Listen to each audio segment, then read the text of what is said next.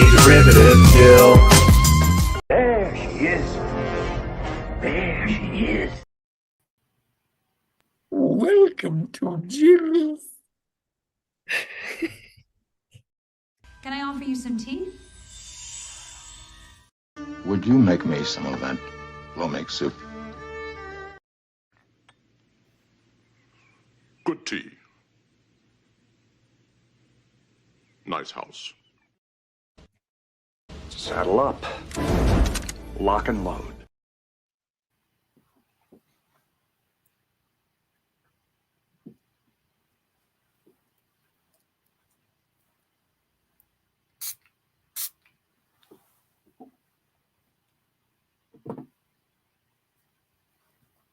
This is Bat Country. Hello and welcome. I hope all of you are planning some wonderful times this weekend, if you are celebrating Easter this weekend. But this weekend also shares a date with another holiday that is less important, and that's a 420. So in celebration of that, I wanted to look at a very odd, atypical film of the type I don't usually look at on this channel. And this is a fictional movie, but it's also partially biographical. And I guess the closest one to that I've done was Free Enterprise, but this is nothing like that. I'm going to have to keep explaining this movie.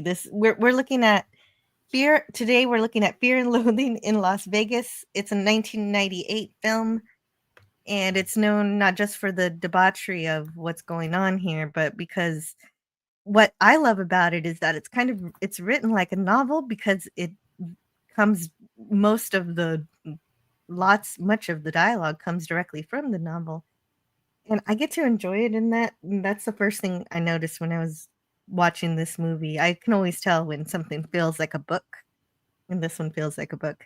And the dialogue in this film is just a delight to anyone who, any reader who. And this movie's full of colorful metaphors and deep philosophy. As such, I have lots of questions. Like, first of all, why do people take substances to change their state of mind at the risk of losing control? And this is just a fascinating look at the end of the 1960s going into the 70s, where the hippies were out and something else was coming in, and it's that something else that I'm going to try to understand today that I don't quite get. And the thing, I just love the visuals. Also, the cinematography is really neat. It's something that I'm not really an expert on, but it's a lot of fun. Every different kind of thing every different type of drug they take in this movie, they use different kinds of things, different. And I'm sure Scotty can help me with that part. But speaking of which, speaking of somebody who has actually read the book, I plan to read it later. But I wanted to explore this film as it is, without the benefit of knowing everything that happens in the book. Just the disjointed mess that it is. And I know the reason that it's disjointed must be because they had to leave a ton of the book out that might have made some of it make more sense. Maybe? No, it doesn't. no. I was expecting. A lot of the book. Also, welcome. Oh, hi. And also, Hi. Why would you take these substances? It says so at the very beginning of the film, and I think it's a good way to sort of kick off this understanding. If I'm to guide you through this, Alice, he who makes a beast of himself gets rid of the pain of being a man, and this is a savage journey into the heart of the American dream. And this is, I love this movie. I've seen it probably 8 or 9, maybe 10 times. I have the DVD, the Blu-ray, the VHS, the book. Yeah, this is one of my favorites, and it's not something that I emulate. It's something that I refer to as a rule book. This is something that is very near and dear to me. I do want to shout out Not Brian from Mr. Brown's Alliance and X, and a friend of ours, friend of the channel. And he said that it was one of his favorites. And I was curious in terms of that juxtaposition of Withnail and I, knowing that Not Brian comes from the United Kingdom. And I was curious because this is one of those movies that represents. Do you think that this is a pro-drug movie or an anti-drug movie? And the answer is yes. Both? Yeah. Oh, totally. Absolutely. This is one of those few things, like you watch The Hangover and it's all antics, or you watch something where people go crazy on their inebriants, and then the next morning they wake up and they're like, okay, let's go to the court. Let's go to judge. Let's go to church. Yeah, that makes sense. A lot of movies either glorify it or stigmatize it. And this one does both. Does both. It does. Absolutely terrifying and also hilarious. Mm-hmm.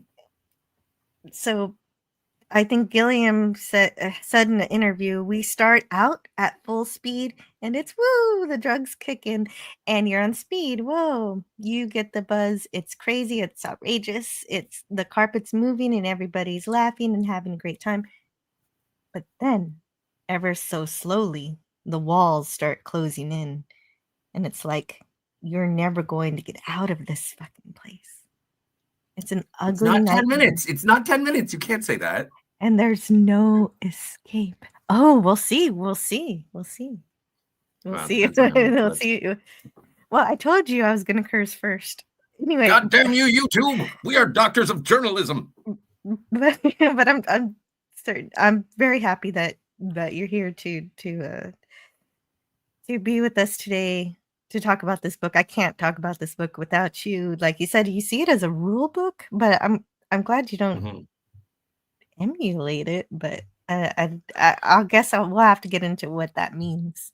Well, you sent me a message while you were watching this and generating the clips, and you said yourself, you're like, I can't believe that I am enjoying this movie in spite of the fact that I hate this guy so much.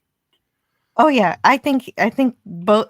It would have been fair if both of those people got in a lot of trouble, but they did. They somehow were lucky, very, very lucky. Yes. Well, yes. Vegas loves a drunkard. More meat for the grinder. Push us through. Well, and to a point, if they're being cute and falling over, but if they're causing trouble, then you got to get rid of them. Well, and that's, yeah, no, this is, it's as you mentioned, and as Terry Gilliam described, you start this off and it's like, wee, hooray, and then vomit and violence. And regret. And confusion. Confusion, certainly. I don't know if anybody, well, no, there is regret. Duke in this film does experience regret. He is our moral center, if there is such a thing in this flick. Only when he's at his typewriter, though. Yes. Yeah. So I know I briefly touched on it in the intro, but in the intro I do have to talk about the movie, and so I'm glad I did. But I do want to pay just a little more respect for Good Friday and wish everybody who celebrates it a happy Easter weekend this weekend, starting today. And I set up this live stream when I realized my shows were going to be centered around 420 weekend, without realizing that it was also Easter weekend. But when I did find out it was Easter, I decided that we should still celebrate it because this movie is about chaos. And there's nothing more chaotic than having a discussion of this movie at the start of 420 weekend, which is also Good Friday. So Yes. Yeah, so I hope everyone, isn't too upset about talking about such a debaucherous movie on these holy days. And so, I had to go pick up just beer all at the the gas respect. station this morning, but I also voted, so we got that going for us. You voted. Good for you. Mhm. You early I voting? did. They have early voting in Yeah. Canada? Yeah. Good. No write-in ballots though, so I couldn't vote for myself. Okay. So we're going to start talking about this film, Fear and Loathing in Las Vegas. It was first released on May 22nd, 1998, directed by Terry Gilliam, who also shares writing credits with Tony Grisoni, but also there's also extra writing credits for Todd Davies and Alex Cox, even though their writing really wasn't used, but there was no way around it. But before we continue, And also talking based about on a it, novel by Hunter S. Thompson. Have we said Hunter S. Thompson? The doctor, Hunter S. Thompson. oh, I mentioned his novel, but I didn't say his name. Yes, Dr. Hunter S. Thompson. He's a doctor What of did he get his journalism, PhD goddammit. in? Oh, journalism. No. The thing is that he is a doctor. If I remember correctly, he is a doctor from a spiritual correspondence. So he was an ordained minister of sorts, and that's how he became a doctor. He's not a doctor of journalism. He's a journalist. Hunter S. Thompson grew up in Kentucky, Where did much like Johnny Depp, who stars in the film. And he was a ruffian in his youth, and he joined the military and worked as a journalist in the military. And then when he was discharged, I don't know the nature of his discharge, he worked as a sports writer. And from there, that's how he sort of gained his bona fides, as it were. And his first burst onto the scene was covering the Kentucky Derby. Something depraved. I forget the original article. But yeah, he was. That's how he got his start. He wrote a book about the Hells Angels called Hells Angels, and yeah, he was the alternative press rock star in current affairs, in the same way that Harlan Ellison was sort of the debonair playboy of science fiction. Gotcha. Yes. And if anybody thinks that I'm Fantastic wrong writer. in the chat, you Yeah. better take it up with me or the actual Although history of the only thing Hunter. I'm going to take up with him is that he's not really a doctor. Hey, I'm not a doctor. Are you a doctor? No, I'm not a doctor. He's So, not a doctor whatever. either. Yeah, exactly. Glass houses. Okay, just checking. Well, I was like, which university did he get his doctorate from? Nothing. Nope, No, not a doctor. not that. Well, but like this But is something that that I've doesn't just take learned anything away from him. He's just No, fun. not at all. This is something that I've just learned recently. I am hot. You know why I am hot? Like so attractive, so good looking. You know why that is? Because I said so. I don't need your affirmations. And I think that's what this movie very much accomplishes. How about? Yes. And we are nearly 15 minutes in. I like that this movie is a balance of how about you go fuck yourself because I'm going to do what I want to do. And then on the flip side of that, it's like, no, you should really go fuck yourself because you shouldn't be doing the things that you want to do.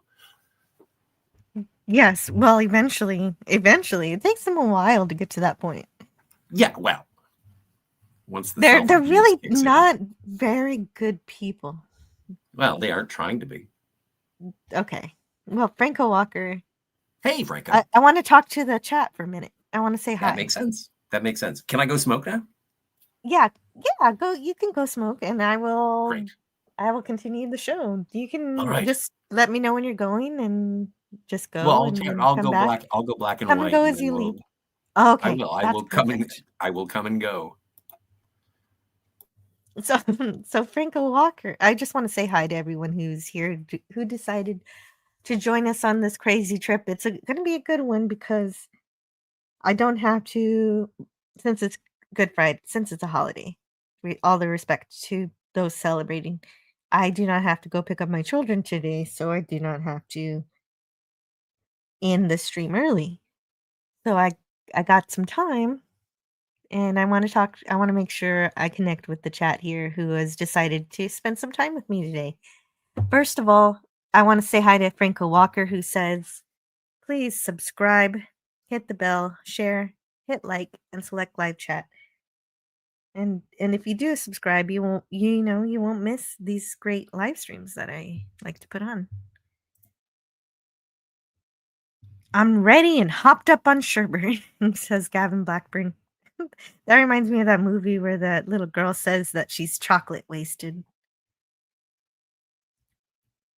Maddie's daddy? Hey. Is this a crack about me? What? What did I do? I don't know what I did, but I'm happy to see you. Steve. Then also we have Gavin Blackburn. So glad you're here. Great to see you. Rick Letters Larson says, I do admit I haven't seen it. And Penny. Hello, Penny. Who says happy Good Friday to us. And happy Good Friday to you. Well, it was not such a I don't know. It was it'll be happy on Easter. That's when he's risen, right? Pro drug movie? It's also an anti-drug movie. It's both. Like Scotty was saying. I'm definitely gonna watch it. Yeah. It's both because it's a bit honest. It's really honest about it. And Sonic is here to hear opinions about this movie. For me, it's a disjointed mess with no plot, and it makes no sense why I love it. Tony says, and then it turned into some sort of reptile zoo. Someone is feeding these damn things booze. Hey, actually, I could do better than that. Let's do this again. Because I don't have to do it at all. It's right here. It's right here. I've got it here. I was right in the middle of a fucking reptile zoo. Somebody was giving booze to these goddamn things. Won't be long now before they tear us to shreds. And I'll play that again later without the chat in front of it when we get to that part in the movie. Thanks, Tony, for being here. And now for the motivational statement of the day. Don't do drugs. There's not enough for all of us, and some people need them more than you. So don't do drugs. Okay. Okay.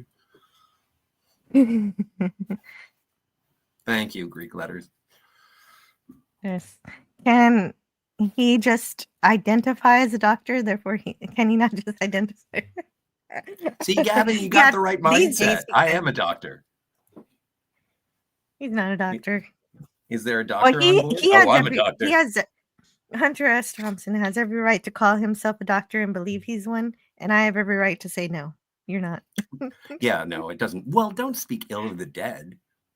I'm not speaking ill of him. I'm saying he's not Hunter a S. doctor. Thompson That's died. not ill. Yeah, Right. I know he died. He died. I know, but we're talking about him today, and I don't want to, agree with him just because he's dead. Disjointed mess of a movie. Then what about The Big Lebowski? What the fuck? I gotta see this. Yeah, no, they have similar structures. Franco, you're not wrong. Or sorry, Talking someone about the else. epic gosh. You know, we're of the same mind, Tony. I got these clips that are your. I didn't get all the clips I wanted today, Tell me but about the I did. fucking golf shoes. Oh. Tell me about the fucking golf shoes.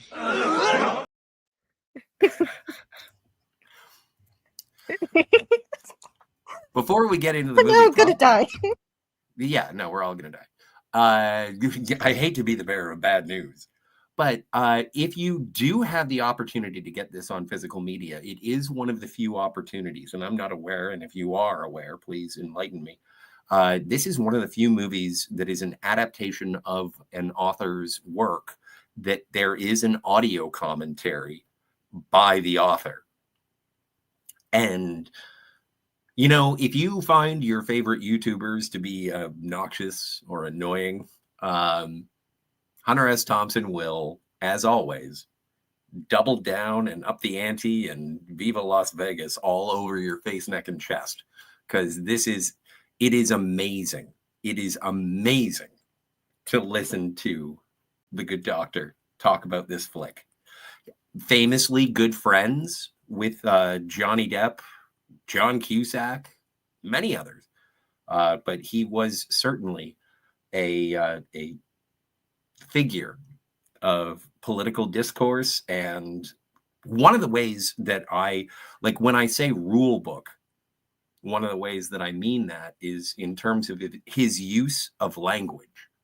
I think that he is one of the most eloquent and provocative authors of the 20th century, certainly.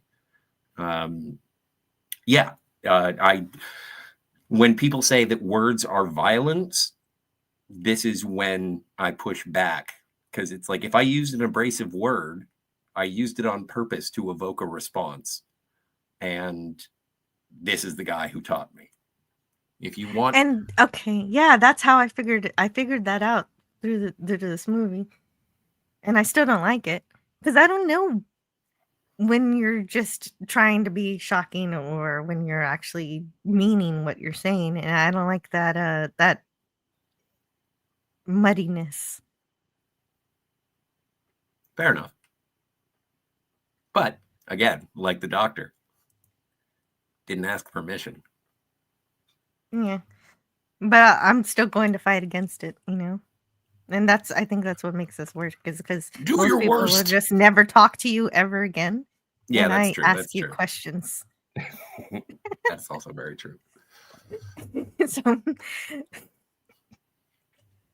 there was a wise man who once said, gentle words can break bones. And the most caustic of them will end souls. So several directors tried to get this movie off the ground but couldn't do it. Among them were Martin Scorsese, Ralph Martin Scorsese. Bakshi, and Oliver Yes. Stone. Yes. And they all couldn't do Actually, it. one of the earliest proposals to making Fear and Loathing in Las Vegas was an animated film. You can see this on the Criterion Collection DVD or Blu-ray, Fear and Loathing on the Road to Hollywood, which is fascinating because it also lays out what his last wishes were for his funeral, which we'll get into later. But they proposed making this an animated movie when they made it's a BBC documentary. And I think it's BBC.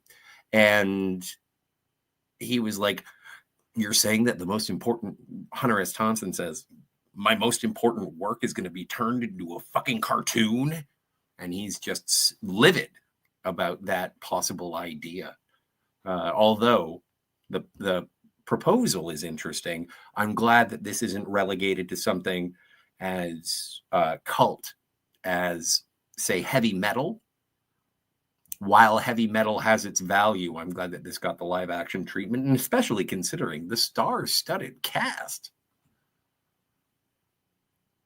Yes, there are so many, which we'll get into when we actually bring the movie up. But I wanted to ask, you saw the commentary and you like the commentary, but are you going to talk about that later, or are you going to talk about that now, or what Well, when do you want to bring that up? I'm going to bring it up as anecdotally as I can. The thing Okay. is that it's an audio commentary that is a conversation between the producer Layla Nabulsi and Hunter that is sort of reflecting on the making of the book as opposed to the making of the movie, because the conversation is attempted to be guided by Layla Nabulsi, and then Hunter S. Thompson sort of gives up on it and just starts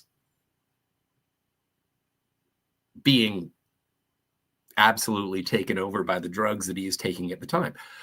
When you're watching the movie, you'll notice whenever he takes an amyl or snorts some of the devil's dandruff. I don't know how many drug references we can make, but I'm going to wait until the end of the hour before we start getting into that. Like when Johnny Depp does respond to his consumption with a that's a thing that you get to hear very, very often throughout the audio commentary. You can tell whenever Hunter decides that it's time for a bump. Okay, that's fair enough. That'll work. Yeah, it's kind of not. It is something yes. that you have to listen to. It is something that I recommend, but it is something. It's kind of like the Matrix. You can't experience until you've heard it for yourself. Mm-hmm. So yeah, so there was a lot of production stuff with this. It took a while to get this movie going, and eventually Terry Gilliam got an extension to get this movie done.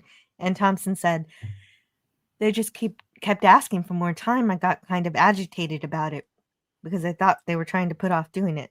So I began to charge them more. I wanted to see the movie done once it got started. And so. Well, and that's a question that is asked.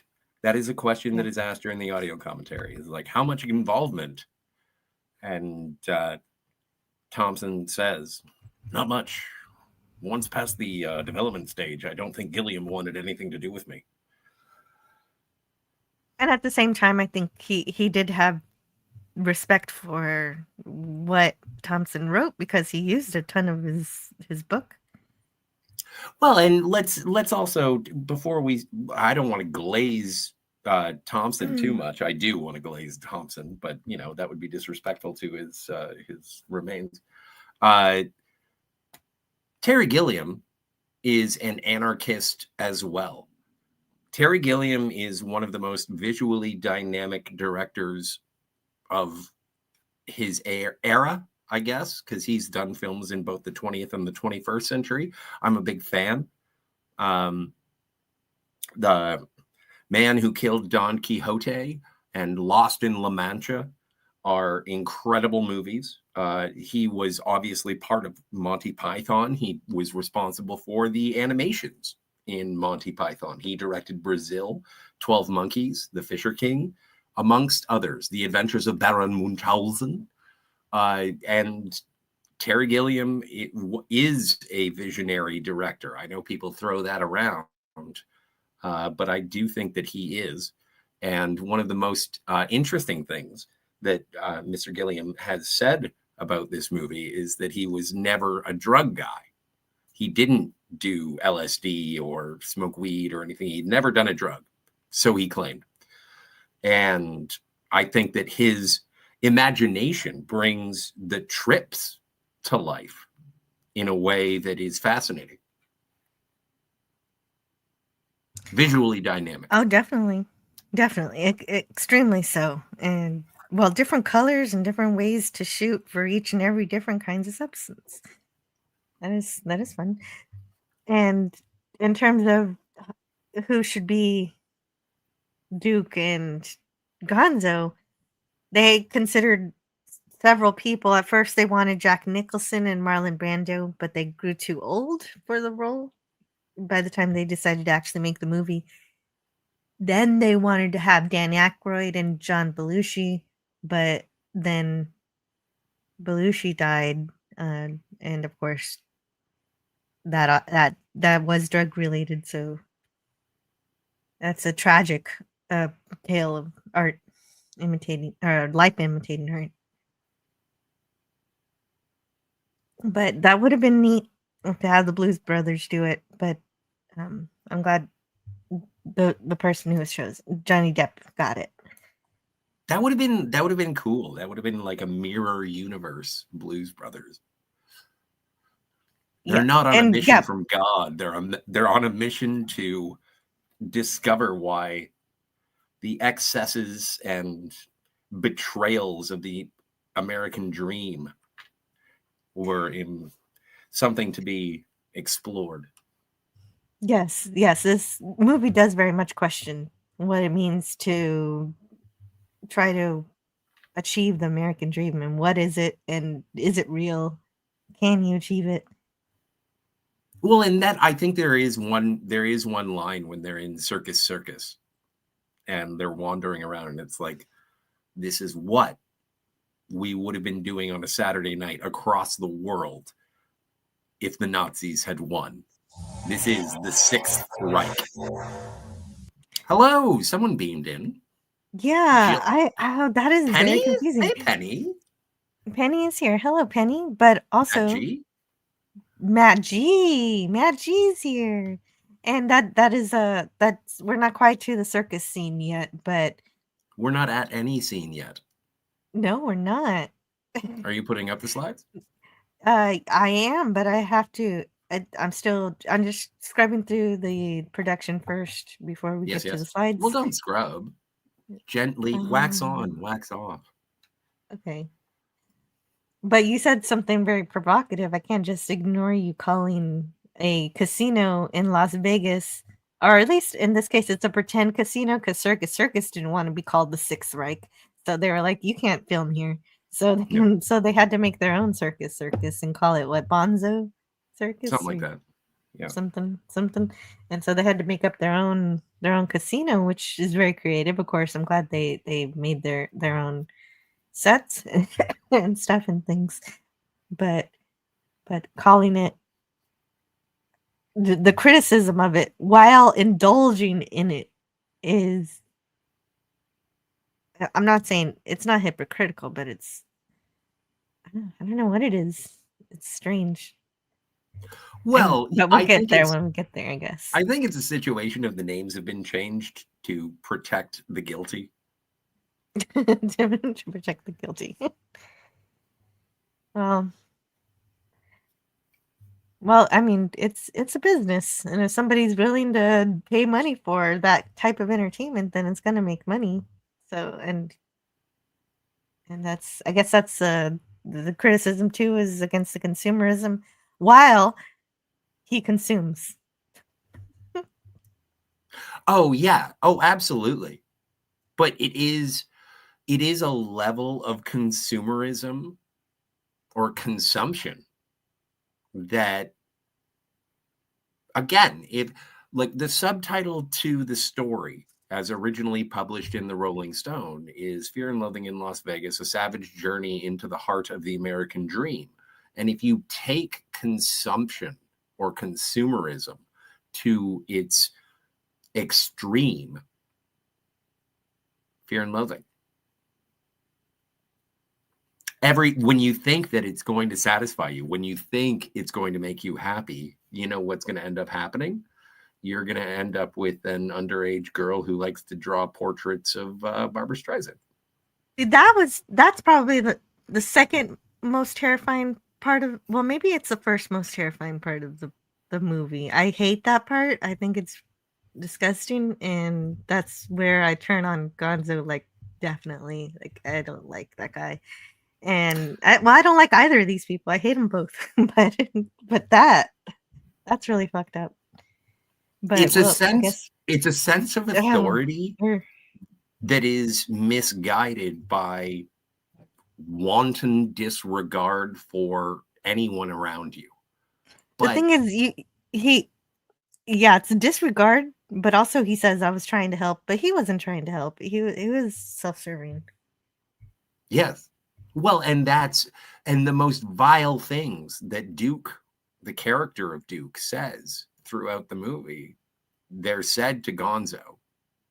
And in regards to his actions, in terms of his decisions, like Dr. Gonzo is the attorney, but the voice of reason, our audience surrogate is Duke. Yeah. And this is But they kind of something that is sorry. they kind of take turns helping each other, but go ahead. Well, they are certainly the most vile version of Laurel and Hardy. But like it's they're not good, but they're an attempt at a reflection upon an immigrant and an American. Like there is a political and sociological commentary that happens, and I think it's beautiful. I think that the beats that this movie presents and are really amazing. And yeah, you're absolutely right. You can watch this and it watches like a book. However, It does. well, and it does that in its messaging, in its moral, if there is one. And that's something we're going to explore once we get to the actual scenes. I want to explore them one by one. And when we talked about, I can't do it right now. When we talked about Little Shop of Horrors, and I said that I didn't like Little Shop of Horrors because I thought that every character in the movie was, I didn't like them. Yeah. Because I thought that they were all self-serving and kind of bad. I would like to apologize to everyone. I know. But I would like to apologize to you and everyone in the chat, because this is a movie where everyone is self-serving and bad, but I like them better. But I guess that's the dialogue. I had that up on purpose. Okay, well, I took it down on purpose. What are you going to do? Put it back up because I just wanted Franco to know I did see his recommendations, and I put a note in my notes to check it out later. Videodrome. I have not heard of this, but if it's a relevant Canadian to production. Yeah, no, they're terrible people in this, but I still enjoy it. It's kind of like, well, it's not like It's Always Sunny in Philadelphia, but that's also a TV show with terrible people that I still enjoy watching. Mm-hmm. Like Friends. Okay, so the film studio wanted Gilliam to update the movie to the 1990s, and I'm so glad they didn't do that. And he said, no, that's apologizing. I don't want to apologize for this thing. It is what it is. It's an artifact. If it's an accurate representation of that book, which I thought was an accurate representation of a particular time and place and people. Well, and that's something that's most interesting to me because I want to know more about the 1960s, and to take away the 60s, the early 70s would be to take away the whole meaning of the whole story. Yes. And there's not much story to be had. So if you put it in the 90s, this movie would be nothing. It'd just be a bunch of people doing random shit for no reason. But this is also this is sort of a response to you mentioned that you wanted to understand a decade that you didn't live through. Now, I didn't live through it either. I wasn't born until, according to 1971. Yeah, I wasn't born until 7 years later. I didn't know this. I am very much an 80s baby, a Generation X. But this is a important. The book and the movie, as dramatizing it, is a representation of, okay, everyone is straight-laced and pick yourself up by your bootstraps and do the things that you've been told. And in the 60s, when that revolution, the cultural revolution, the Summer of Love, the original, the best one, which, whatever, died at Altamont. Like we had, like the 60s had the death of JFK, Martin Luther King, RFK, Malcolm X, like anybody who was attempting to do any kind of change, and your mileage may vary, were killed on TV in front of you.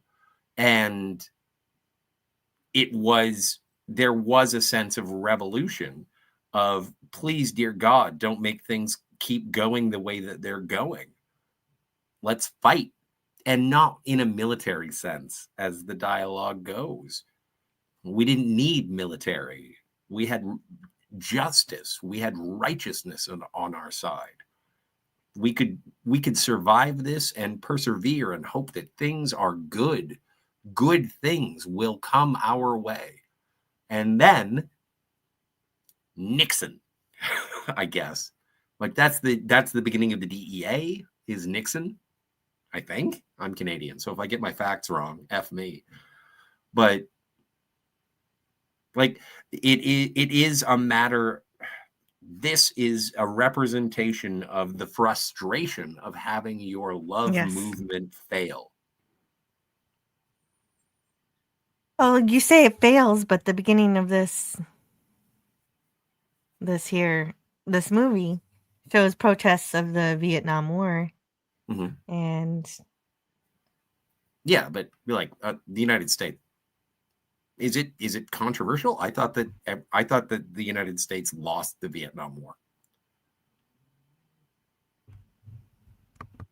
which I suppose is a victory for the progression of the 20th century. Like, is it that the military might of the United States was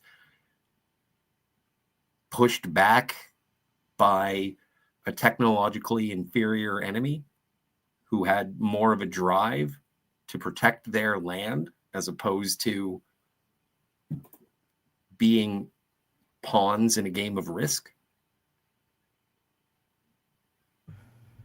My grandfather was in the Vietnam War, and yes, he lost all of his friends. So all of his friends that he went to, that he was only in the Marines to be with his friends, and he lost them. And because like he was smart enough to have been in the Air Force. Yes, he did. Okay. Well, and you're obvious. Well, and it's a polarizing conflict. But again, we've got sort of similar situations. I think it's this movie, the and the book are sort of parallel to what's going on today in terms of after Afghanistan and the Occupy Wall Street, and there was a sense of moving forward progressively to make the world a better place. And now things are being sort of tightened down in a way that is,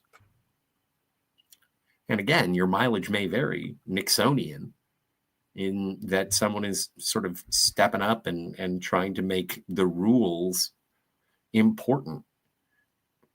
Whereas chaos is fun, chaos is healthy, and chaos brings about change. But you can only have so much chaos before the pendulum swings the other way. Hello, Master. Yes, hello to Jedi Master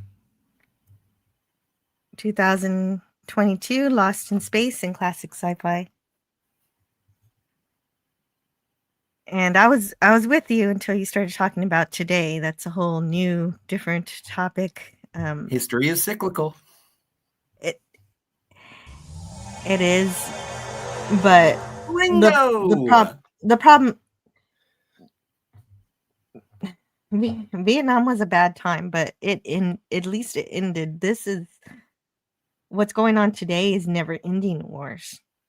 Never ending. They started and they just haven't stopped. And up to today, for the past however many years since the turn of the century, at least, or Well, no, before that. since And it's just crazy. Well, since I guess when was the I last guess time the United States made a declaration of war? Like, when did they agree that they were at war World with War the country? II.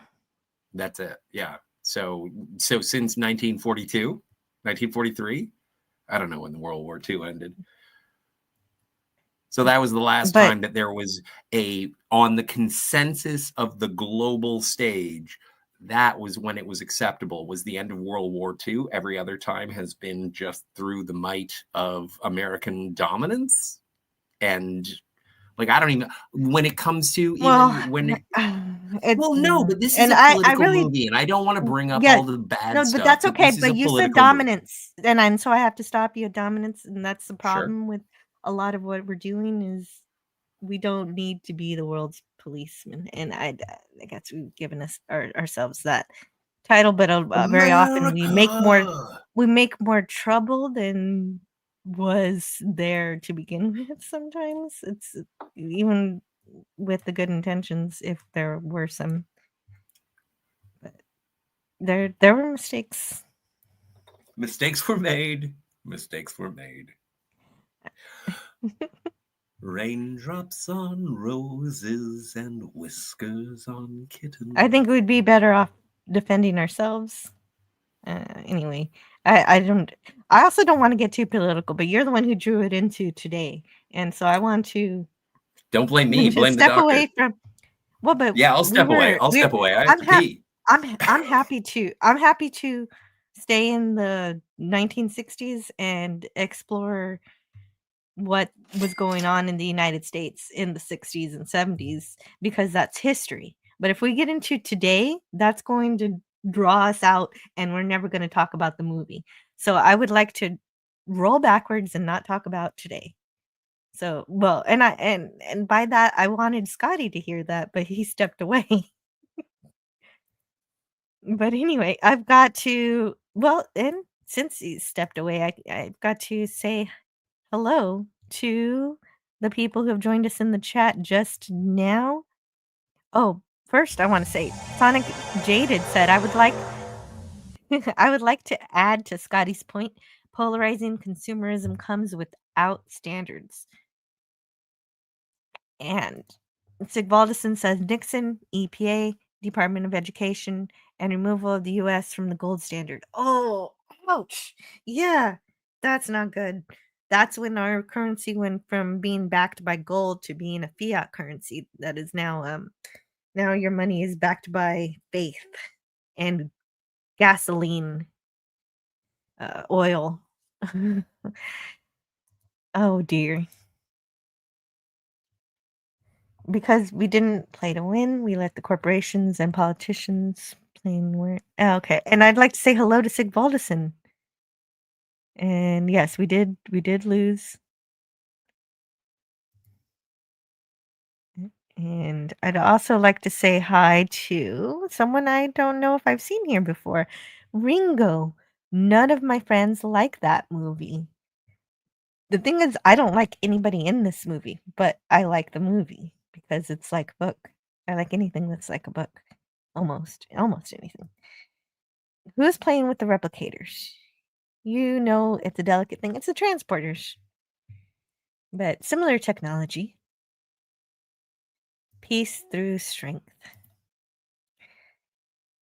And okay, Sigvaldison, thank you so much for supporting the channel today. That's very, very kind of you to share your treasures here today. For $5, Sigvaldison says, makes Vader choking motion. Apology accepted, Admiral Scotty R37.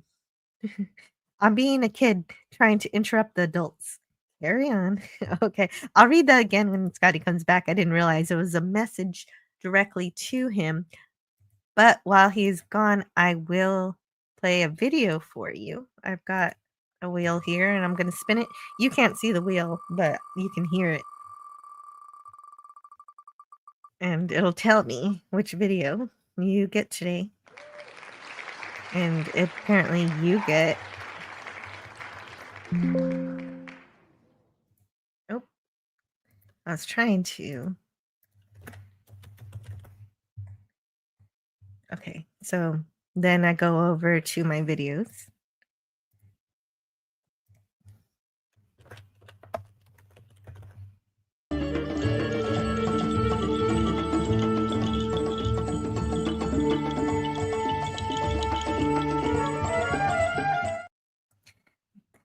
There you go, Sigvaldison. Thank you so much. And I'll read your message again when Scotty returns. And so before we continue, I'm going to say hello to Wes Cagle. People are saying Scotty said that we lost the Vietnam War, and somebody agreed in the chat. And Wes Cagle says the U.S. won the Vietnam War. The North were forced to the peace table at Paris and signed the treaty establishing the Republic of Vietnam. The Democratic Congress lost the peace when they refused to honor our end of the treaty to supply the South with financial and military aid. The North just violated the treaty, and without the U.S. military in the country, they defeated the South in short order. And I think I don't want to say that the U.S. lost the Vietnam War. That doesn't sound right to me. I think it was more like it was a draw more than either a victory or a loss. But I think both sides lost in some ways. But I appreciate this note of the actual history behind it from Wes Cagle. Very good stuff here. Radio, man. Radio. Yeah? Sorry, Did you I had hear to go what Wes find my Cagle cigarette holder. No. Oh, no. Do you actually have one? Do you have a cigarette holder? Hello? Hi. Hi. You had a message from Sigvaldison. He said, makes Vader choking motion, apology accepted, Admiral Scotty R37. And he says, I'm being a kid and trying to interrupt the adults. Carry on. That's my favorite. Oh, hold on. What is happening? There. You do have one. Yeah, I do. And is that give me a minute? Is that what? a minute? Well, no, I'll do it later. I'll go get my Vegas. I'll get my Vegas visor soon. Okay, we'll put on the costume. Over time, Scotty will increasingly put his costume on. Yes, I am going to increasingly emulate one of the greatest journalists of the 20th century. What of it? Yeah. He's a doctor of journalism. We could talk all day about today. Let's stay focused on the movie. Yes. So no politics of today, Scotty. Talk about politics of the 60s and 70s all you want. Okay. You know, I like this plan. I'm happy to be a part of it. Yay. I'll buy that for $1. Sorry, wrong film. But that's a very good Good Friday movie because RoboCop is a Jesus analogy. So Scotty uses pipes for his cigarettes. Despicable? No, not despicable. Distinguished. Scotty increased the length of the holder so you can smoke outside while indoors, but he can't. He can't. Yeah, no, I can't. I cannot. In fact, I can't even have that in my mouth because I'm just going to want to light it. And then my roommates, they'll be like, what the? So speaking of the Vietnam War, this starts with protests of it. People wanting the troops to come home. They're sick and tired of this. But it's going to keep continuing. And here it is. He who makes a beast of himself gets rid of the pain of being a man. And that's why I love whenever I go to a bar and it's like, are you drunk? And I was like, yes, it's a fucking bar. Well, And they only say that because it's like noon and Yeah, they're confused. it's not my fault you serve bourbon. Actually, we're in Canada now. You're not allowed to serve bourbon because communism. Is that true? You can't have bourbon in Canada? Well, bourbon only comes from Kentucky, and because Canada and the United States are in a trade war, we're not allowed to have American booze. So yeah. Oh, crap. Wow. No, it's a true story. Anyway, we're not talking about today. All the Watch bars your are X. closed because of I gotta Jesus. Hey, watch your X. I gotta say hello to Watcher X, who gives us this quote right here. We can't stop here. This is backcountry. Okay, we can't stop here. This is backcountry. This is backcountry. Yeah. There are many things that Duke is. Timid is not one of them. Who's being timid? We can't stop here. It's a bad country. Whatever, I can't help who I am. Yeah, fair enough. As your attorney, I recommend we all hail Franco. Yes. And so we start this movie with how do we start this movie? It's so crazy. It starts with a song from A Sound of Music. These are a few of my favorite things. It's juxtaposed with images of people protesting the Vietnam War, and actually most of the movie presented are just there's a lot of good music in this movie. I don't know if we're gonna mention every time there's a good song. So we also have Jefferson Airplane, and we have Beck, Tom Jones. Who sings For Your Love? For your love, I'd give you diamond rings, and that is for sure. For your love. I think it's the Trogs. There's is that the Trogs? There's Rolling Stones in this, and then of course the Dead Kennedys at the very, very end of the movie, the very last song in the credits. Did you catch it? Las Vegas. Yeah, of course.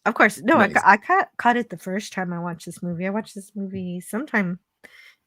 I don't remember when. Was it last year?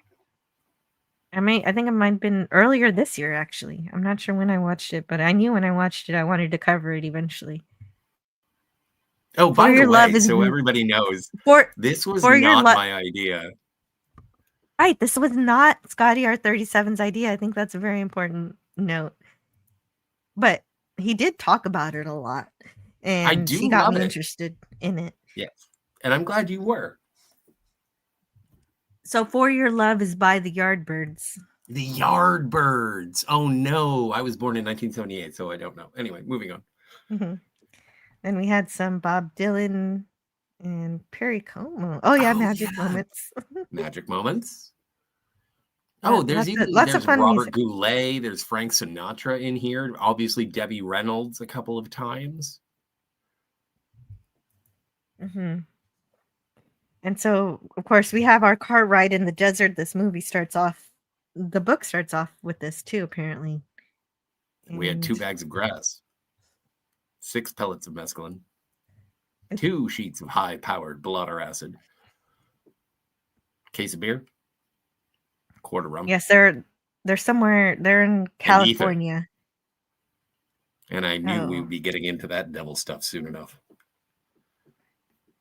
Okay. That's a paraphrase. I don't have it memorized. I'm not reading.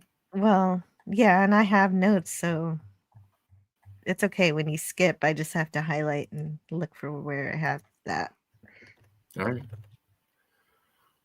Oops.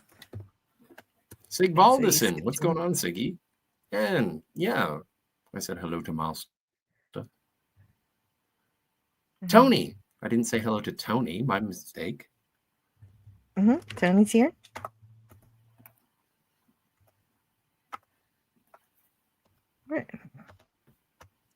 I had a quote here, but where is it? Damn it. I don't know. Oh, I forgot about the salt shaker half full of cocaine. I actually asked a guy one day, and I was like, "How much would that cost?" And he told me, and I was like, "Oh no." All right. So here's the quote. You can read it. Oh, we're ready? Okay, sure. Hang on a second. The only thing that really worried me was the ether. There is nothing in the world more helpless and irresponsible and depraved than a man in the depths of an ether binge. And I knew we'd get into that rotten stuff pretty soon. I have to add a little bit more Yes. excitement.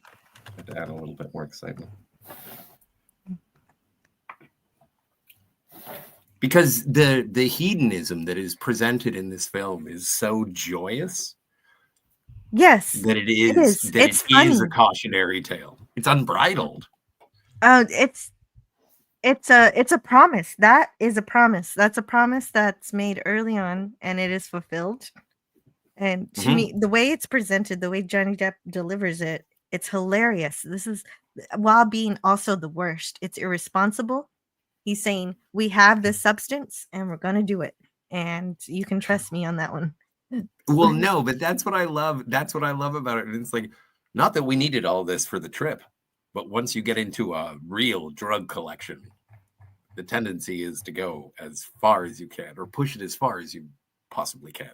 Well, and the first thing that happens is Duke is driving and he starts seeing bats everywhere. This movie wastes no time. You already know these are terrible people taking drugs and Mhm. drinking while driving. Yes. It's stupid. It's one of my least favorite things, and I hate people who decide to put other people's lives in danger. And I'm not trying to make this an after school PSA, but don't do that. I'm surprised he didn't this didn't end in a fiery spectacle of nonsense. What Well, this does. depends on how you think of it. Also, did I ever tell you about the time that I was so stoned when driving that I thought I was going straight up? No, Well, I no, just you did. haven't. Yeah, you just did. Were you going? Where did you escape? Did you reach escape velocity? Straight to the moon, Alice.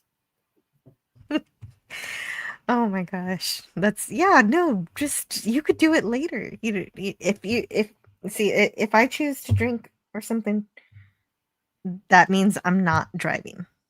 Well, but also like if we're framing this in the time at which it takes place, Mhm. don't forget, like this was an era where it was like, yeah, sure, you've had 8 beers, but you still seem okay. Why don't you go rest in the rest area? Oh, yeah, we'll get to that scene. That's a good Yeah. scene, but let's not But yeah, jump no, ahead too I've much. Look at been the I've bats. You can been see them in his eyeballs. this is beautiful. It's not cinematography, beautiful special effects, I suppose. Composition of shot when you see the bats that are flying, and not only that, but they represent the same art style as Ralph Steadman, who had been with Hunter since the Kentucky Derby, drunk and depraved at the Kentucky Derby, I think. Probably not.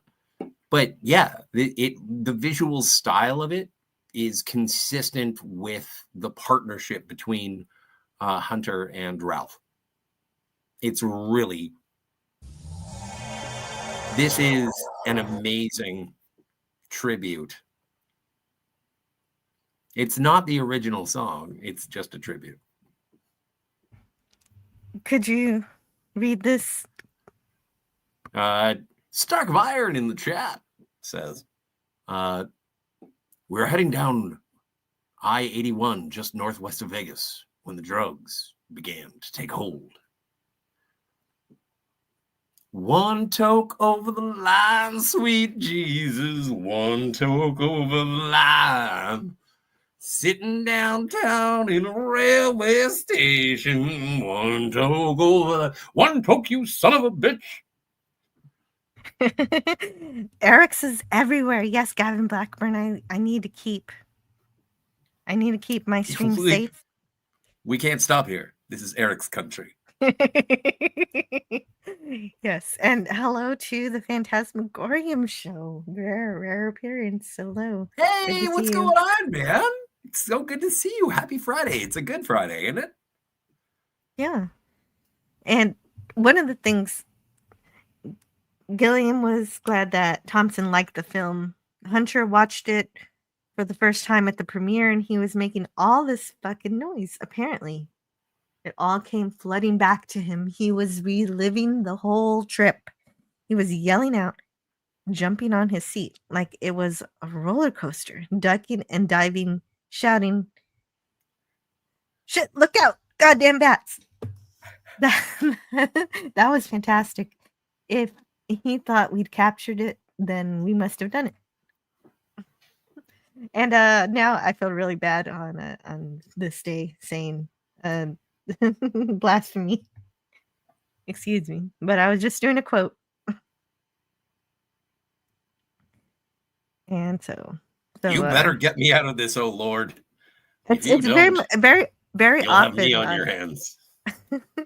Oh, I didn't get that one. I'm glad you got that thing.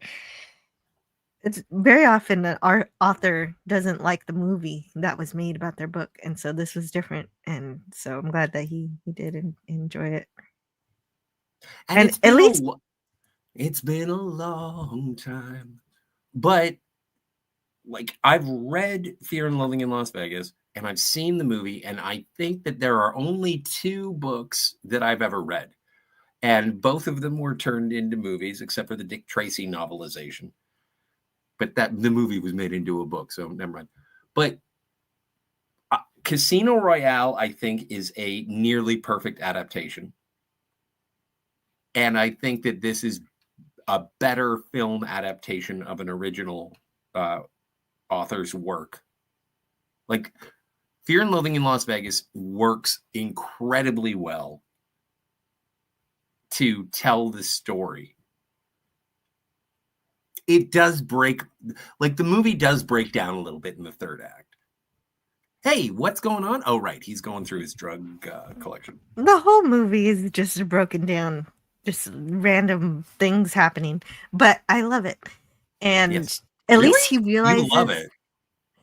I love it, and because it speaks to something that I don't understand, and I like things I don't understand and trying to understand them, even if the questions. People.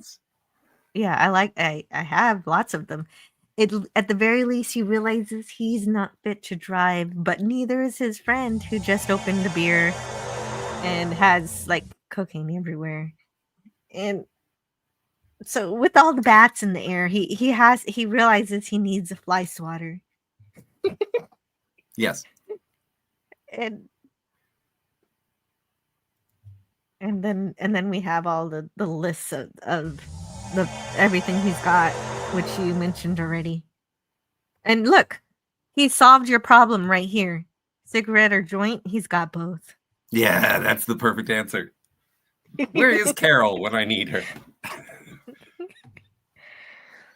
Hey, nama nama nama nama na. It's nice to see you. Yes, hello. Nim, nim, nim, nim, nim. I've never seen this movie. Just listening politely and waiting for Scotty to say something controversial. That's pretty likely, but maybe further down the line. Yeah, I'm not going to do it right away. I'm not your dancing monkey. Hey, look, it's Spider-Man. Yeah, okay. Wait, I didn't want to get to Spider-Man just yet. I just wanted to say, before we get to Spider-Man, Dr. Gonzo, I don't know if we've said it yet, is based on Hunter S. Thompson's real-life friend, Oscar Zeta Acosta. Yes. Who disappeared in 1974. And was an advocate for the Chicano community in Los Angeles. Yes, he was a real lawyer. Mm-hmm. Unlike Thompson, who was not a real doctor. Oscar but he was a real journalist. Yes, he was a real journalist. If somebody asks you if you're a god, you say yes. All right. Let's not knock on on Raoul Duke, Del which Toro is not gained. his real Well, name. no, I don't think saying he's not a doctor is knocking him. It's just a fact. Del Toro gained more than 45 pounds in 9 Yes. weeks. And to do that, he ate 16 donuts in a day. I think that sounds exhausting. Is that bad? There's a much more fun way to eat that much. I guess I just like savory stuff better than sweet stuff. So what would you like? 16 Burgers? What would donuts? you have? Yeah, Just eat like a right. full pizza a Nachos. day, every day? Not Nachos. yeah, a nacho buffet They're every not day. mine. Because then, no, actually, they're mine because they're nachos. Hunter S. Thompson wasn't just a real journalist. He was a real asshole. Tristan, you're not wrong at all. And that's, again, part of the reason why I adore this. It is something that I would love to Tasmanian devil on wild turkey and weed. And like, that's the extent of my drug. But like, if I confess anymore, I think that it will be self. What is it? Well, like incriminating, self-deprecating, self-incriminating. No, Self-incriminating. legally binding. I can't say anything. It's like, oh, I did heroin. It was a good time. I murdered a man. So no, nothing like that. Nothing like that. But that's like. Yeah, he was an asshole. Like I've seen documentaries where he would go in and greet friends that he hadn't seen for a long time, and he would bring in a fire extinguisher and spray their entire room, office, whatever, and just for the reaction. Why? Just for the reaction, just for the experience, and then he would write about it after the fact. And there was something about the story of Raoul Duke and Fear and Loathing. And he did it, Fear and Loathing on the Campaign Trail 72, which came out after Fear and Loathing in Las Vegas. So he was obviously trying to capitalize on his, fame. And he did Fear and Loathing on the Road to Hollywood for the IFC, BBC, something. It was a British documentary. And he said, as he was going through it, he eventually got all doped up on all the drugs. And then the camera crew came in and he was almost breaking down. And he was like, I don't know who you want me to be. Do you want me to be Hunter S. Thompson? Do you want me to be Duke? Like, I don't know. Like, I don't have to get this fucked up all the time. But you want me. I'm not interesting if I don't get this fucked up. And so I disagree with that philosophy. I know, but this is something that is documented. It is something that you can see. And it is the public persona versus the personal persona. Like, what do you do for the crowd when everyone is expecting something? What happens when you dress up like Ned Flanders when everyone expects you to be Sid Vicious? But the thing is, he can be extraordinarily eloquent in his writings. Yes. And he's not debilitating himself. He doesn't have to do that. But isn't that part of it? Sonic says a douchebag basically writing a diary about his shenanigans. Yes, and it coined a phrase and launched an entire genre of journalism, for good or ill. I think that his contributions to writing, inserting oneself into the story, has been something that has taken off in the 21st century. It isn't about objective reporting. It's about your perspective on it. That's what you can connect to the people that you want to connect to. And I don't think that's a bad thing. Look at how many. Well, I do. How many people? I mean, what part of what I like about it is being part of the story. I do like that part. Right. Putting But yourself into the story, but you don't have to take all these drugs to put yourself in the story. wouldn't you I don't like think to that's know important. who won the race? Yes, we don't learn who won the. That's something we're gonna get to. We don't learn Yeah. who wins the race in this How at many all. hours do we And have of if this? We have a and if long some time. if somebody well, you started talking and I'm I responding know, to I you. Do you know. not You're want me to good. You're talk to you? good. You just want No, me I to would rush through the appreciate it. movie? No, not at all. Not at all. Because eventually I'm gonna lose you anyway, and I'm gonna have to finish it by myself. But That's not true. It might be true. it might be true. Well, We don't know. especially if I'm gonna say if somebody came to my house and decided to use up my fire extinguisher all over the place, I'd make them clean it up. Oh, by the way, I'm And at your front door. and you have a lot of cleaning to do. I do. I brought a feather duster. And like you were saying earlier, he did become friends with Johnny Depp, and Johnny Depp moved into his owl farm. He has an owl farm. That's kind of neat. How many owls did he have? I think it was just And called Owl Farm. It's in Woody Creek, oh, he Colorado. didn't It's one have of any those places that I owls? want to go. I I don't was know. hoping he had He had owls. guns. Mwah. That's not as fun. Well, He there lived might have there. been owls. I don't know. He's not Harry Potter.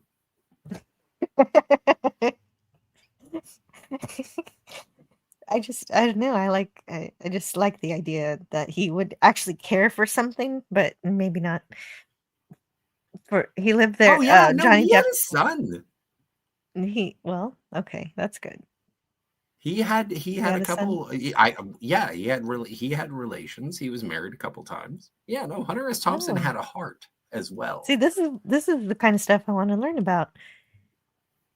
And for those 4 months that Johnny Depp lived with him, he learned all of his habits and mannerisms, and he even went through his notebooks that from the actual trip that Thompson went on, and Depp remembers he saved it all. Not only is the book true, but there's more, and it was worse. So that's a little scary to think about. It was worse. And so, of course, we get the fly swatter, and so we're on location in Los Angeles. And during this filming, he got a phone call from Bill Murray, who had played Thompson in Where the Buffaloes Roam, and he Have you warned ever seen Johnny it? Depp. I have not yet seen Oh, Where dude, the I've got it on Buffaloes DVD. Roam. It's so good. Well, and some people say he does a better Thompson in terms of less cartoony, but Yeah, but this is about a drug trip, and Where the mhm. Buffalo Roam is more about like it has more of a social consciousness than this one. This is a drug movie, but Where the Buffalo Roam is a commentary or a I satire. see. Yeah. I do want In to my see. opinion, in my opinion. And anyway, Bill Murray gives the warning, be careful, or you'll find yourself 10 years from now still doing him. Make sure your next role is some drastically different guy. But the thing about that warning is Bill Murray's an asshole too. So, and he did Bill Murray has a lot of movies where he's an asshole who's redeemed and or not redeemed or redeemed in some way, but and he gave himself that. But I do think that I have a sponge of a personality. I'm a vampire to all the things that speak to me. I've been told that I'm not allowed to watch the television series House, or else I turn into more of a sarcastic asshole. I can't watch Mad Men, or else I start drinking, smoking, and lying too much. Not as much of the sex as I'd like. But when I've been afraid to watch this movie, and I watched it this morning for safety's sake, although I was pestering you last night, and I was like, let's get into it. And you were like, no, shit, no. And so, yeah, no, this is an emotional trigger, a character trigger. It's like I can do whatever I want as long as I get away with it. And that is what this is. As the man carries whatever bag of contraband in one hand and a fly swatter in the other, with a cigarette holder, shooting glasses, and a bucket hat, which I've been looking for since 1997 or 98. Sorry. One day you'll find it. I want to say hello to Retro Scotty. I do And he like says that they never want. he bought a Retro Blu-ray. Scotty. He has the Criterion. You believe? You bought the Criterion? You believe? All right. Well, dust off those boxes. And if you do find it, there's an audio commentary by Hunter S. Thompson that you should totally listen to. I know I'm going to say it every time, but dude, you've got so much gold. The special features on the Criterion Fear and Loathing, that's a time capsule. This is a funny comment in regards to my channel, which is mostly science fiction and fantasy, which today is a more of a autobiography fiction, but it also questions reality at the same time. But anyway, Greek Letters Larson says, "Hey folks, not all movies are about aliens who shoot lasers from their eyes and thunderbolts from their bottom. There's a plethora of topics that movies explore." Yeah, thank you. That's a good point. Hey, Mr. Brown Lion says, "If you watch Mr. this Brown! movie on acid, everything becomes normal." Oh man, Oh. it reminds me of the time that I was on drugs when I watched Requiem for a Dream. And I was like, this is the most terrifying thing I've ever seen. And then I was on drugs when I watched this movie, and I was like, hells yes. I want a lemon meringue pie. I don't know if I would waste a trip watching a movie. I'd go to the park. Mr. Brown Lion says, That's the best compliment I've received. It is a good Friday. Scotty is house. Scotty is house. Yes. That's crazy, but I will accept but it. He's also not a doctor. I am also not a doctor. Today I'm telling everybody they're not doctors.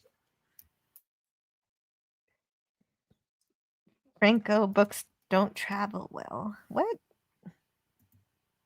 Oh. Is it big paper? It depends on how big your purse is, I guess. I don't have a purse. I'm a man. Oh, well, you could have like a briefcase. Why? I don't know. When was the last time you saw somebody carrying a briefcase? Unless they were like, no, not even unless. A backpack? I'm just thinking. I don't know. A backpack. How, you know what? I don't want to pursue this. I don't know. What do guys carry when they want to carry things bigger than whatever they can fit in their pockets? Women. No.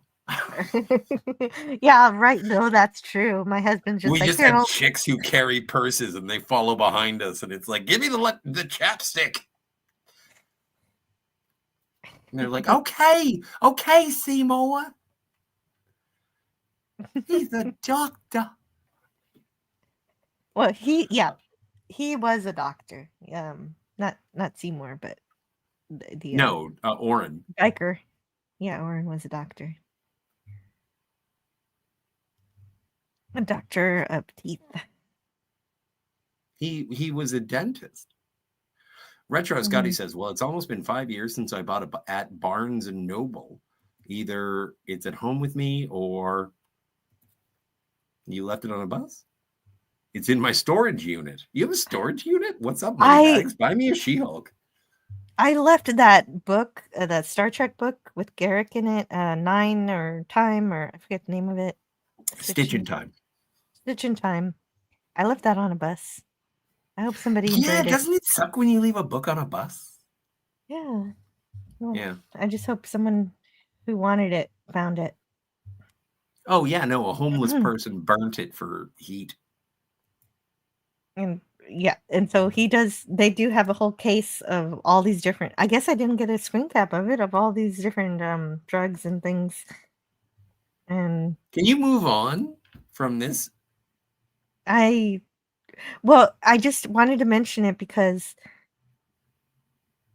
well, 75 Kelly Semester. I know you listed it, but I did it wrong. the reason, well, do you want to do it right? No. Okay. So, but the only reason I wanted to mention it, it's the whole, since you mentioned nobody carries a briefcase.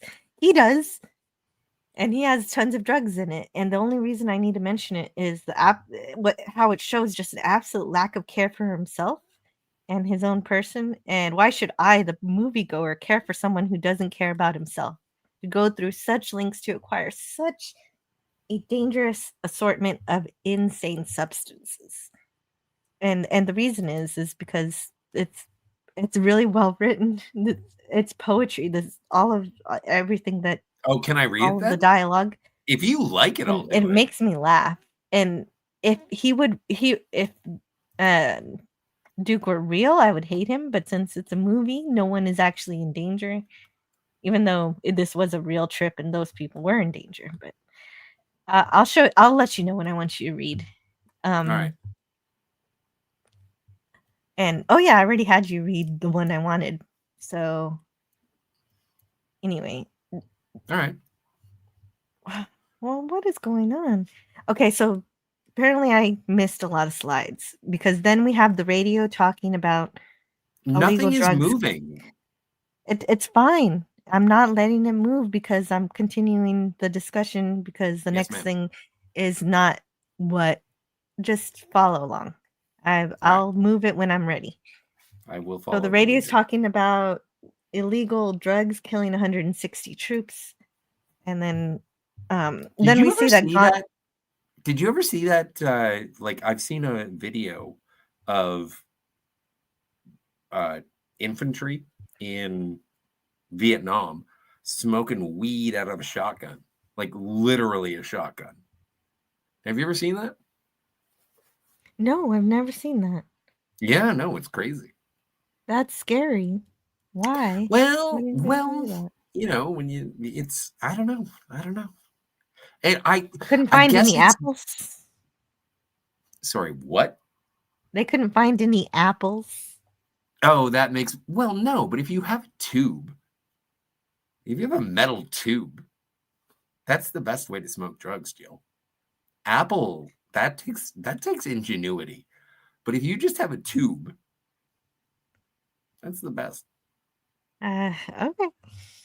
Well, and they just it's This just is a not juxtaposition. an instruction manual. I didn't mean to make. No, I Oh know. no, And all you then need is a metal tube, preferably and then shotgun if you're shaped. watching the movie, you wonder why they switched drivers because Gonzo's an even worse driver. Even with Duke waving all those bats, Gonzo is just he's not good driving. But that's also part of the thing is that he's the responsible one at the beginning of the movie where he's like, I'm full of I believe I said something like, I feel a little lightheaded. Like he knows that he can't drive, but he doesn't give a good goddamn as to whether or not Dr. Gonzo should be behind the wheel. Hey, there's Spider-Man. Yes, now we get the paranoid delusions really come on strong when the Are we hitchhiker talking gets about in the the car. movie? Or is that some kind of personal attack? Oh, are you? No, it's a Brie Larson quote. I thought I could sneak that in. Oh, I don't listen to Brie Larson in Not my any favorite way, rap shape, or band. form. No. Yeah. But yes, this is I like the Spider-Man. This cheese. is Yes. Tobey Maguire. The Can I cheese. tell you about this? I've never The tried reason that Brie. I've never tried Brie cheese. one day, fingers crossed. But the thing is that so Tobey Maguire was in Fear and Loathing in Las Vegas, and then Andrew Garfield was in the last of Heath Ledger's, which also had Johnny Depp in it, and I want to say Colin Farrell. And anyway, the Imaginarium of Dr. Parnassus, I think is the name of the movie, a Terry Gilliam movie as well. So when it comes to Terry Gilliam movies, at the beginning of their careers, 2 Spider-Men have been discovered by Terry Gilliam. And Terry Gilliam makes mention of it in the commentary, like in the actual director's commentary of the film on the Criterion disc. It's one of the best Criterions, in my opinion, but that's also because I like the movie. And I've got to What do you got to read do? this from Tristan. Tristan says, I don't like being an audience much. Bye, kiddos. So I'll see you later, Tristan. Bye, I hope Tristan. you can listen to the replay later, if that's He won't. how He you doesn't prefer. like being an audience. Permanent. Bombadillo, just dropping a like. Not into Brad Pitt fantasy movies. This is not No, Brad Pitt. no. And that reminds me, next Good Friday, we'll be talking about Meet Joe Black, starring Brad Pitt. So, but he did decide to support the channel as he headed out. And oh man, I don't see the I don't know what the sticker is. The sticker is very appropriate to what he's decided to do. Old Man Bird sends in a super sticker for $19.99 of a, well, I can show I don't know you. what it is. I'll show you in just a second here. Here you go. All right. It's a little game controller saying "Rage Quit," and that's Oh what he's no! done. Did I make him angry? Why did No. he pay to make us angry? No, he just doesn't want to watch a live stream about this movie. It's not his cup of tea. So he's All right. or a cup of wild turkey.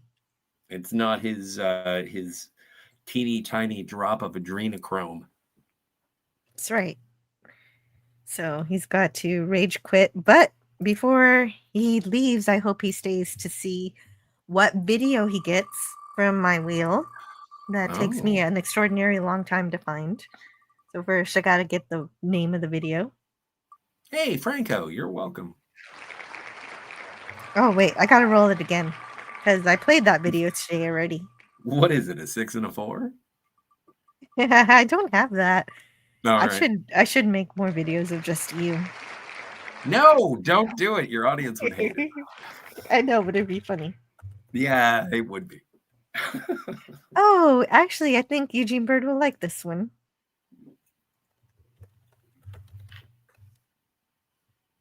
But you know, happiness can be found. No. Even in the darkest of time. If one only remembers to turn on the light. And then There was an echo. Oh. But you know, happiness can be found even in the darkest of times. If one only remembers to turn on the light. You see, I like having the sound effects, but the key to having the sound effects is remembering to mute my screen whenever I go play a video. I need to train myself. I can do this. I can do this. It's a thing. I trust you. You play a video, mute your screen. If there's a video to be played, mute your screen. That's all I got to do. Teach myself That's this. it. That's the thing. It's really simple. Sure. Age 45, Tobey Maguire. Please stop calling me Spider-Man. Oh, really? He doesn't like being called Spider-Man? Oh, that's too bad. Thank heavens he's gone. What? Oh, Eugene Bird. Okay, Gavin, I get you now. Sure, I'll play that. Yeah, I don't know how long if he's gone yet, so he's probably still here. But I'll play it for you.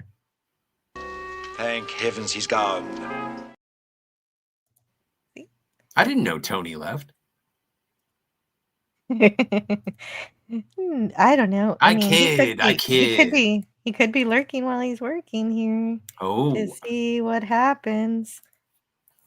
But yeah, I knew you were kidding. Of course. Thanks. Have fun, guys. Hail and bye, Franco Walker. Yes, enjoy your Friday. Yeah, it's gonna be a good one. Yeah. Don't eat bacon. Still pretty good. Well, okay, so I expected DJ Knight to be here because he mentioned he said something in the chat earlier like a couple days ago. And I wanted to tell him I know how he is always saying not to pick up hitchhikers. Well, this is one instance where it might be the hitchhiker himself who has to consider the safety of the people who are giving him a ride. Yes. How long could we maintain, I wondered. How long before one of us starts raving and jabbering at this boy? What will he think then? And it's just... Can you hear me? Duke is just completely convinced that eventually Gonzo is going to start seeing the bats too. Well, it is backcountry. Like, it's not an unfounded concern. Well, and I love, like, it's interesting that a lot of this movie is ADR. It's a lot of voiceover. And it's interesting just because of Donnie Depp's performance, is that he is reacting to the text of the novel or of the book, or of the recounting of the ridiculousness. This, I think that this is all, and we're not even out of the desert. We haven't even hit the strip. And he gets so paranoid so quickly right away. Oh, and no. He It might says be the terrible drugs. things. Yeah, and Maybe we can cut his head off and bury him in the desert. Did I say that out loud? Oh my God. Can you hear me? Is there sound in this car?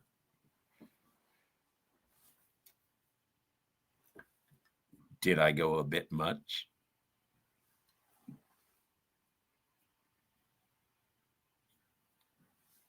So talking. Did they hear me? Oh, that's it. that's it. No one... Okay, so where am I? Let's go back to the notes. And of course, he doesn't mean that. I was actually really scared when he said that. I was like, holy crap, what kind of movie is this? And then nothing happens. And then he starts talking about a story. He just like, he says that terrifying thing that you just quoted from the movie. And then he's just like, oh, well, here's how we got here. You know, this is the whole story of how the catalyst of why they're going to Las Vegas. And he... why does... this is one of my first questions. Why does Duke smack the back of the driver's seat? And it just makes Gonzo freak out and swerve the car. Like, you sent me a gif of it. Oh, I guess maybe you stepped away, so I couldn't tell that you stepped away because I thought we agreed on the black and white picture for stepping away. But instead you have a lady riding a children's horsey. All right. So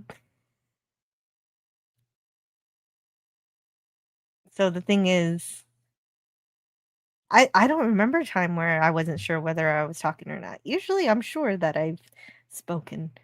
So that's another thing. That's also obviously the drugs. And so I'll see if I can ask him that question. And the hitchhiker actually tries to leave the car, but Duke grabs him back. And basically, it was actually the right thing to do. Duke was right to pull the hitchhiker back into his seat, because if he had leapt out of the car and it was going that fast, the hitchhiker would have just died. So, but also at the same time, that's also the hitchhiker telling you, I don't want to be here anymore, so you should pull over and let him go. But anyway, these people suck, so they don't do that. And I hate him. So why do I love this movie so much? I still don't understand it myself. But Duke begins explaining his mission, the reason why they're in Las Vegas. But don't worry about any of that, because none of that matters. The plot of this movie isn't really the plot of this movie. There really isn't a plot to this movie. And here on this channel, sometimes I try to understand how a good story is made and what makes a good movie and a good story. And this turns everything on its head because there is no story here. There's no plot. There's n- no character development. It is pretty lax on the major tropes that a story usually the major, the the exposition mountain, where you've got plot mountain and you go up and you eventually reach a climax and all of the stuff that normally comprises of a story isn't followed at all in this movie. Even the resolution, there's no resolution. And there's but there is plenty of conflict. I think this movie is just the conflict part.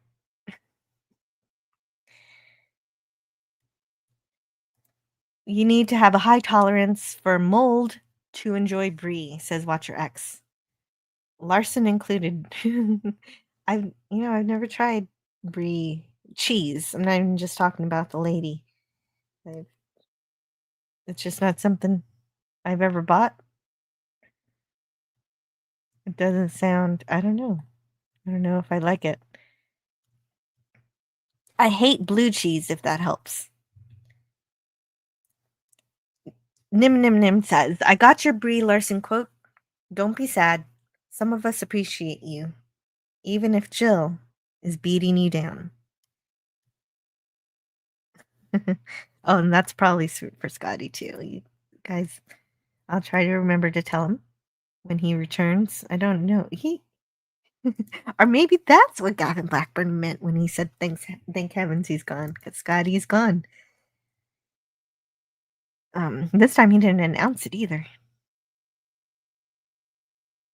And there goes Eugene Bird. Jill has a zap button now. No, I didn't zap him. He zapped himself. Donnie Jepp. Love it. I feel like he did that on purpose. It's a better name if you ask me. He's driving with pinky fingers, says Sonic. Jaded. Nobody uses those things for anything. I got Jill to hate me. Quite the feat. Oh, what? When did I hate you? I don't hate you, James Caserta. What did you do? What did you do? I don't know.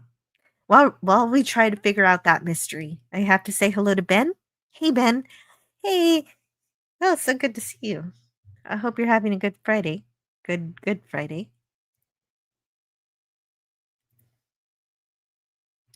This movie is a good story of being shell-shocked by drug use. Behind philosophical talks. Yes, that describes this movie. I always felt this film is a visual representation of the writing style of the best gonzo journalist of all time.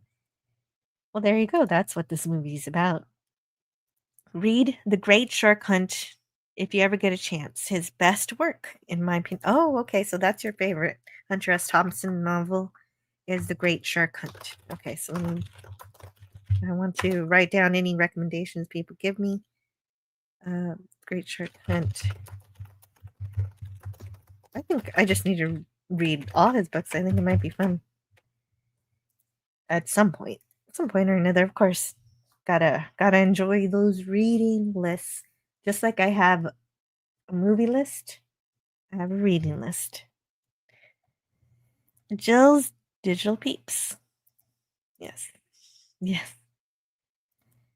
Oh, Jedi Master, you're 3 subs from 60. You know what? My sub count has frozen, and I'm trying not to think about subs right now because there's a thing where I have to say, who else can say they have 1,276 friends? So I just need to relax and I'm cool. I'm cool with it. I'm cool with where I am. If I stay at 1,276 forever, I think I'm okay with it.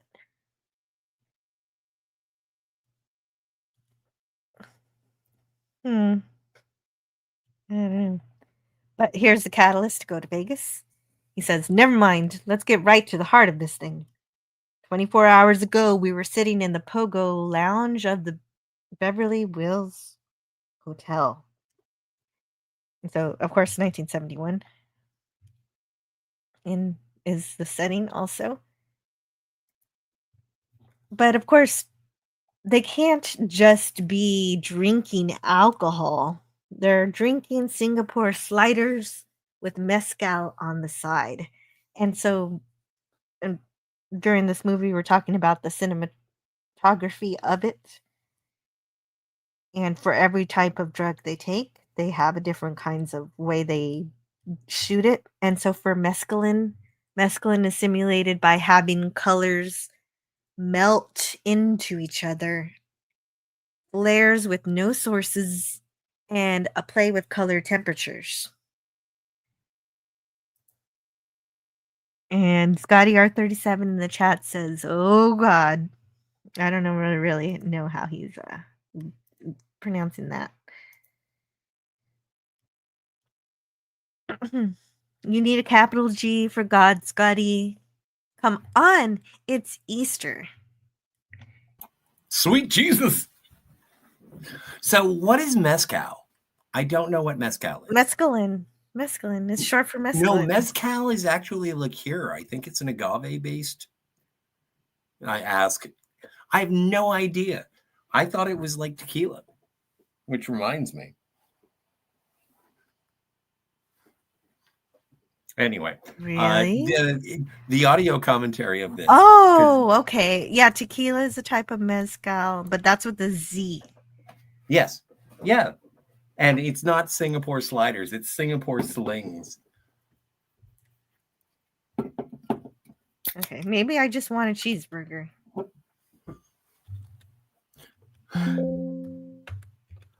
Delightful. It says mezcal, but it's spelled with the S. And so, okay. It's confusing. We were on the patio, of course, drinking Singapore slings with a side of mezcal. All right, I guess that's tequila. Then that's why not? All right. Which reminds me. What do you need? I don't know. I could go for a tequila. Oh. Anyway, they're supposed to go to meet with the photographer. So that's the first bit of explanation as to why they're going to Vegas. And as your attorney, I must advise you that you'll need a very fast car with no top. And I think that's funny. Yeah. Well, and from what I understand, Oscar Zeta Acosta was a subject of Thompson's during this era. There is a tribute to Dr. Gonzo in both of the movies, and then there is an allegorical character in one of the movies. There are 3 Hunter S. Thompson movies, fictional. There have been a couple of documentaries, but in terms of dramatizations, yeah. So what? I can't pronounce things. What do you want? No, there's Where the Buffalo Roam, Fear and Loathing in Las Vegas, and then The Rum Diary, which, even if you're just a People magazine fan of Johnny Depp, that is the movie where he and Amber Heard fell in love. So if you ever want to see the beginning of their love, you can watch that. And if you ever want to see the end of it, there's a trial. There is a trial. There was poop involved in that trial. You know what? She said it was the dog. Yeah, people are always trying to blame the dog. I know. It ate my homework. So he says if it's a thing worth doing, it's worth doing right. Oh, yeah. No. And also, Dr. Gonzo says we have to arm ourselves to the teeth. Yeah. And there will be firearms throughout the movie. He also says this is the American dream in action. Yes. Yes. I'm not sure how it's the American dream to go to Las Vegas to meet with the photographer, but that's what they're going to do. They're going to cover the Mint 400 motorcycle race, dune buggy race.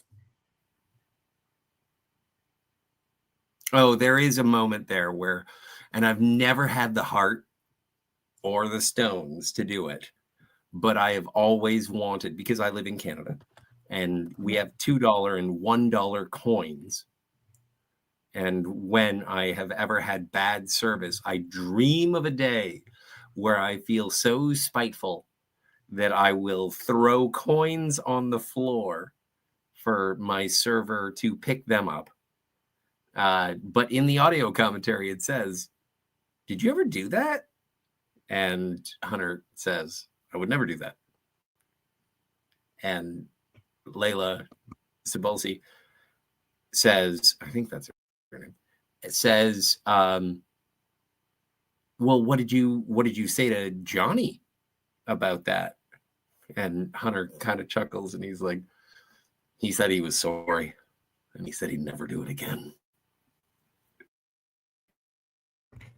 Well, yeah, and I heard that he didn't like I that love part. the piece of shit car.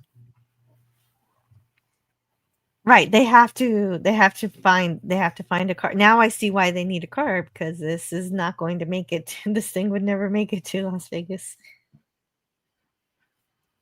There's a guy with a flaming sword as they leave.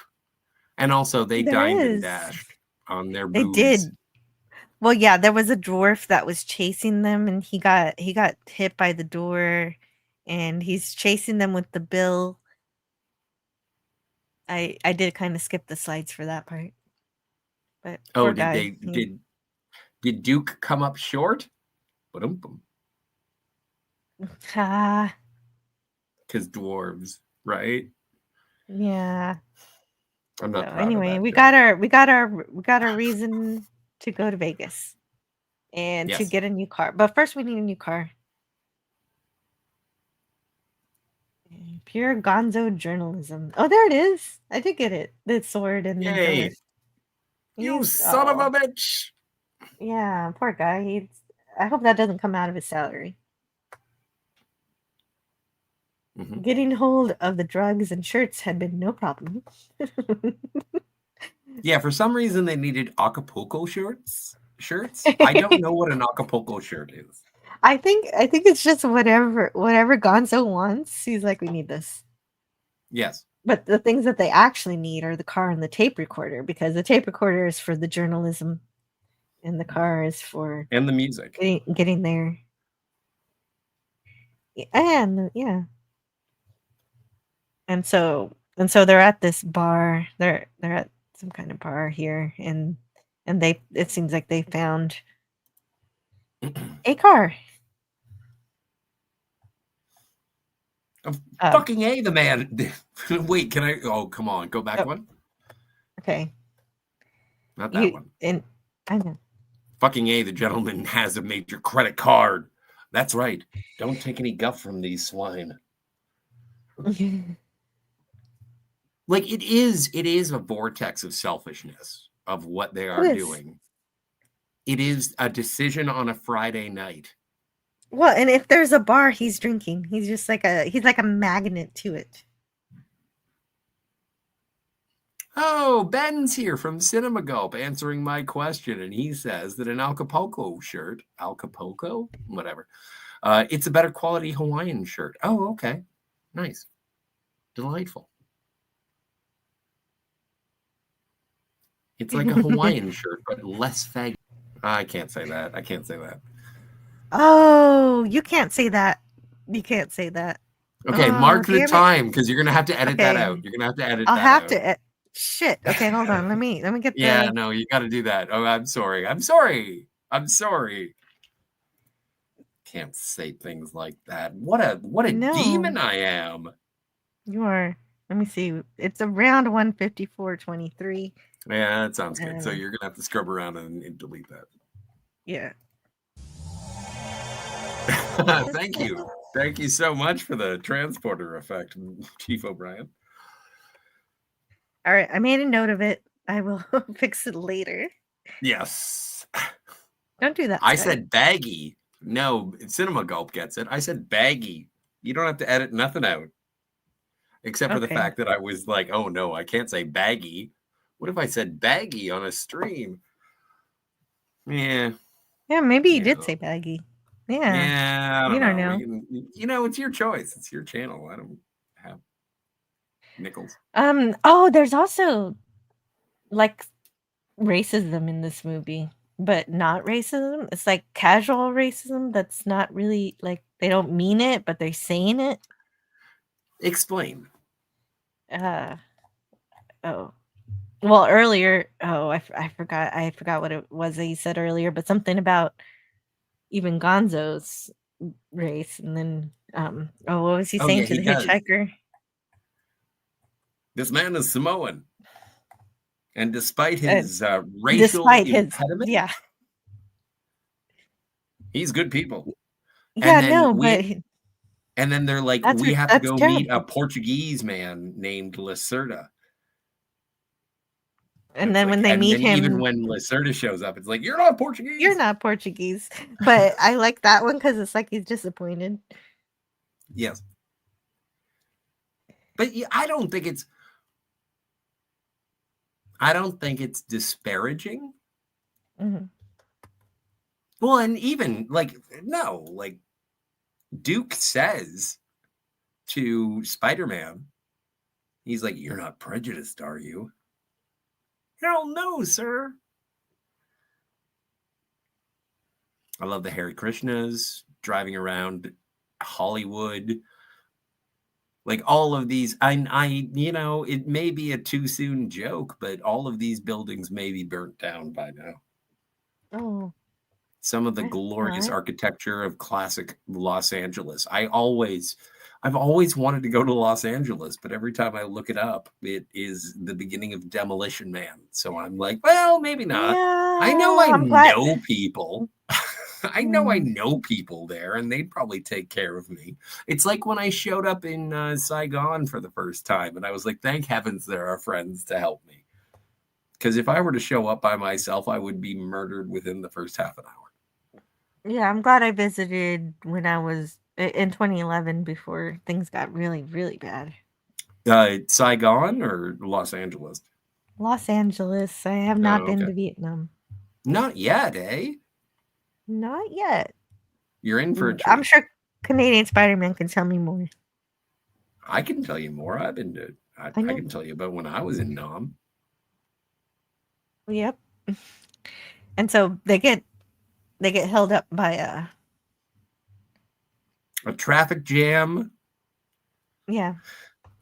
That, well, you know, if you're going to be held up, a fatality is a good way to be held up. And so they rent a car, and they terrify the agent while doing so. My God, man, that's a nice pen. And you guys haven't been drinking as he hands the guy a beer. Also, I don't know if anybody drinking. And he hands him a beer, or the end of the empty can, I'm sure. But that guy, the guy who plays, you asked me to pay attention to the cameos. This is the first cameo that I can recognize. This guy, he was on Star Trek. I don't know what character he played, but I remember him as the dude in the team from MathNet. There was a television show in the late 80s or early 90s called MathNet. And that's he the agent. Maybe not. Actually, you know what? I think I'm wrong. I recognize him from so many things. His name is Larry Cedar. Well, you know what? Maybe that's his maiden name. I don't like it when you tell me something and then you're like, not sure actually. Please don't quote me on this, but I didn't. I made all of that last bit up. He was on Star Trek Enterprise. See, I He was told in you one he was in a episode. Star Trek, but he wasn't in MathNet. Yes, he was on the episodes Marauders on season 2, episode 6. And hello to DJ Knight. He made it here. Hey. And Hey. also Jill Power, the River Daughter. Jill Power. Not just any drug, adrenochrome, which has to be harvested from living hosts, taking the pineal gland. It's pure adrenaline. That's her quote. Jill, you took too much. Too much. You took too much. Too much. Well, he did say just a bit. Like, he didn't say to take the whole bottle. Small Time taste. Republic. Small Time Republic says hello. Yeah, Welcome. don't put yourself down, Small Time. He was also in he does some voice work for Tony Hawk's Pro Skater 4. I don't know. He was in Good news. Yeah, I don't know. What was the other things he said he was in? So I can check. I don't know. He was also in Voyager. I was wrong the first time when I said he was in MathNet, and he's not. So he's in Deep Space Nine. See, because you were right about Star Trek. I was right about the Star Trek, wrong about MathNet. I'm okay with my my ratio. Yeah. Okay. Good news. He was in Twilight Zone the movie. You just backed up over a 2-foot abutment. You didn't even slow down. What were you doing? Like 40, 45 miles an hour? I like to check out the suspension. The rear end. I always test the transmission that way. For stress factors. You've got my pen! My pen! So yeah. Goddamn hippies.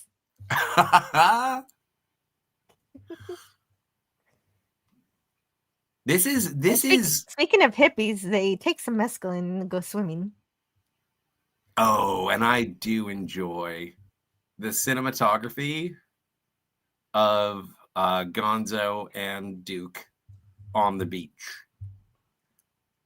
Like when Duke is swinging the American flag like a cape while Gonzo is in the water as the tide rolls in and out, or the waves, and he's got that giant horn.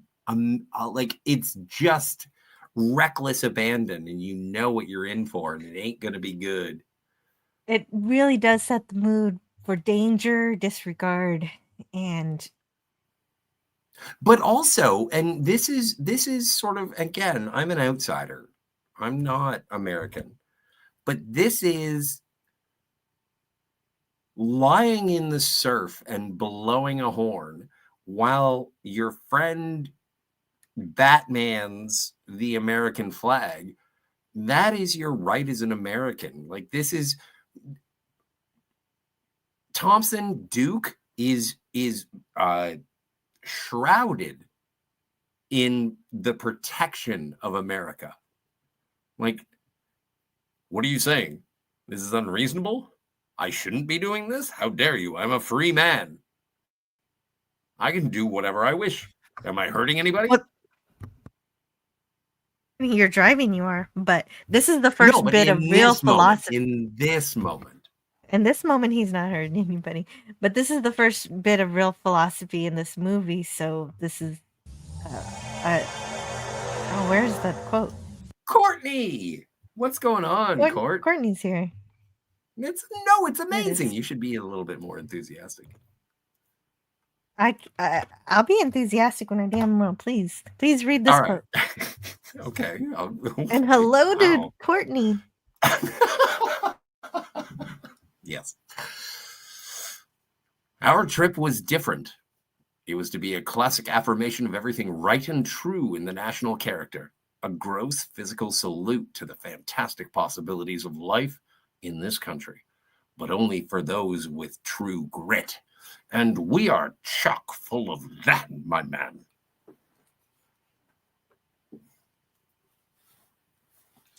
Boop, boop, I wanted to try to understand what he was trying to say here. It was that if we are truly free, we will go and do this in a sense of freedom, and we have the courage to be absolutely free. If we're going to go to America's playground to watch a spectacle of America's play, then we're going to do it properly, because we are chock full of that, man. And that's basically the whole movie.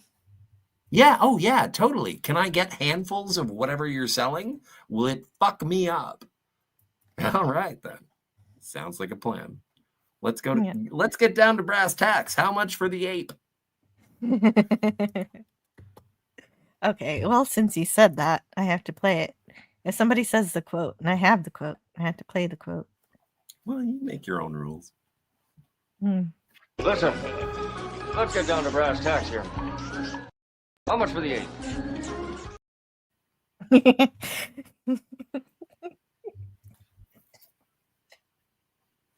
How much you got?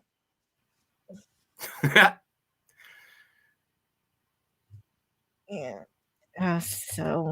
So yes, we're back to, well, because the whole thing we just saw was just the preamble to where we are now. How did we get here? That's how we got here. And so we're back here, back in the car. And it's just crazy philosophy going on with this. We can do it, so we're gonna do it just because we can. And here we are, we're gonna go do it where we're supposed to be doing it. This is, I guess, Vegas is where you're supposed to have the freedom to do things, but there are still rules you got to follow, but they don't really follow them. Well, and they do summarize that at the end of the flick. Yes. Do they? I am having fun. I'm also confused. What? Why? Well, because, a lot of like with the casual racism in it, I just, that's not really racist. It's just that they want to shock you.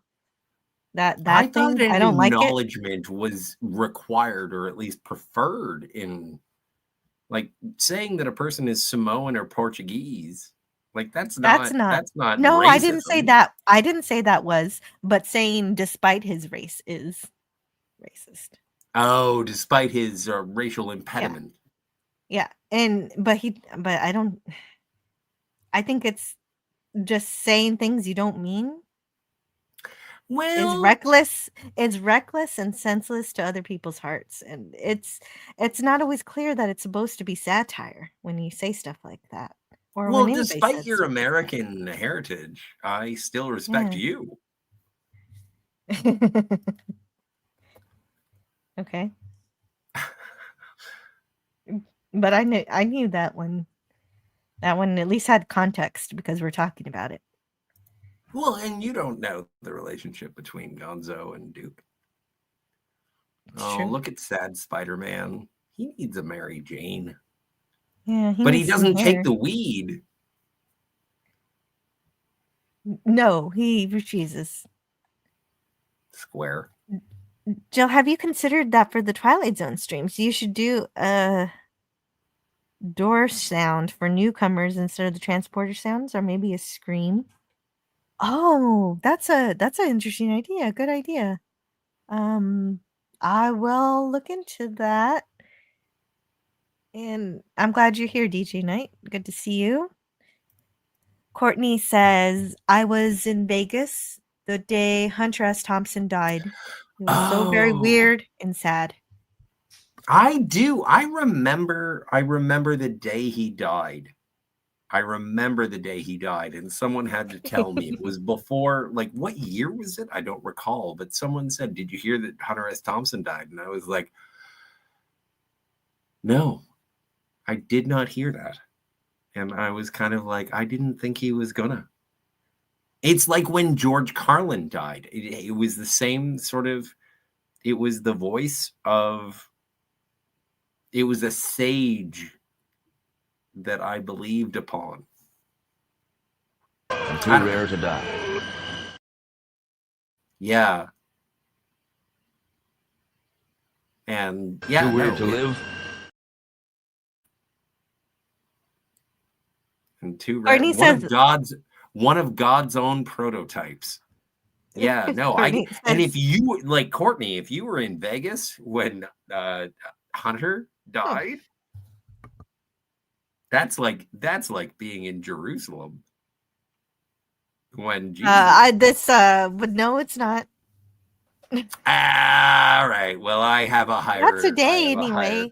Not today, What? anyway. Come on, you I gotta. thought it was a Jesus- Good Friday. I thought Yeah. it was a Good Friday. Well, Scotty, today Jesus is king, so every day. No, I is. know, So, but I mean, come on. spoilers, he's gonna come back on Sunday. Like, I know he's gonna come chill. back on Sunday, It's gonna but be fine. And then there's gonna be a whole thing where he comes back again, and all of the people like me are gonna be thrown can't to you the pick wayside. can you pick a different philosopher to equate to Hunter S. Thompson besides that?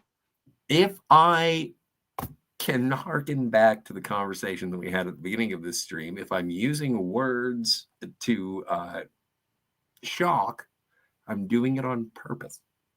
Yeah. Okay, so you don't genuinely believe that. No, I don't think that Hunter S. Thompson is Jesus. In fact, I'm Thank pretty you. sure that if he were to be resurrected today, right now, on a Good Friday, stand beside me, Dr. Thompson, and he would say, shut up, Scott. And if Rennie were here, she would say, shut up, Wesley. Shut up, Wesley. Well, in honor of Rennie. I don't know if she watches the replay, but No, I don't for think she you, likes Rennie. me or your channel or anybody. No, well, She loves Texas. You're I like think she in the likes same me. time If she zone. doesn't like my You're channel, like part of the then I don't. 90210 club of Texas. Sir, I know this may finish me as an acting ensign, but Shut up, Wesley. Hey. That makes me happy every time. Also, Courtney Nice. says, Jill, I think you need to start taking a lot of drugs to not be confused. And okay. That's going to disappoint her children. Yeah, I'm probably not going to do that. Finish that. Unless you started man. introducing the drugs to your children, in which case, No, oh my I'm not stars, gonna. Disneyland's gonna Scotty, be no, way cooler. no, Scotty, down, Scotty. Scotty, don't. Scotty doesn't know. Scotty, newspaper. Oh, you're What gonna roll happened? it up? What about the glands? We don't get to adrenochrome until like an hour and a half into this movie. I know, but people are excited and making quotes, and now who who's cares? the drug addict? I want adrenochrome. I want adrenochrome. I thought I had a quote, but I don't see it. Oh, here. What about the glands? There, that's for you. That's if you wanted to see gross. that. I don't like that at all. Okay. I'm gonna have to we'll go. talk I'm about gonna it. go have to stand outside for a minute because that like nauseated for a minute. Can Oh my we get God. to Vegas? Get to Vegas. I'm working on it. I got a chat here. It's an inner monologue, so he's not really saying it to anyone. And is that Ralph Stadium Mickey rat shirt? Yeah. Oh yeah. Said him Mickey rat shirt. Yes. Watch your X. Yeah, I think this movie's art style is based on his work. And CinemaGlobe says he died in 2005. I remember I was driving my car and a DJ on the radio announced it.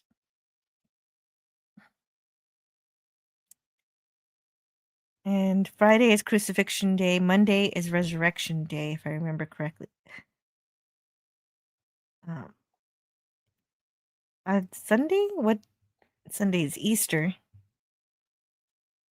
If you eat adrenochrome, then you're essentially becoming an actual vampire, says Jill Powers. Yeah, that's an interesting thing. I mean, not to be confused about Hunter's rhinitis. You have to have a lot of drugs you have to be on a lot of drugs to understand Hunter S. Thompson, Jill. Not to understand life in general. I think you're good with that. Thank you. Thank you, Courtney. I didn't know Hunter played the mouth harp.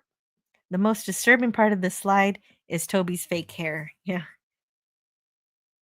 Yeah, it is. It did disturb me. I was like, hey, it's Tobey Maguire, but he doesn't have hair. Jill Powers says it's called Good Friday because Jesus became the sacrificial Jewish lamb without blemish. The temple was raised in 70 AD by Titus Andronicus. Thank you, Jill Powers. Let's the truth is we're going to Vegas to croak. Okay. Gonzo pretends that they're going to Vegas to take out somebody named Savage Henry, but it's just crazy. It's just craziness. He waves around his gun and everything, but there is no Savage Henry. I watched this whole damn movie and Savage Henry never showed up. And so, but this little crazy outburst and shooting the gun in the air, waving it around, acting crazy, that was enough for the hitchhiker. So Tobey Maguire scrambles out of the car and flees. Thanks for the ride. Thanks a lot. I like you guys. Don't worry about me. And so he's they realize they've got to hurry up and get to Vegas now because this kid might contact the authorities for all the crazy things they just said they were going to do, which makes sense if he did. It definitely makes sense. We write what we want in the chat, says Cinemacle. Yes, that's true. Don't gamble with marijuana. In Nevada, possession is 20 years, and if you sell it, it's for life. And of course, that is way different than today. Today is it has been legalized in these days. He ran away to go find Kirsten Dunst. Well, I hope he brings her around, and it'd be nice to have a third panelist. So there we go. We made it to Vegas, as Scotty asked. So we made it to. They're going to the Mint Hotel. That's the name of the race. Is named after the hotel. Gonzo gives him some acid and at gunpoint, even, but that doesn't seem to concern Duke. He's fine with it.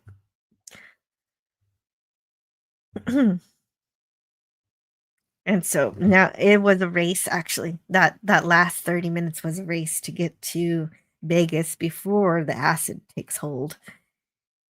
And I guess, well, he makes it. They do make it to Vegas. And here's a little image of the strip.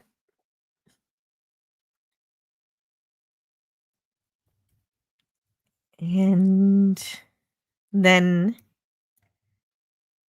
they make it to the Mint 400. Welcome to the race. That's why they're there. This is why they're in Vegas. They get a ticket, a ticket. And at this point, it's already starting. The acid's already warping the ticket taker's face just a little. And I guess maybe a lot. Look at that. At first it was a little, then kind of expands a bit. And he says, there's no way of explaining the terror I felt. Yeah, and so he can't. And so he's having to deal with people when he's trying to have a trip. He's getting really sweaty. I guess this stuff makes you sweaty. And then the floor starts melting. Everything starts melting. He says his blood is too thick for Nevada. I don't know what that means. And meanwhile, he says, ignore this terrible drug. Pretend it's not happening. But it's kind of hard to pretend it's not happening when the floor is moving and it starts crawling, not up just the walls, but up this man's leg. And so this man is being covered with the paisley pattern to the wall. You see that there. And so in this state of mind, Duke has to check himself into the hotel. And so what this movie is basically a series of mundane things of a regular trip, but it's made insane because they take these substances that make mundane things almost impossible to achieve. And that's insane. Everything about the scene is how I always remember Vegas, says Courtney. Yeah, not a good look. Now I feel jealous because I've never been to Vegas. And DJ Knight likes to cosplay in the chat. And he's cosplaying as a Vegas showgirl wearing a bikini. So yeah. Big breasted women are on the strip, that's true. That's a fact. But in this intoxicated state, he's learning that his suite is not ready yet. But oh my gosh, she is not in the right state of mind to do any of this. He says, well, I don't know if I can do this. He shouts. He doesn't talk. He doesn't talk to this lady. He shouts. He says, hi there. And he gives her his name and that he's on the list. There's total coverage and everything, but you kind of can't understand what he's saying. He's not saying anything very clearly. And just in time, Gonzo shows up because as he's talking to this lady, well, this attendant, her face starts morphing too, but it's not just her face. She starts to turn into a monster. Do you know who that is? Tell me who she is, please. Actually, tell me who she is. I gotta use the bathroom. I'll be right back. All right. Okay. Oh, I wish I knew the theme to Who's the Boss. But that is Catherine Hellman. We'll reiterate this when Jill gets back. But that's Catherine Hellman. That's Mona from Who's the Boss. And Catherine Hellman also was a longtime collaborator with Terry Gilliam. I remember her from Brazil. And so, yeah, just a one-off cameo. Amazing. We'll let Jill know. I'm sure that she doesn't even know who the boss was. Because the answer is Mona. Mona was the boss. Maybe it was Samantha. Maybe it was Jonathan. It wasn't Tony. Tony was not the boss. Maybe it was Angela. So I'm glad we got all of this out of the way before Jill gets back.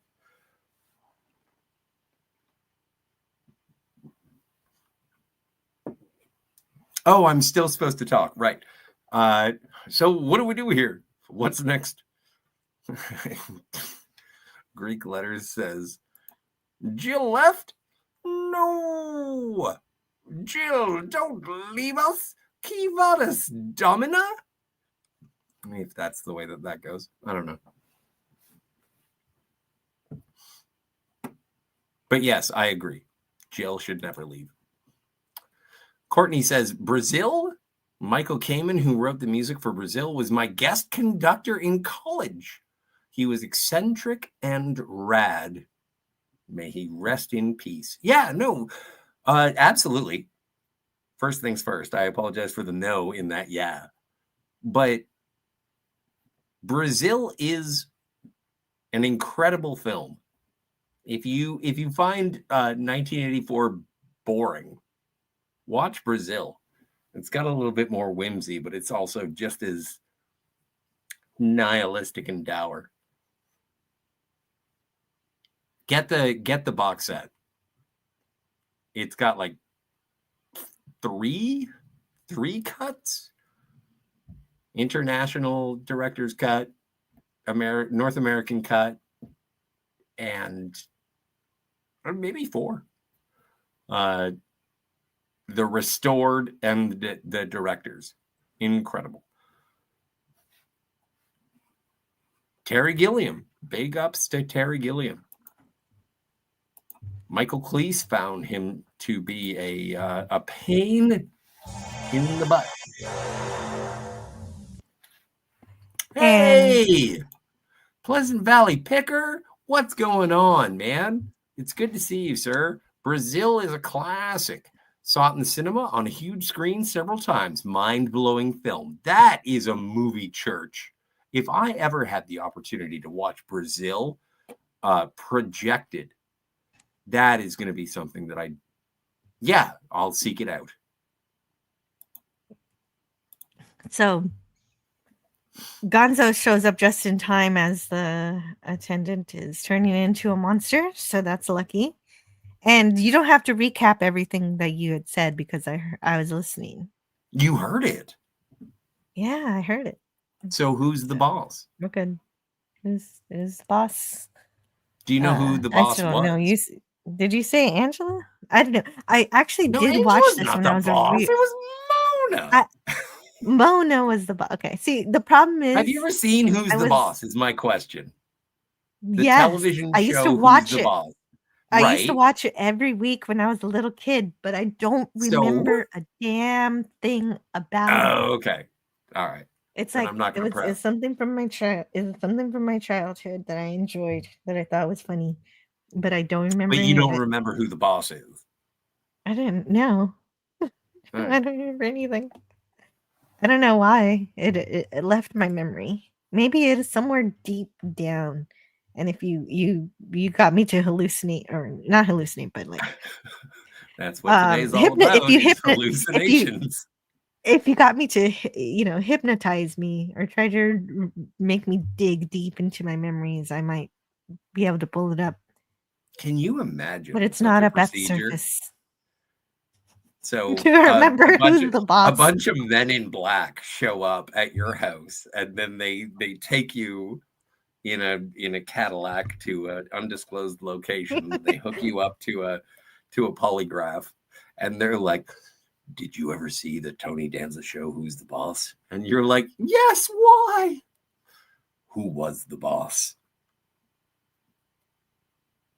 Yeah, and that would be difficult for me to remember.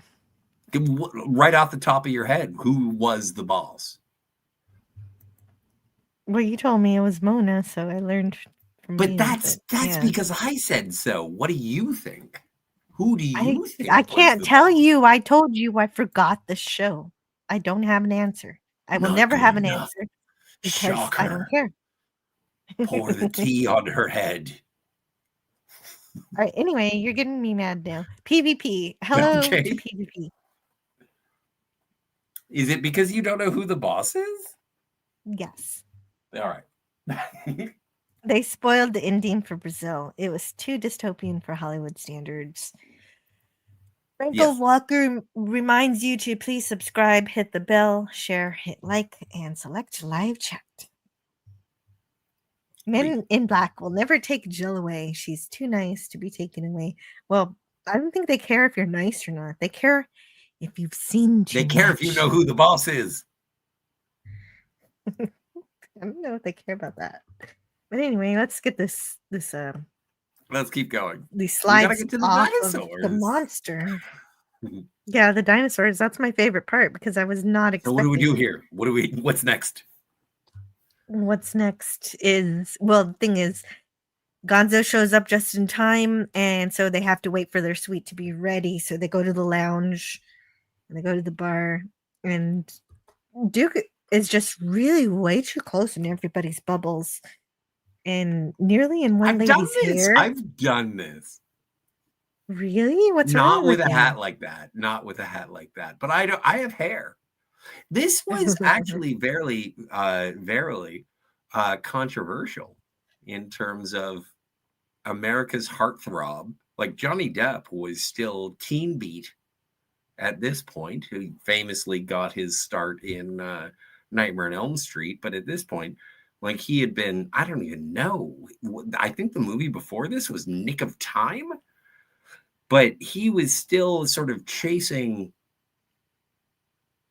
afternoon matinee idol roles. Please correct me. Please correct me. I don't know when Ed Wood came out, but there was something about the idea of Later. It was later? Okay. And so, but there was something about you took Johnny Depp and you made him bald. And that was part of the reason why they didn't necessarily want to cast him as Hunter or Duke. Oh, Courtney, if she would, I would be happier. I can't say that out loud. Write that down. No, but Edit I this do out. have this. You have Shut Up, Wesley.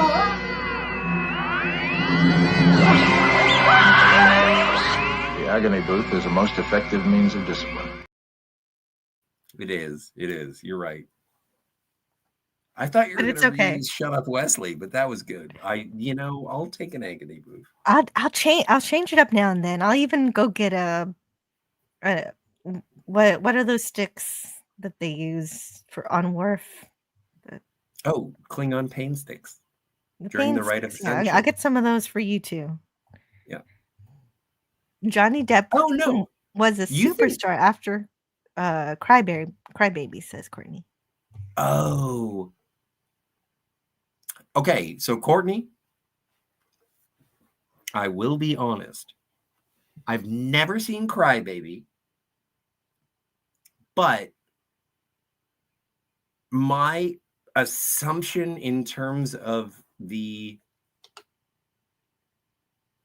progression of Johnny Depp's career started with Nightmare on Elm Street, went to 21 Jump Street, and yes, I would say Crybaby is a big part of it because John Waters is a respected director. And then after that, I don't know what was like. I think that he was still at this point in 1997. It really wasn't like until Pirates of the Caribbean or Caribbean, depending on how you want to be angry at me. Like, I don't, because Jack Sparrow was his breakthrough to the wider audience. And I think he's an absolutely phenomenal actor. But when you say that you've done this before, how he's behaving in the scene, just about what percentage of this have you done? Have you ever used somebody else's match to light your cigarette?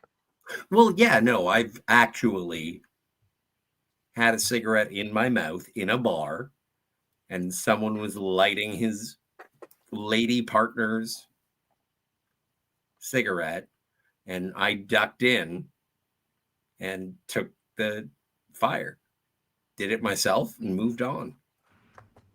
I've waved my fingers in an erratic way as I have avoided bumping into people and made noises, even though they had no business into bumping into me.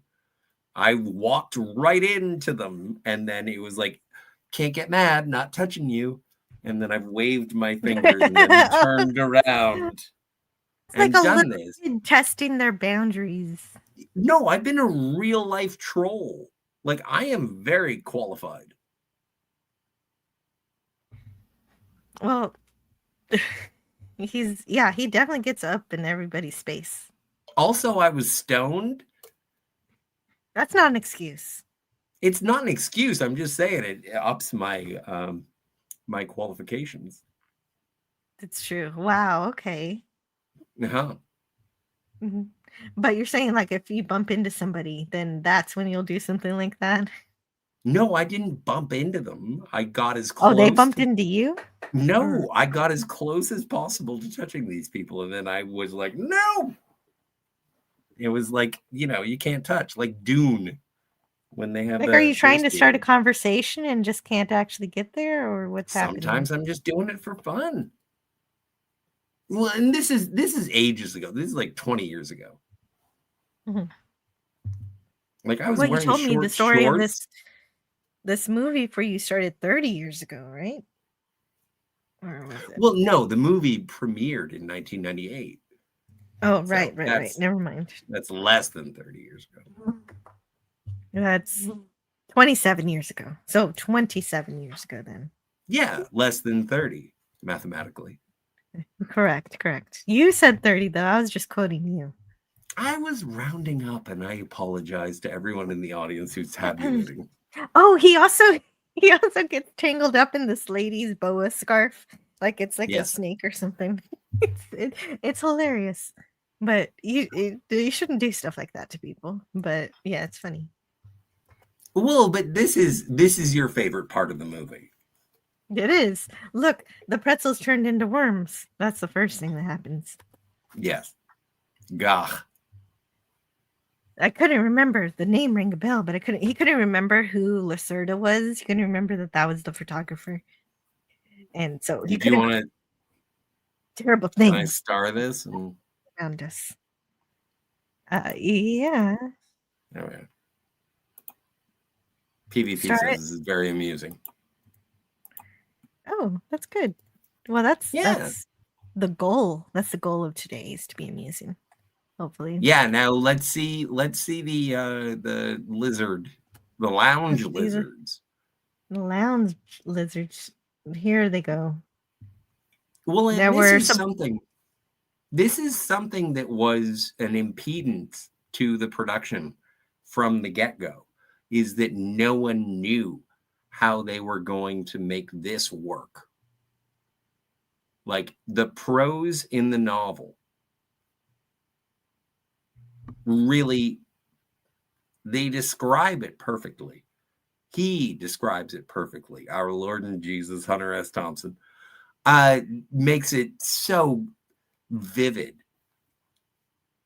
And this really is the come to life of the book. The other come to life of the book is when the carpet, with its ridiculous design, snakes up the legs of the man on the phone. But this is the part of the movie where it's like, no, this is, and again, being a person who has enjoyed recreational inebriates, yeah, no, I've done this. People have turned into lizards. Shut your face or else you will. Well, that's interesting. I think that's the most interesting part of this, is that everybody turns into a lizard except for Gonzo. Because you always have it's like swimming. You don't go swimming by yourself. That's why kids, I'm not saying do drugs. I'm just saying if you do them, always have a partner, a lifeguard. Like, it doesn't even have to be a designated driver. You just need someone to be able to identify your remains once this goes south. I was right in the middle of a fucking reptile zoo. Somebody was giving booze to these goddamn things. Won't be long now before they tear us to shreds. So they used traditional and computer. Was there CGI? It says here that there was computer stuff. Well, there was CGI for Catherine Hellman when she turned into like a barracuda. That was obviously CGI, yes. Yeah, but like the lounge lizards, those are obviously practical, and they are so good. There is a moment where one lizard is giving a hand job to another lizard's tongue. Yeah, it's an orgy basically. It is, yes. Of lizards, and yes, they were supposed to have 25 animatronic lizards, but they could only afford how much? 7 or 8, and so they had to use motion control to make it look like there were a ton of them to fill up the room. And so of course they put them in different costumes to make them look like different lizards. Can you imagine being the producer who's like, I need more orgy lizards? I'm sorry. What the fuck did you just say? Well, this is how he sees these people, and I'm wondering what kind of Yes. commentary this is trying to Oh, well, share. okay. Here, I have a question. What do you? Okay, so we're in Las Vegas, and he is feeling a little downtrodden. He goes in. He's high on acid, and he sees all of these people in the hotel bar. What do you think that he's like? He's not from Las Vegas. He's from Los Angeles. And this is a town of excess, and it is on a Friday night. What do you think he's seeing? What do you think through his drug-addled perception? What do you think he's seeing? Well, I don't know what he's seen because that's why I'm watching this movie. But when I see these lizards, I think it makes me think about the fact that we do have something that. Oh, hold on. I need to put a Oh, pin in that. I need to talk to my daughter. yeah. No, you know what happens? Daughters. That's what you get, gentlemen. You walk into a bar in Las Vegas and you're high on acid, you just see a room full of your lizard daughters. No, we're going to have to edit that out too. I don't even know what the implications of it was. Meanwhile, yeah, seriously, like, guys, if you're a fan of Anti-Derivative Jill, I would recommend liking and subscribing. Share it. Make sure that everyone that you know is aware of these conversations. And for only one reason, is because we really, and this is something that is not, the opinions of Scotty R37, follow me on X, are not the opinions of Anti-Derivative Jill. But we got to tell everybody that Mona was the boss. Like, big ups to Catherine Hellman. She was a lifelong performer and artist. I really enjoyed everything I ever saw. I was like, oh, Kathy. And I just, yeah. So Mona on Who's the Boss was the Okay. boss. All right. Okay. And so I think about using our lizard brain because we do have a part of our brain, which is the primitive part, the part that Maybe yours. makes us breathe when, without thinking about it and stuff like that. It's Oh, just speaking of breathing, that's a good instinctive, smoke. primitive, non-rational behavior. It's also where our selfishness comes from. And so that's how I thought about it is from That was a dig. That was such a, yeah, I'm being selfish. Fuck off. it was an accidental dig. It was just perfectly No, but it timed. was accurate. You're right. I'm being selfish. I Also, I I can't didn't find mean my it, but it Vegas works. visor. I have to unplug a bunch of stuff to get it. So I'm not going to do the Vegas visor. Oh. I know. I was disappointed too. But then I have to move a Cadillac and everything. Can't do that. Move a Cadillac? You have a Cadillac? You just have to like drive it off to the side of the road? Or just drive it on the curb? Oh, it's in the garage. I don't know. He's not talking to me anymore, so I have to go back to the. So anyway, we have the hallucination of the lizards, and I'm trying to figure out exactly like this has to be a metaphor for something for the people who are reducing themselves to their base pleasures, their selfishness, their what satisfies their lizard brain is what I think. What I think it is. I think that's all it is. And but why is Gonzo the only one who doesn't have to be a lizard? Is I guess like Scotty said, you do this, you do it with somebody, and since he's his friend, he doesn't have to be a lizard. Mhm. And I guess. And maybe there's something to do with the American dream here too, but I can't tie that in exactly. If someone knows how, please let me know. But I think it's it was really jarring and very surprising and funny when I very first saw this. And if you were on acid, oh shit. Sorry about that. If you were on this kind of substance, like just imagine you were, even if you've never done it before. Which animal do you think everybody would turn into in your hallucination? I think is a fun question. I can't decide. Wow. Maybe chimpanzees or orangutans would be fun too. But lizards, that's even lower. So, oh, I got an email and it was really loud and it was right in my ear. So I got to turn down the volume to my phone. Let me turn this down and this down. And I'll still be able to hear it, but I don't have to check it right now. Don't worry, I'm not checking my email live on the internet. I'm just turning down the volume so my eardrums don't blow out. So anyway, this is awesome. Good work on the cinematography here.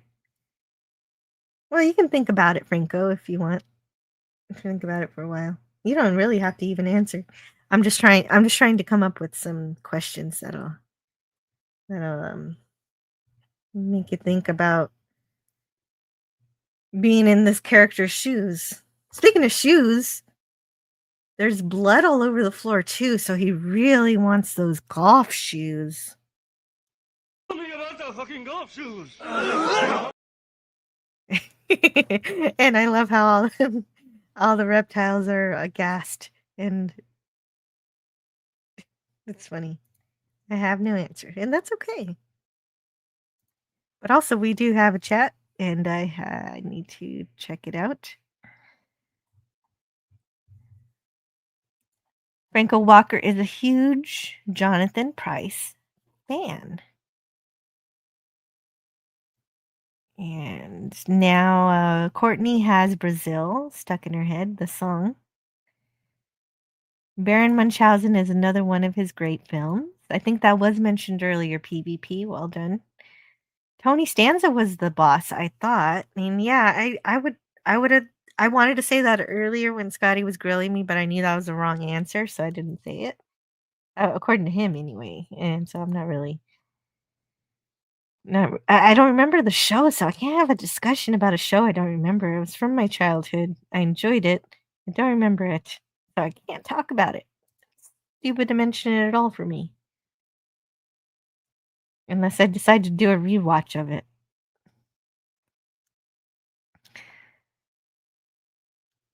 And so, oh, right. Did I say hi to you? The Comic Relief Crusader says, hi, guys. Anti-Derivative Jill just stopping by to say hi and happy Good Friday. Yeah, happy Good Friday to you too, Comic Relief Crusader. And this looks like a question for Scotty. I will star it for him when he returns. What, Scotty? I would think that you would have watched every John Waters movie like I have. And so I'll ask him that in a second. Hopefully I don't forget.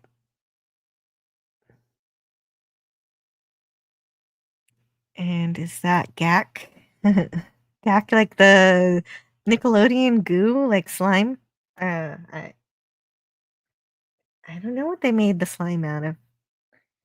This scene is really gross, but it's so awesome at the same time. That's when they're all gasping.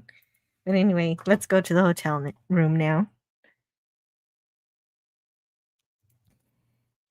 Courtney says it's always like the bar in Star Wars, the cantina. Yeah.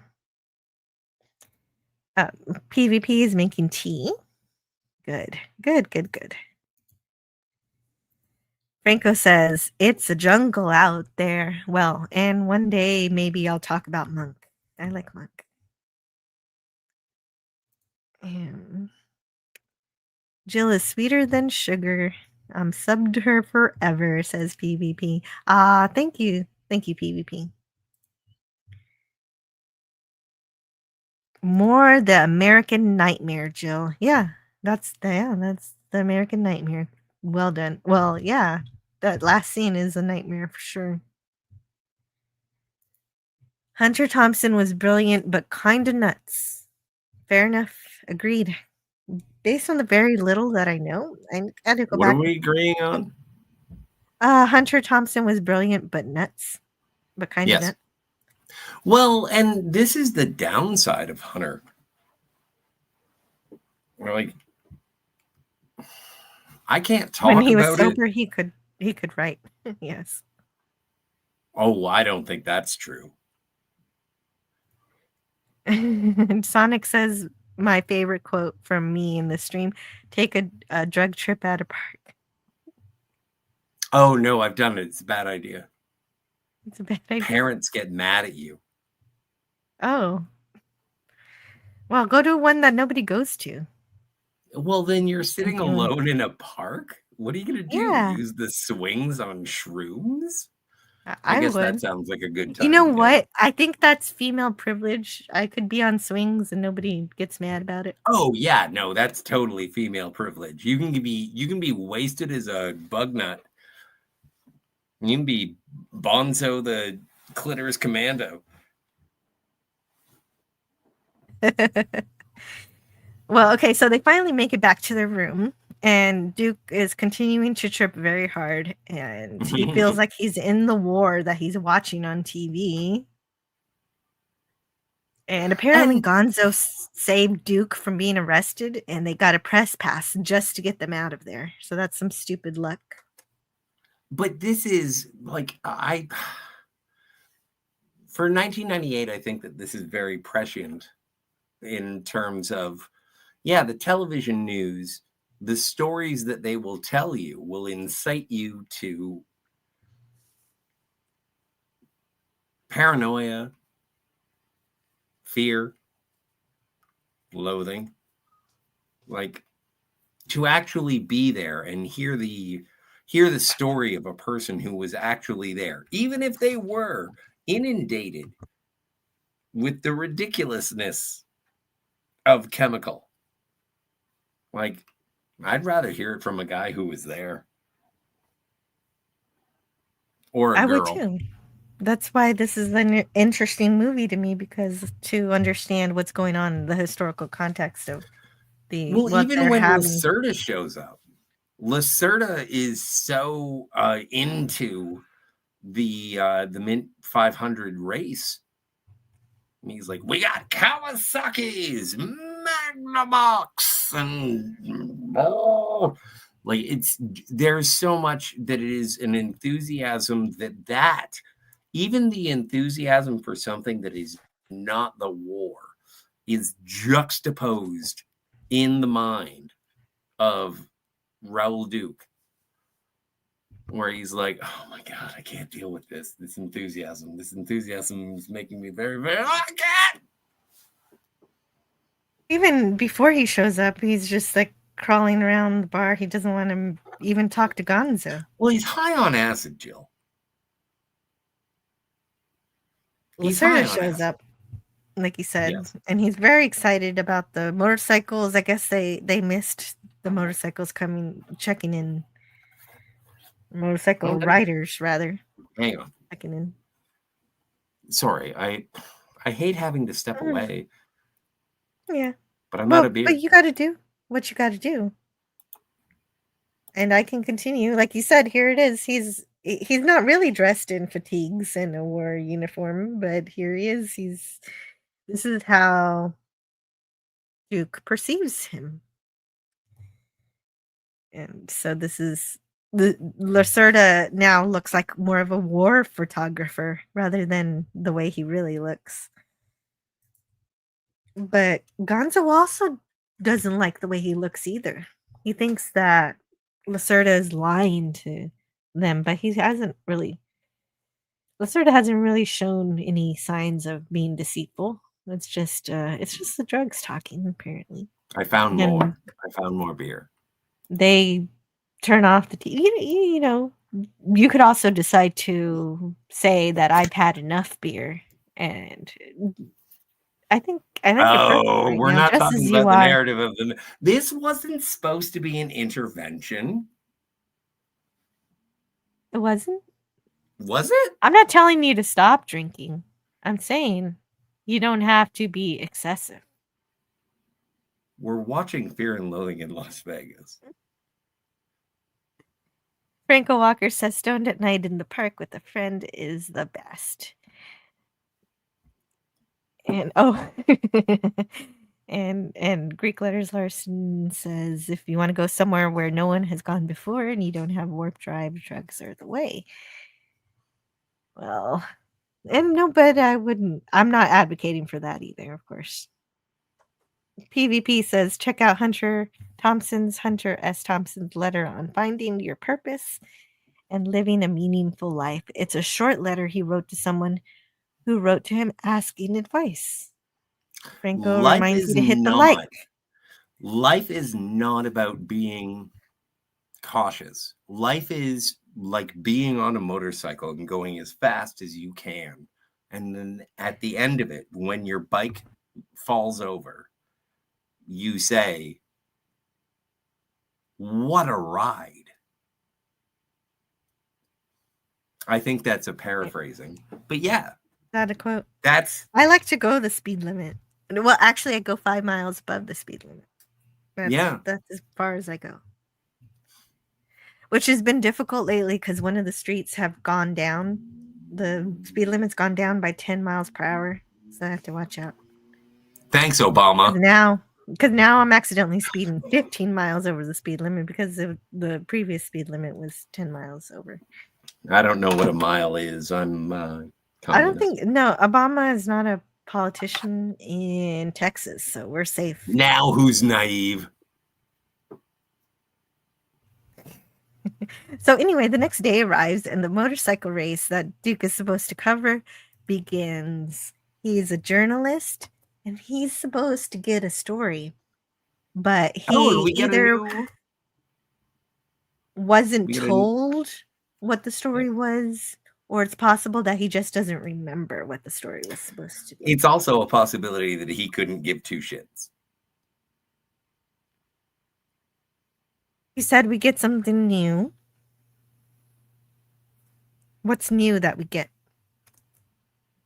Well, no, like he says, the Mint 500 is the Super Bowl, the World Series, and the South Dakota roller rink championship all rolled into one.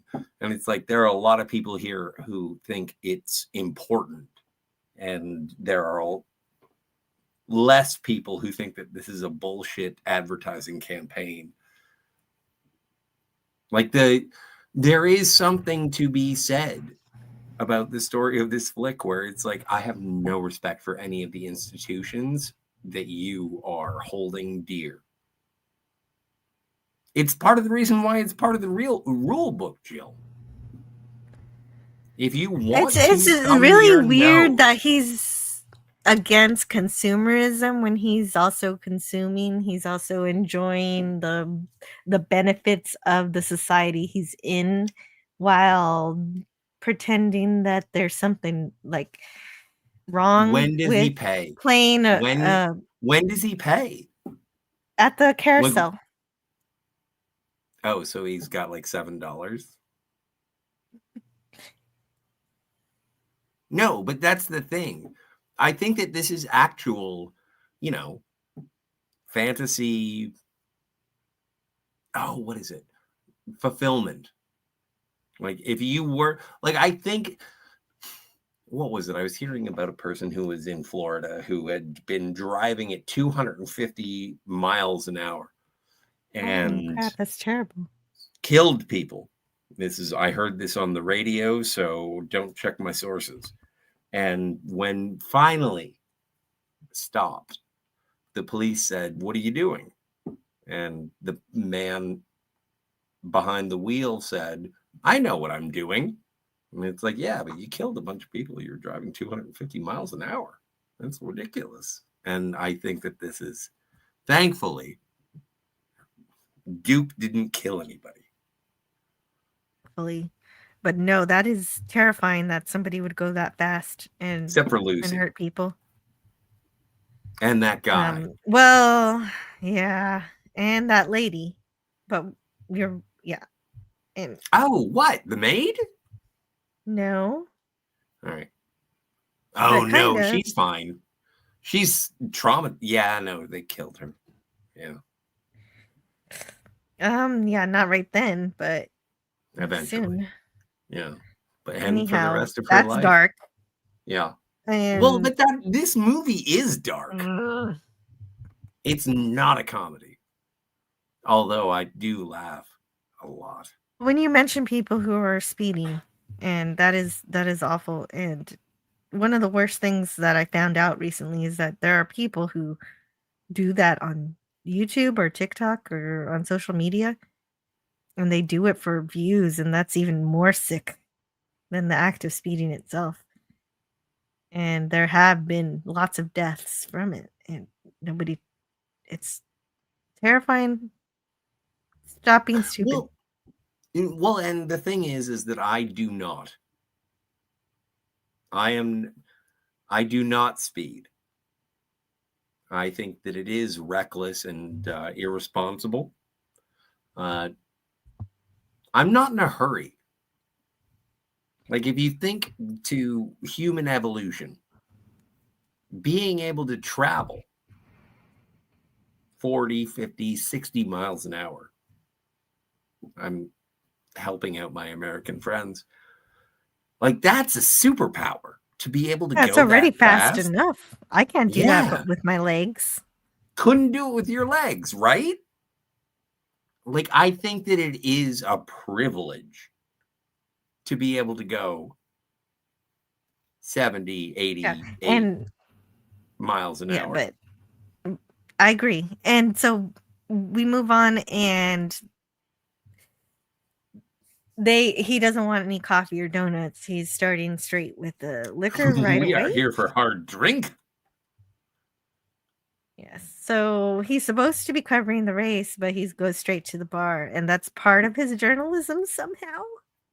Well, you got to go and hang out with your colleagues. By the way, if nobody wants to buy me a She-Hulk, buy me this jacket. This multicolored jacket is something that I've always wanted. Really? I'm a size medium, and this is a jacket that I want, and I will get the shorts myself. Yeah. And so Jill, did you write that down? well, yes. Jacket, but I don't have to worry about the shorts. No, I didn't write down. Not the shorts. Not the shorts. Or the I'm shoes. too busy. They're I'm busy. K-Swiss. I'm kind of busy running a live stream.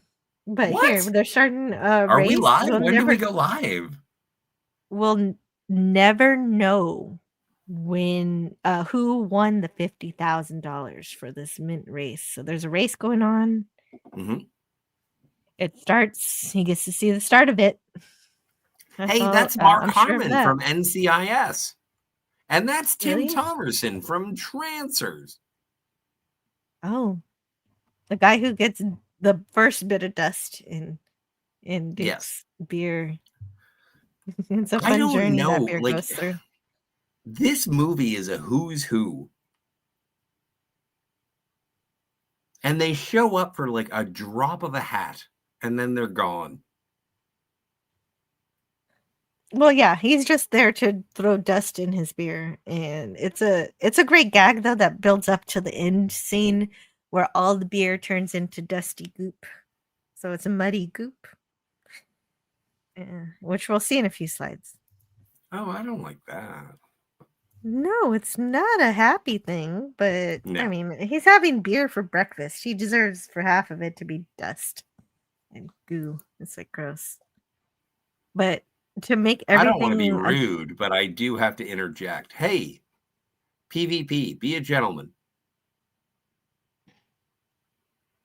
Is he not being a gentleman? Nah, don't worry about it. I already made a thing. Oh, shit. Okay. Nah, don't worry about it. It's cool.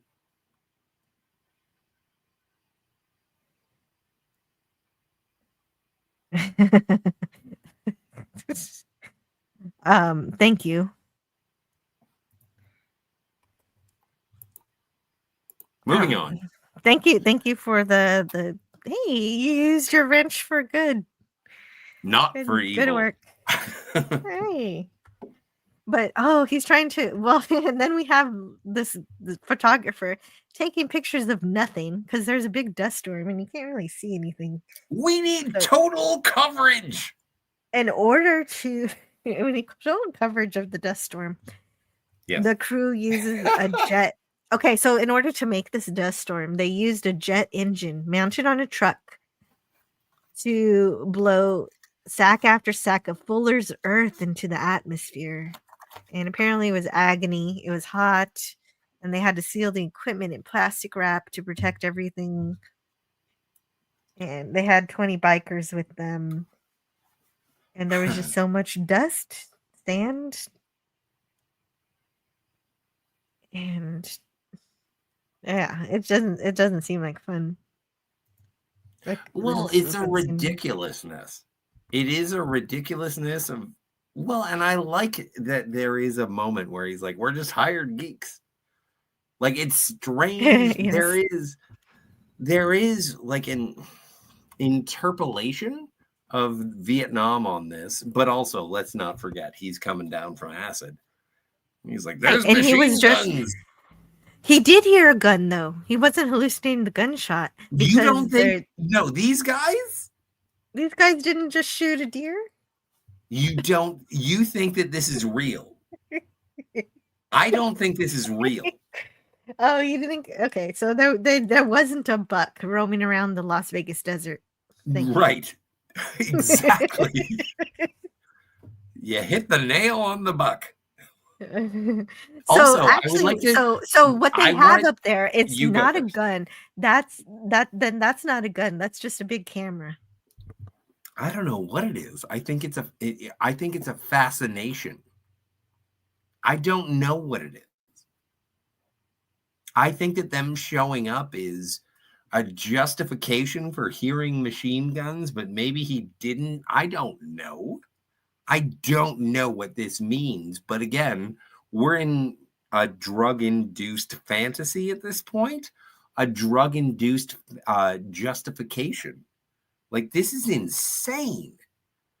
Also, I would like to shout out Cinema Gulp. Don't forget to like and subscribe. Cinema Gulp's been doing this for 9 years. 9 years. I've been saying 10. I'm getting ahead of myself. But yeah, Ben from Cinema Gulp met Richard Reel, who is the driver of this particular Jeep with the buck over top of it, with the machine gun nest and the backseat. Yes. And so I like this quote from the movie. It was no longer a race. Now it was an endurance contest. The idea of trying to cover this race in any conventional press sense was absurd. But that's not true. I mean, I think the actual people who are trying to cover the race are at the starting line, and somebody, you can still see if somebody crosses the starting line, so you can still document. I guess my... But he wants to be, but he doesn't do that. He doesn't do conventional journalism. He wants to be part of the race. No, I don't even think he wants to be a part of the race. And I can only speak to this through analogy or through hypothesis. I hate the Toronto Maple Leafs. I think that they are the worst thing to happen to anywhere ever.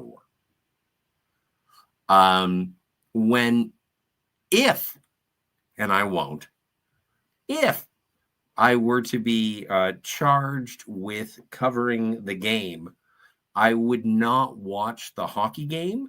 I would turn my camera around, or I would turn my perspective towards the fans. And I would be like, how are you stupid people so rabid about a team that has not done anything of note since the late 60s?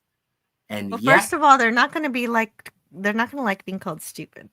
well, I'm not gonna say it to their faces. I don't want to get beat up. Hockey fans are very physical.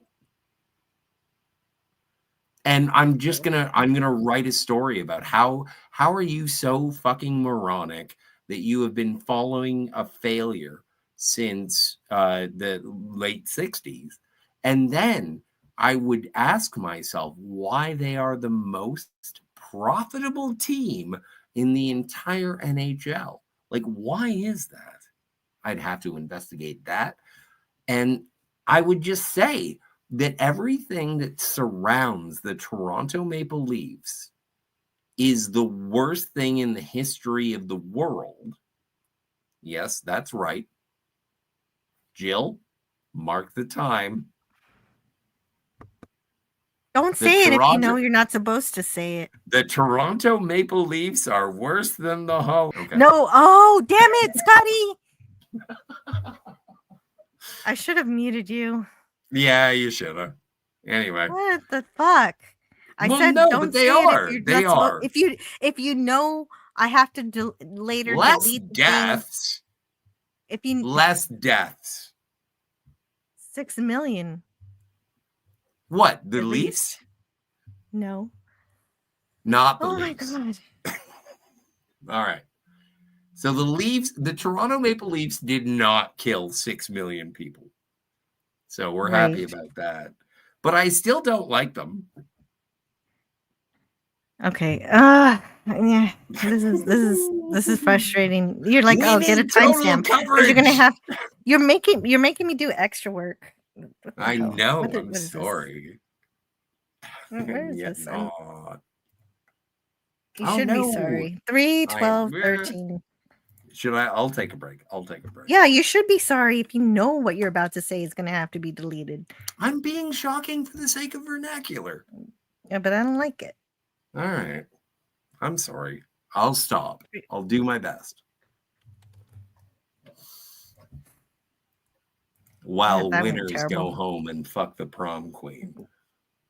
Well. Anyway, he's totally. Well, I guess I asked you about what I broke the show. Like. You did break the show. I did ask you what you thought Duke's journalism was like, and you did describe it, but yeah, we're oh no, DJ Playnice is leaving because I said things so bad, and also I'm getting in shit from PvP, which makes sense, and I'm terrible. Okay, I'm trying to. Yeah, you're right. Oh no, I made Courtney upset as well. You made me upset. I made you upset. I'm totally taking a break. You go clean. Okay, PvP is gonna leave. DJ Playnice is gonna leave. And see, this is the thing is, you knew it was not something good to say, and it wasn't funny either. Somebody said earlier that I thought it was hilarious. Anyway, DJ Playnice says, "Wow, miss this succotash. I've been a Henry Hunter S. Thompson fan and reader since finding his stuff in Rolling Stone in the early 80s. Glad you're covering this film, Jill. Have you seen Where the Buffalo Roam? And I plan on watching the Bill Murray movie. I learned about it in learning about this movie. You want to see it? And Scotty didn't mean all those things he said. I'm gonna have to delete. Oh no, I totally did. I did. I was just didn't. Okay. You meant to be shocking, but you didn't mean the words you were saying. You did not mean them at all. I'm not a hateful person. I just enjoy saying hateful things for fun. Yeah. That doesn't make it better. The way I said that doesn't make it better. Can you make me big? yeah, I can. Hold on, just give me a moment. Right. And DJ Playnice has to go. See you, Deej. And I will make it big.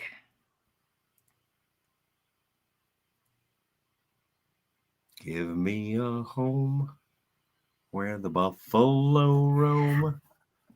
I think the thing you need to learn about being shocking is that if it's not fun for anybody, then it's not worth doing.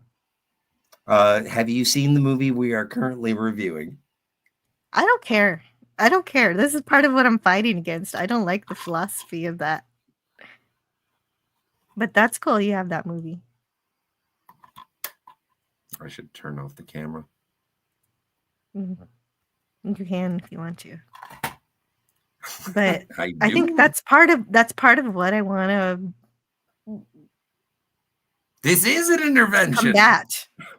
I want to combat that a little bit. I don't like that philosophy. I don't like thinking you can just say something terrible just for the shock of it when it's not even funny. It's not even actually a joke. You don't actually even mean it. It's nothing. It's nothing. You're not being sincere about it. It's not something that anybody can actually relate to. It's just something that alienates people. It just makes people want to leave, and people have left. And I would too if I was just listening to this. What the hell? What is that person talking to? And why is she even talking? She is such a terrible person. I don't And know. that's something that Look I on get the plus side. all I'm the not time. Rachel But I don't. Ziegler. I know you don't actually mean those things, which is why I do talk to you. I'm just trying to figure out why you do that, and I don't like it. For shock value. Yeah. Mhm. I don't want to be shocked. Stop shocking me. Okay. No more shockings. No, we're not even halfway through the movie. I know. But So anyway. we got a long way to go. Anyway, Lacerda is fired because he wants to keep working. Don't forget to put the slides back up. He's determined.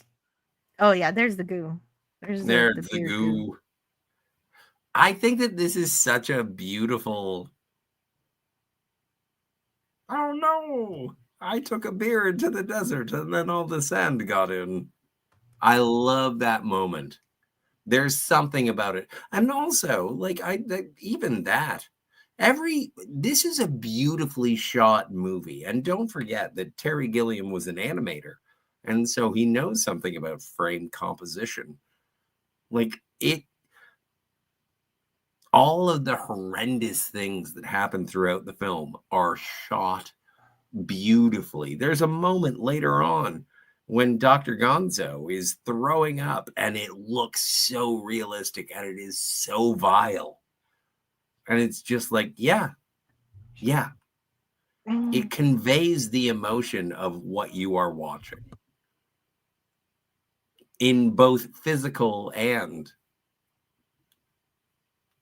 contextual ways. Oh, you're right. I shouldn't have done this stream.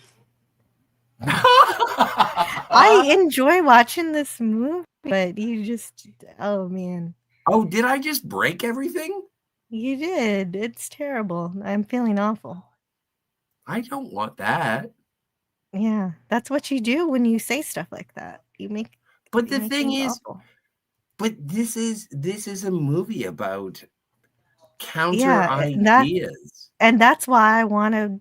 Yeah, but I'm counter to that. Like I like counterculture, but that's not cool.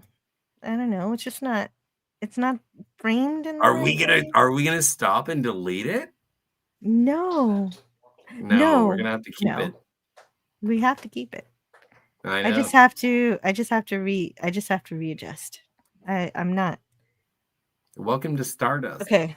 So, but anyway, it's funny that should happen right at this point because this is the point of the movie where they give up on the actual mission of the whole reason they went to Vegas was to get the photography, the journalism to cover the race.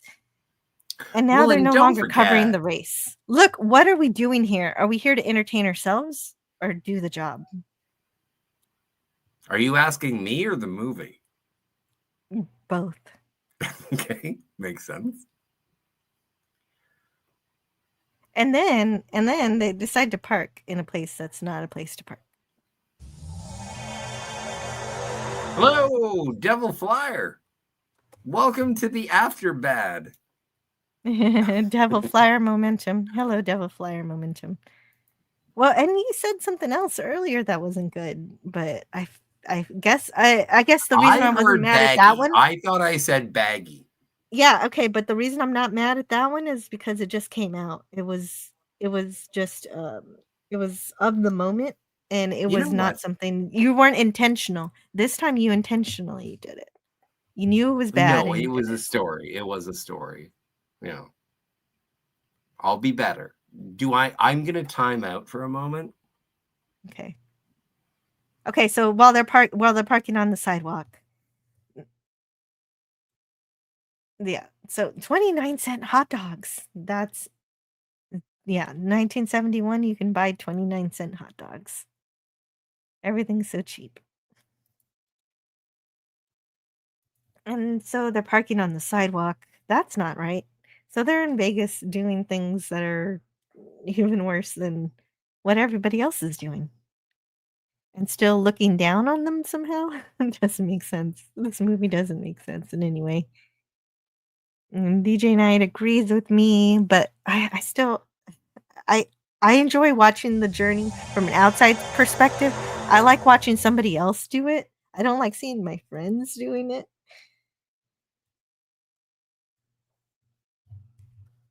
And I wanna understand it though. I don't think I understand it. But I do think I got sufficiently angry at the thing that I didn't like. So I think we can continue. Mars Monkey Max says, "Yeah, like playing the tuba."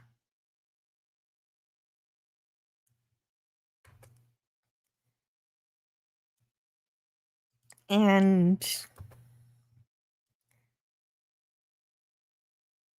the place fairly reeked of high-grade formica and plastic palm trees. I know about what plastic palm trees must. I don't know. Do plastic palm trees have a smell at all? I thought that they really just don't smell like anything, but I don't know what formica is. So I wanted to. Oh, okay. It's just the floor. So more plastic. I guess the only time I smell plastic is if somebody is stupid and puts plastic in the oven. Yeah, you hang pine smellies on them. Yeah, that's how you make them pretend they can they smell like pine trees. That's funny.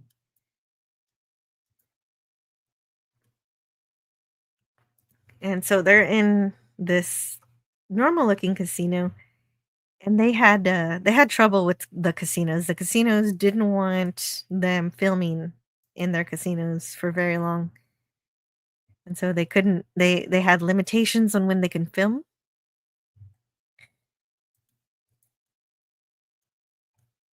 And so they're here, they're trying to have some they're are they here for the journalism or are they here to entertain themselves? Is again the question. And so they're trying to see Debbie Reynolds. And Gonzo really wants to see the show, so he pretends he's a friend of Debbie's, and eventually they agree to let them watch the show if they're quiet and they stand in the back and they do not smoke. But is this achievable? Is this too much? Is this too much for them to handle? Can they be quiet and not smoke? Well, the answer to that is no. They cannot be quiet and not smoke. They have to smoke. And and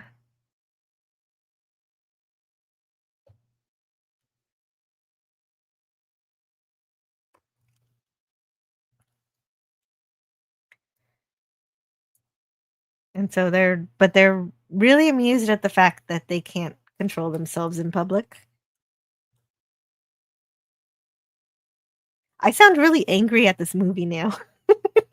Kinda I'm not. When I watch it, I'm kind of I do think this is a comedy. I do think it's funny. I am laughing throughout watching this movie, but when I'm faced with it in real life, I'm angry at it too. I'm just as angry at it as I am amused by it.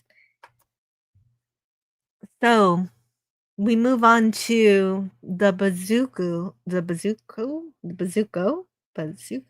circus, which is a pretend casino that they had to invent because the real circus didn't want them.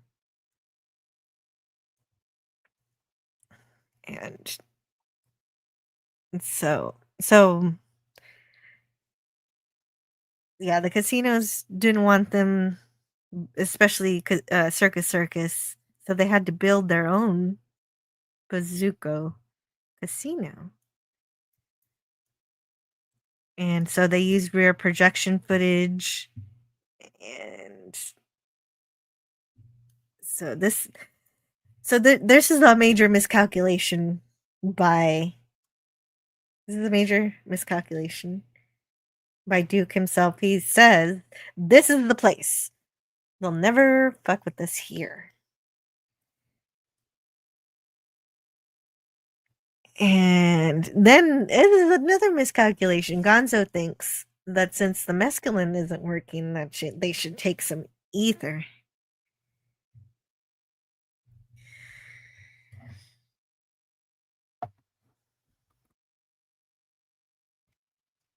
And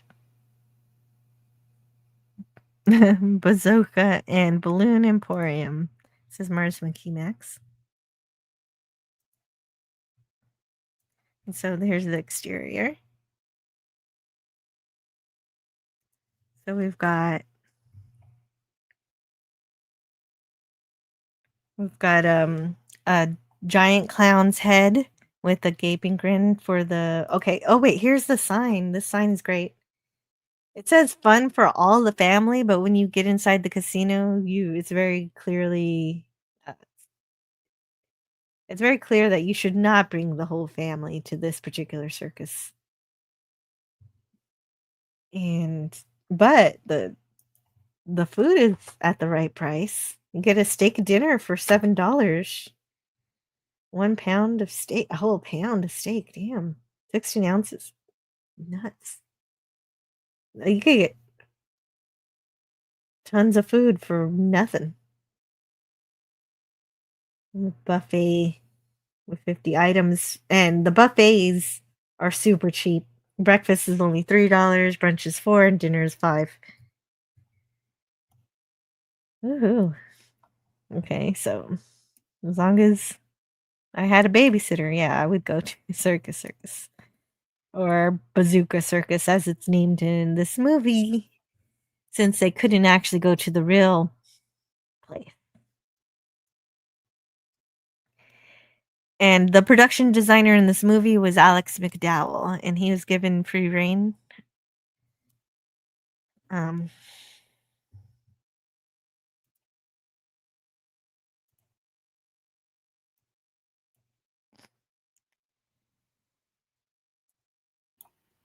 And to light the gambling floor, he used rock and roll truss rigs equipped with park hands. And that's no offense, Greek letters, but that's Greek to me. I don't know what that means. I don't know what that means. Yeah. He also said, I had a few of my jumbos working.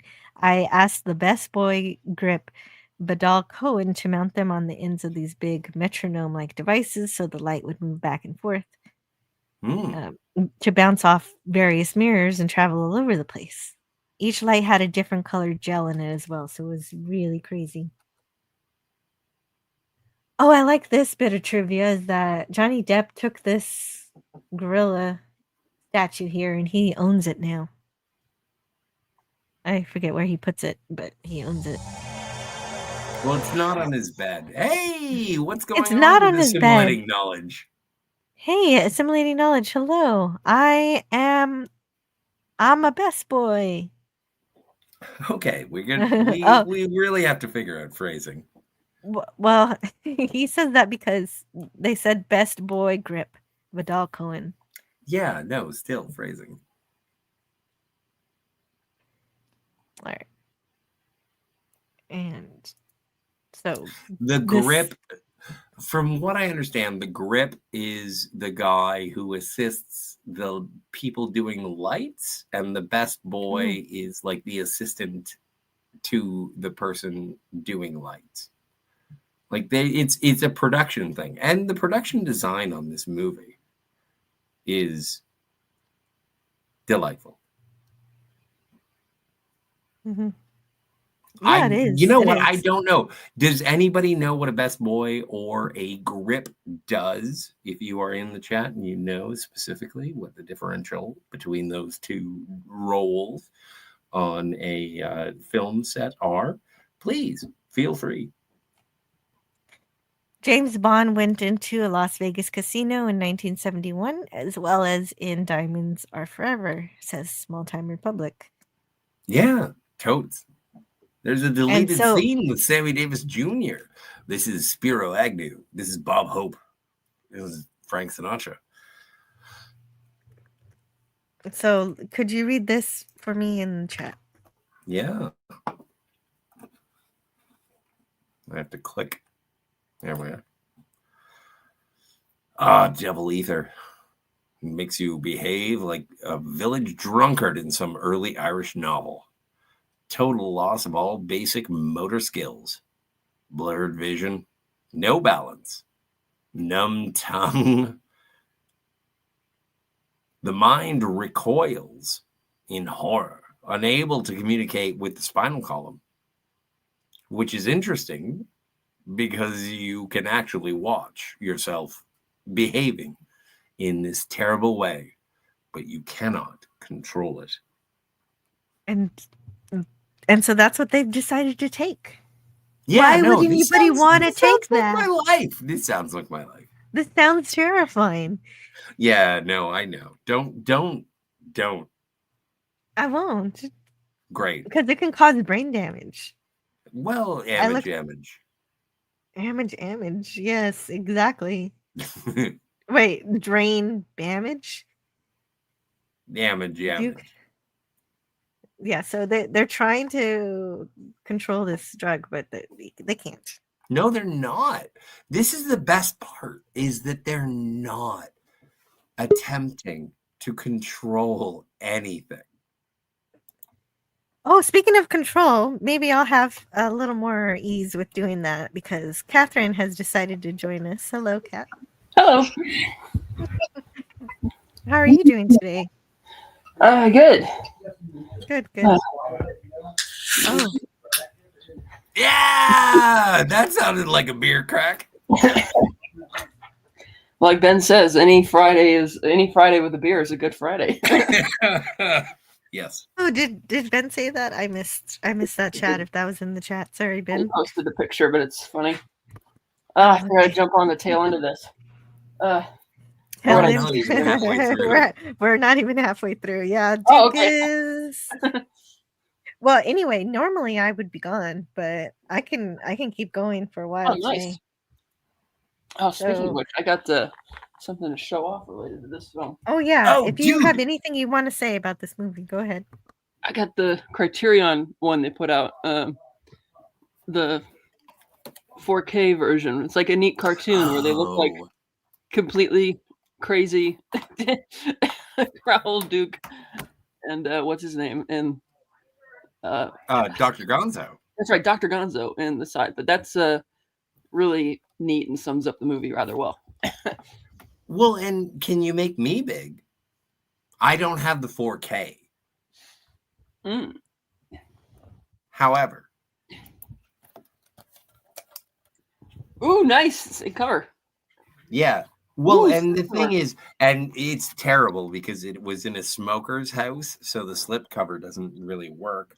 But yeah, and hang on.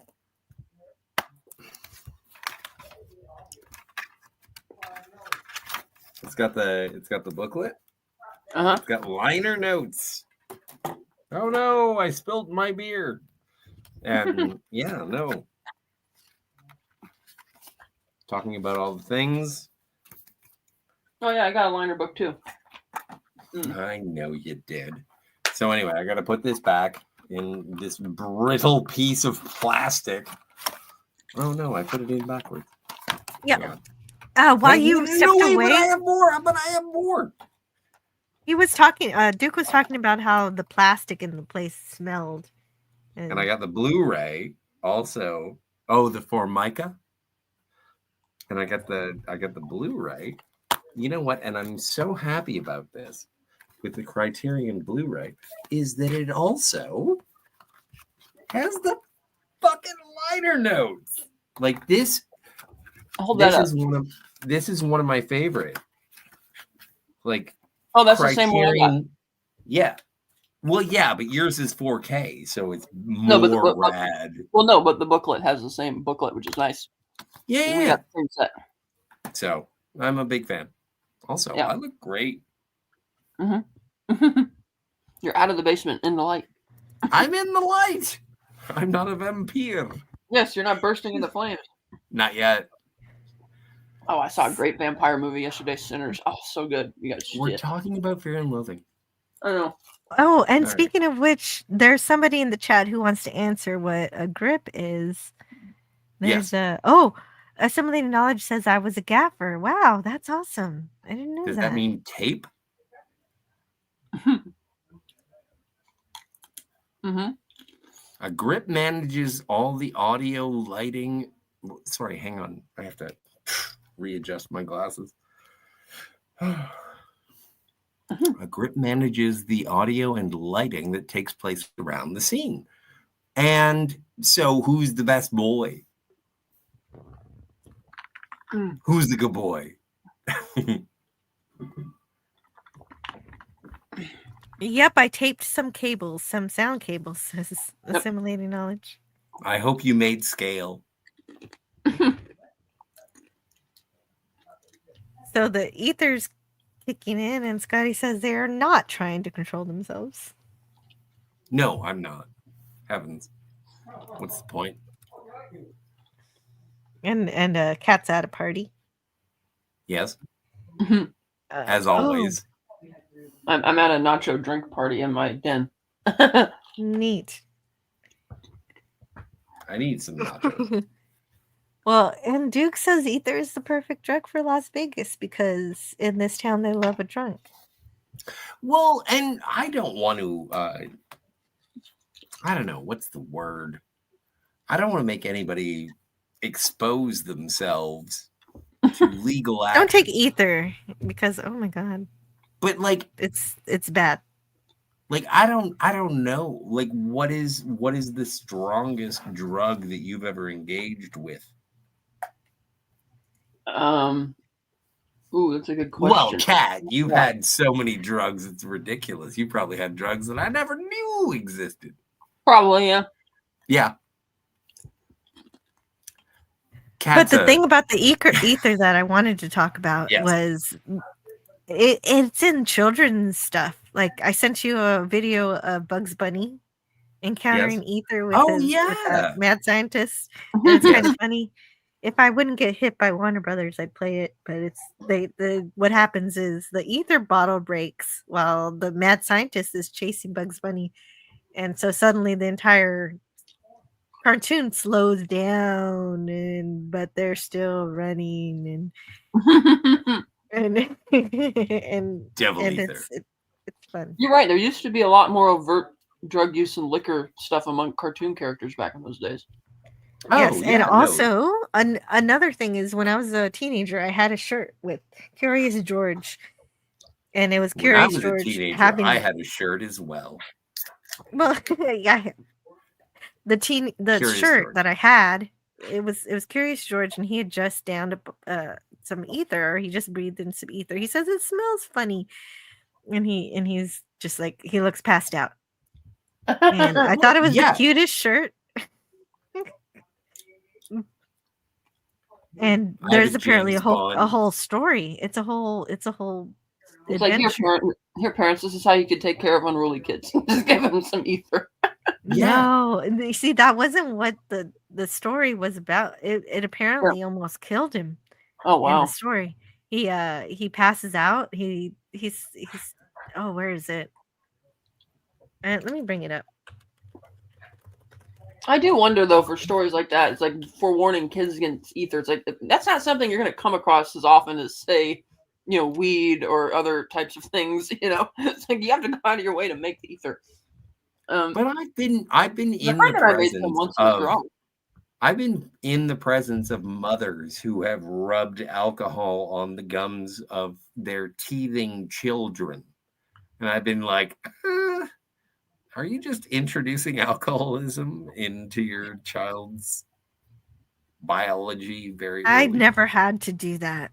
That was something that I knew people did, but I didn't Yeah. want to do it.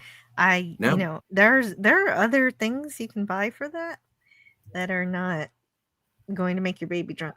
Okay, that last panel, I just read through the whole thing. It does make it look like he's dead.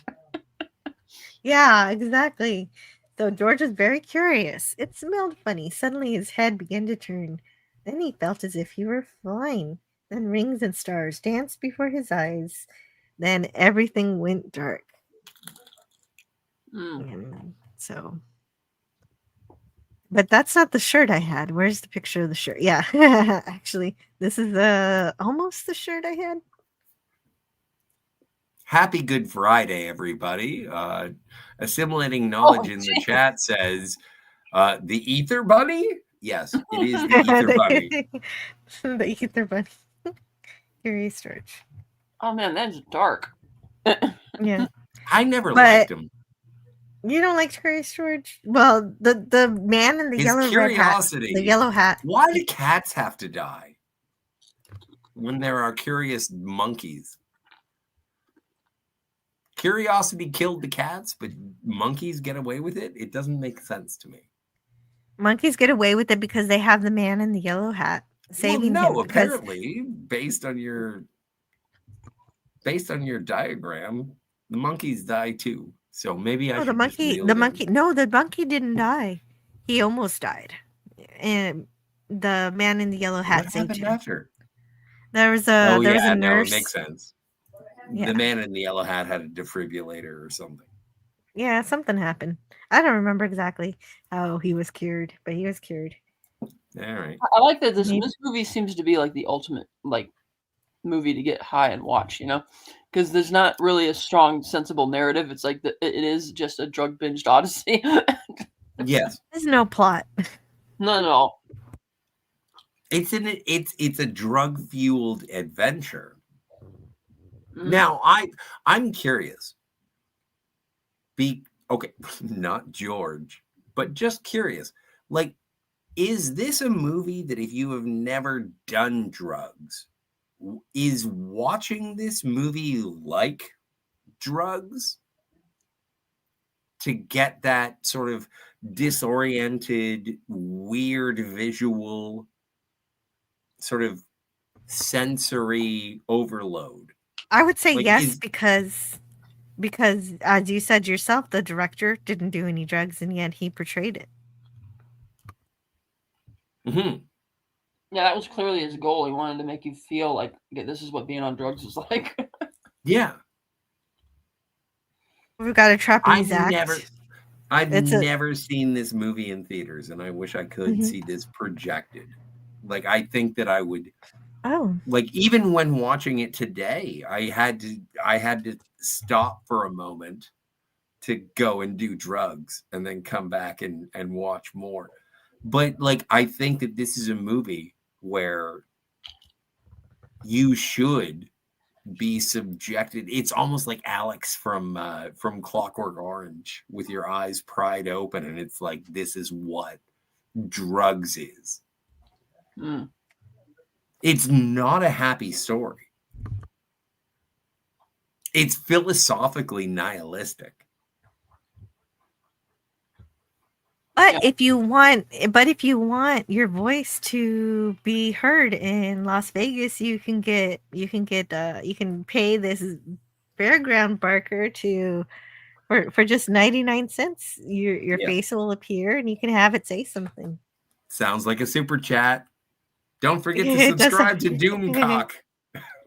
Oh, please do. Yeah. Oh, Friday Night Frolics tonight. That's tonight. There's a party every Friday down in the center of the earth, and he is generous enough to broadcast it to the world. And yeah, it does sound like a super chat. Right on.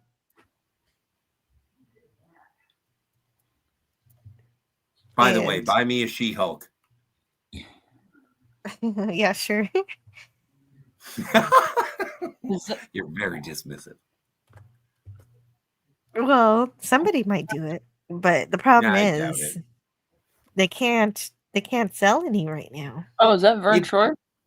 Yes, this is his first appearance in film. Yeah, Vern Troyer plays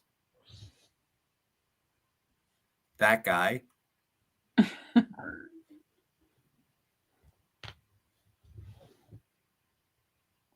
Yeah. And it's one of the most... I like how he just slips into somebody's coat. Like, well, I do as well, but like also, okay. So at the beginning of the movie, Duke throws the change at the dwarf. And then when we see Vern Troyer, he bumps into Vern Troyer, and Vern is carrying like stacks of cash. And he looks and says, excuse me? And then he walks away. And as you mentioned, Jill, he is enveloped by the cape of a lady. And it's the fever dream and the ridiculousness of the drug-addled mind. It's amazing just to see it. It's almost like a horror movie, but the whimsy of the story. Hang on a second. I got a vacuum going. I got to go and kick the shit out of a Roomba. I'll be back. Actually, I don't hear the vacuum. Like I can hear the nacho party, but I couldn't hear. I can't hear your vacuum. You can't hear the Roomba? No.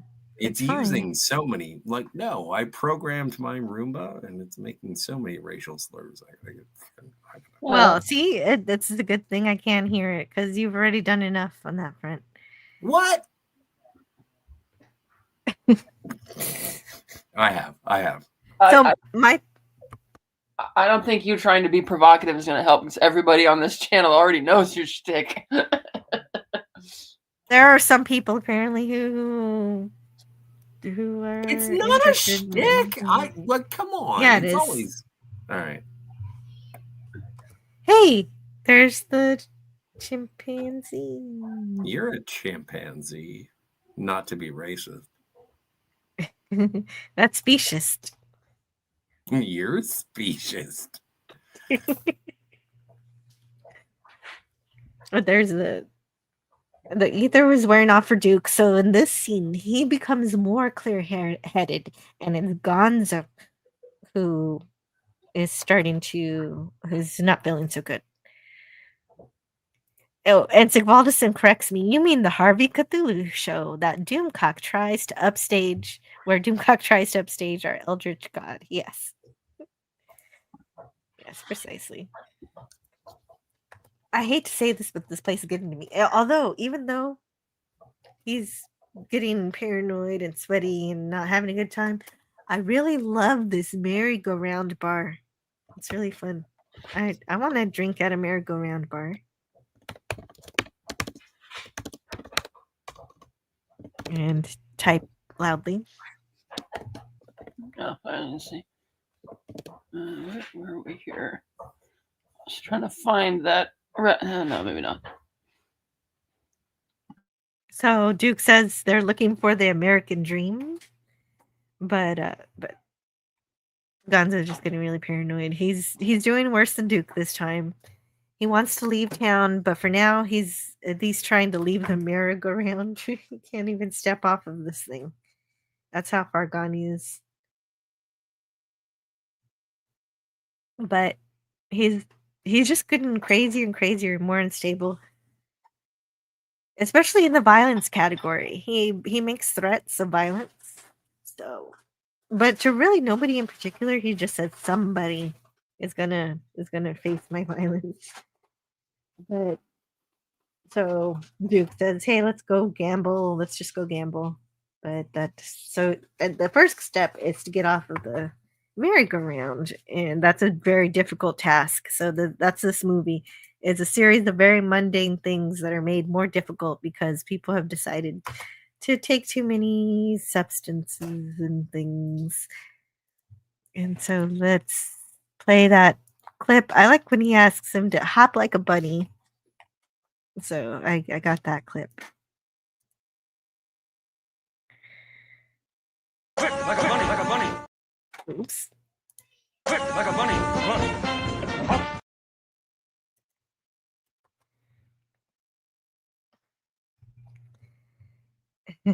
And so I forgot to ask. Cigarette or joint? Cigarette. Yeah. No, we'll do. Yeah, sure. Okay.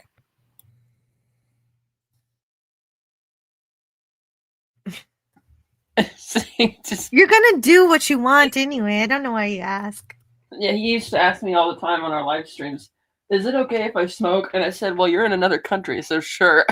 It's like we're not in the same room. Yeah, his smoking isn't gonna bother me. Cause yeah, I won't have to breathe it in. I'm not gonna get secondhand smoke from your through the internet.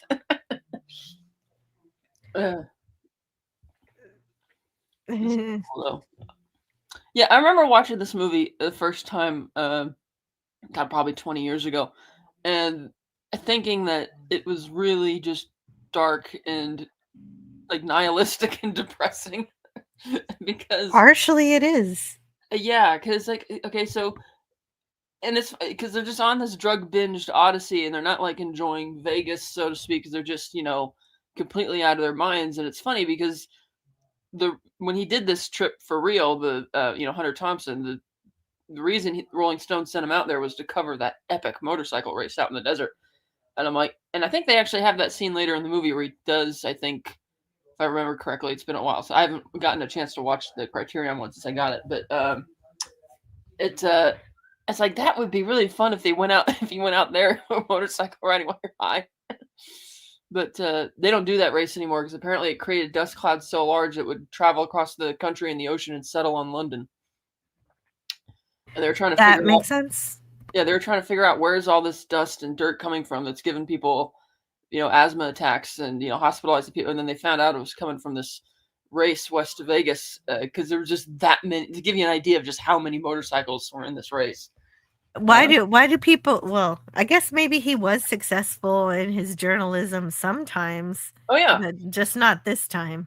Yeah, not this time because he just. It's like I would love an assignment like that to cover an event like that, but this. Yeah, it would seem. It seems pretty cool. Whereas this hallway, this picture you got up, just looks so like you're going down a hallway to hell or something with the red and the lights even look kind of ominous. Well, and I don't show it off much, but this entire stream is red. Hold on, where is it? How do I do this? I can't. There's a button where I can show Being able to put the people our pictures on top. Yeah, I can, but that's not what I'm trying to do. There. Oh, there. Wow. That's the very last frame of the movie. It has like a frog man next to stick man. Yes. I want to know the history behind this drawing. I didn't have time to look it up. Yeah, that's oh god, yeah, that is nuts. I like also that nobody really knows what happened to the real Dr. Gonzo. He just like disappeared. Yeah, he disappeared in 1974. Yeah, and went down to Mexico or something, didn't come back. Wow. I would like to think that nothing bad happened. Maybe he just found a nice little cantina to go and get drunk and high on and have a great time. Yeah, he just wanted to get away, and he got away forever, and he lived it and had fun. Yeah. Like the movie itself says. Yes. The movie says. Too weird to live, and too rare to die.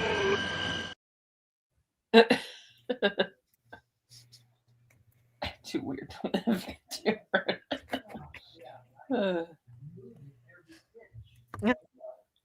I love that contradiction. It's great. They make it back to the room, and there's we discover that Gonzo has a big honking knife, and he's still not in a very good state of mind. And apparently he got it so that he could cut up the limes, even though there are no limes. Mm-hmm. Then he's talking about this girl that he met, and I guess he's in love or in lust. I don't know what's happening. That's right, because he has the weirdo relationship thing or fling with the girl. That's like, ugh. There is, well, it's not even a real relationship. She's Right. just being a journalist. She's just asking him questions. She's trying to get a story, and he thinks that means that she loves him. Yeah. She's doing her job. Oh, jeez. And so what happens is she asks if Gonzo is a writer, and so he plays into it to impress her. And Duke backs him up with some fake details. But when another photographer calls him out on it, Gonzo gets defensive, violently defensive. Yeah, that's somebody you wouldn't want to be around while they're tripping. No. Well, at least you want to get them. You just want to take that knife away. Oh yeah. I mean, he has more than one knife. He's got that switchblade, and then he has a big hunting knife. Oh, the other photographer is Cameron Diaz. You know. and as he's wielding this knife at this poor person, we've got a couple who want to board the elevator, and then they see this, and then they're like, "Nah, never mind. We'll get the next one." They're like, "Yep, nope." But why does he do that? Why does he threaten these men? It's just, just. I don't. Well, because again, when you're high like that, you're just nothing's really. You're not thinking clearly. But also, I think there's a idiotic like male thing going on here too. Like just kind of. Yeah. Because he's being aggressive towards the competition that stands in the way of his one true love or something. I'm trying to understand that part. That's the part that confuses me. Because I don't know. Squid may get out tonight, given I haven't got a new reactor built yet. Oh no. Oh no. Oh, so when you blew that up, I did like that animation. That was some good animation on the nuclear reactors falling down. Good work there, Tony. I mean, good demolition. I don't know why you destroyed it, though.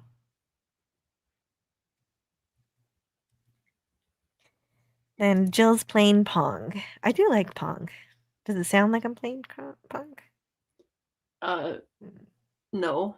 No, I didn't think so. Okay.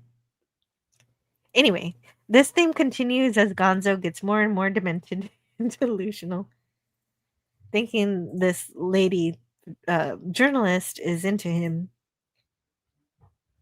And when Duke isn't similarly brutish in his language towards Lizardo, Gonzo turns on Duke, it seems a bit. Like he's scaring even Duke. Is like, okay, maybe I'll just back away from you for a little while. Yeah.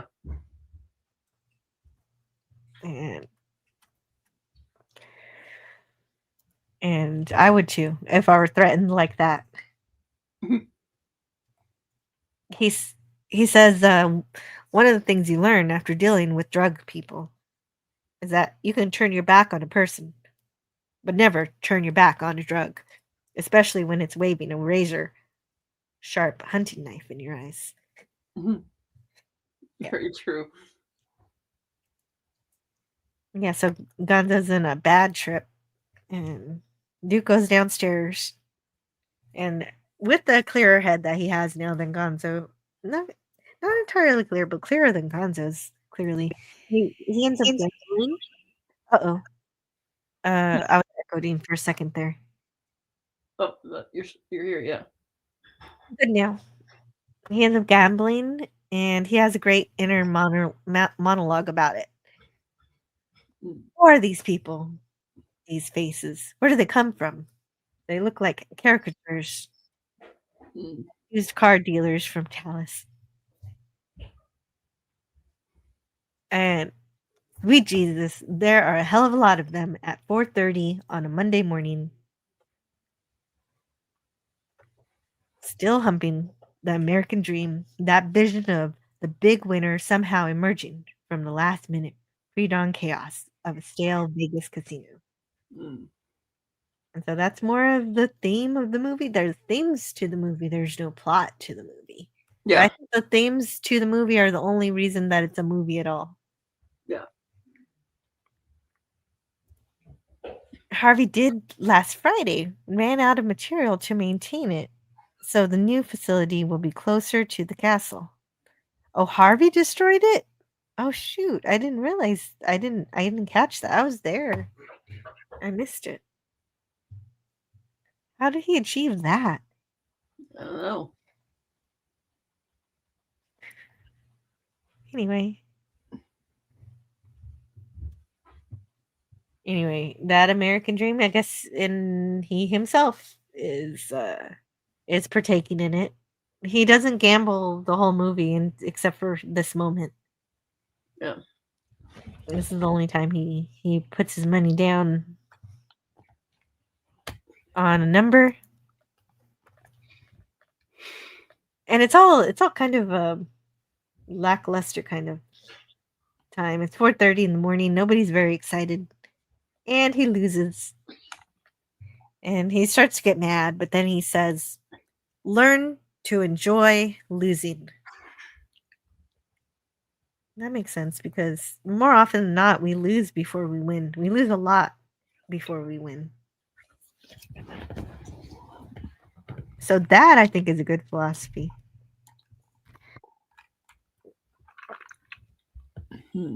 Yeah. And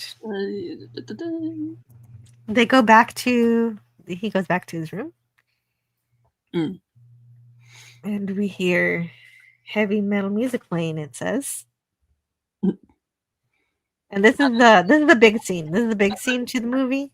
It does just seem like a random assortment of weird, random, crazy, drug trippy stuff happening. It just look at this room and all the crap and the room search shit they've accumulated, all the smoke, and it's just oh gosh. I mean, if they're hotel staff, it's like if I was hotel staff here, I'd be like telling the manager and be like, unless these guys are like high rollers or something, I wouldn't trust them not to burn down the hotel.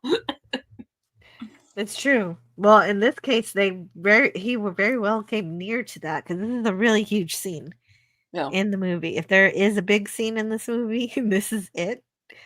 This is Gonzo coming to the brink of chaos here. He's in the bathtub. The bathtub's almost to overflowing. He's trying to read something. I don't know what he's reading here. What is this book? Ooh, I don't remember. I can't tell what book that is myself. His hairdo is just so crazy in this movie. But also, why is the water green? Yeah, it almost looks. A part of that might be the light, because whatever filter, because it looks kind of like brown, dirty dishwater. Like when I worked at a restaurant, we would hand wash them before putting them in the dishwasher, and it's like, God, the water was so grimy. I'd always try and get permission to drain it because they're like, no, don't drain it. We got to save our water. But it was so, God. Ew. Oh no. But once you take it out of that, you then put it in the empty rinse bin where you rinse everything off with clean water, and then you put it in the dishwasher on top of that. So okay, that's not so bad, I guess. Yeah, but just having because they want you to get all the chunks of food stuff off the tray, and they obviously you can't have you draining it every few seconds. But it was just so God. Fair enough. Well, I guess he was washing dishes. I don't know what's going on in this bathtub. Well, there's something else floating in the bathtub, or is that his feet? I can't tell. In the bottom, near the bottom left. I don't know what this is. I don't know. I have no idea what's happening.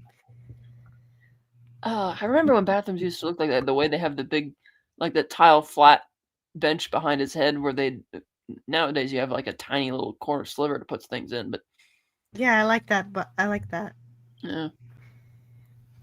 So Miss Sparkles is here as a, and not just that, Miss Sparkles has made such an amazing decision.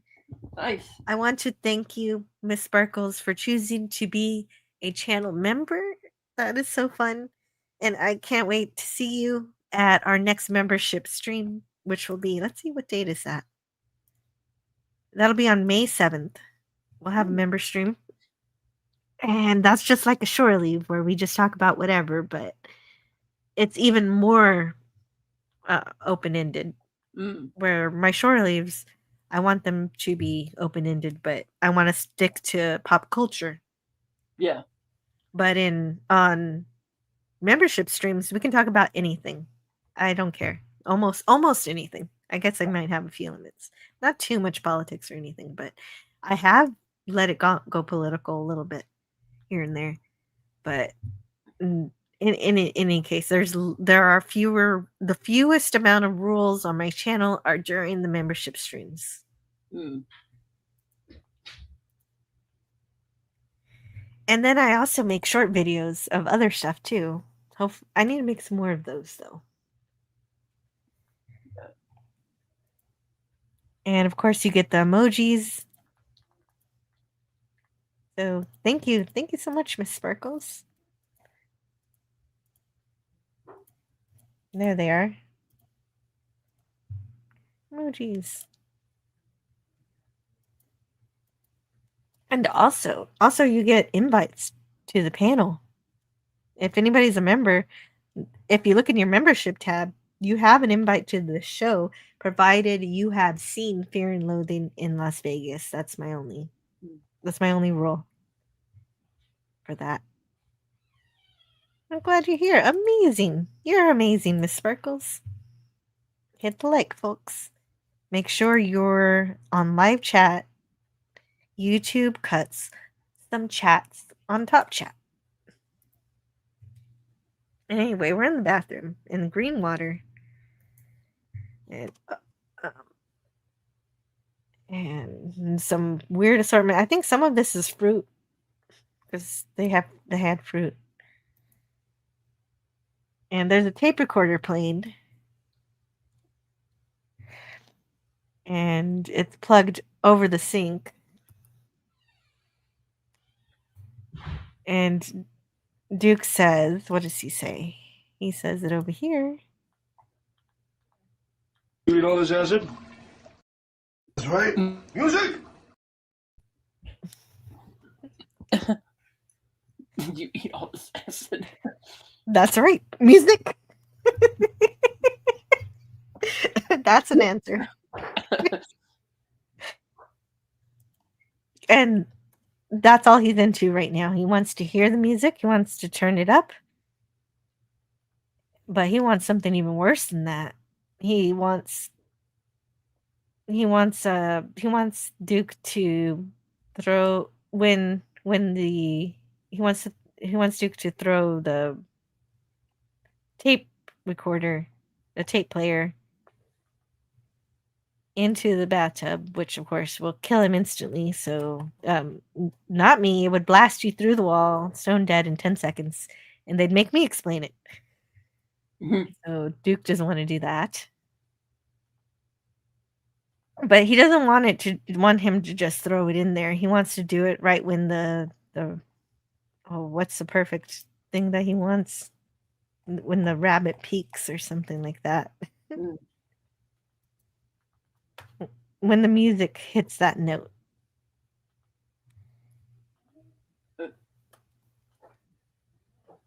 But of course, Duke doesn't do that. That would be insane.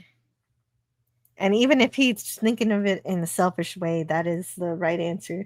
People are going to ask questions. But also, I would like to think some part of him is a good friend too, and he doesn't want to kill his friend. So that's also a thing.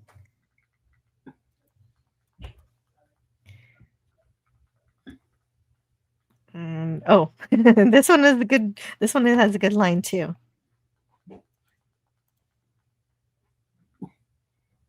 He's just.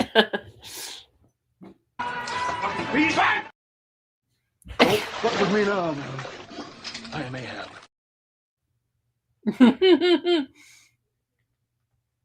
That's great.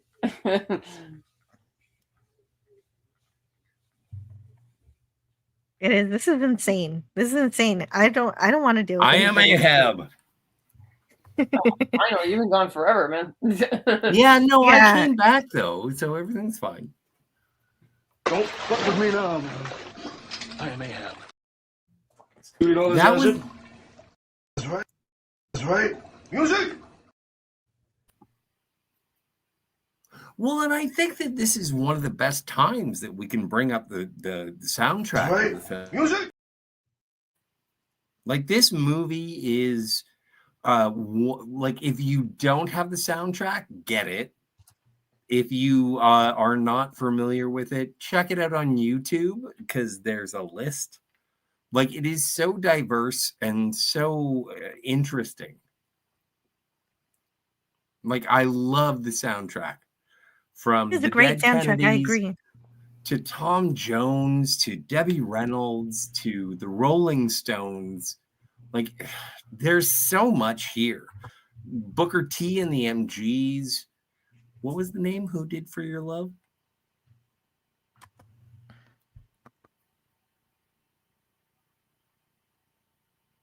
The Bog Dwellers? No, that's just the British.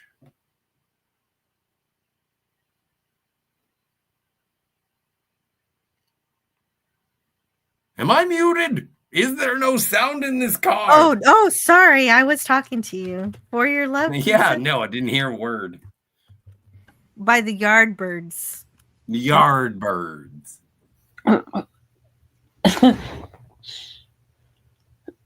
Oh, jeez, that.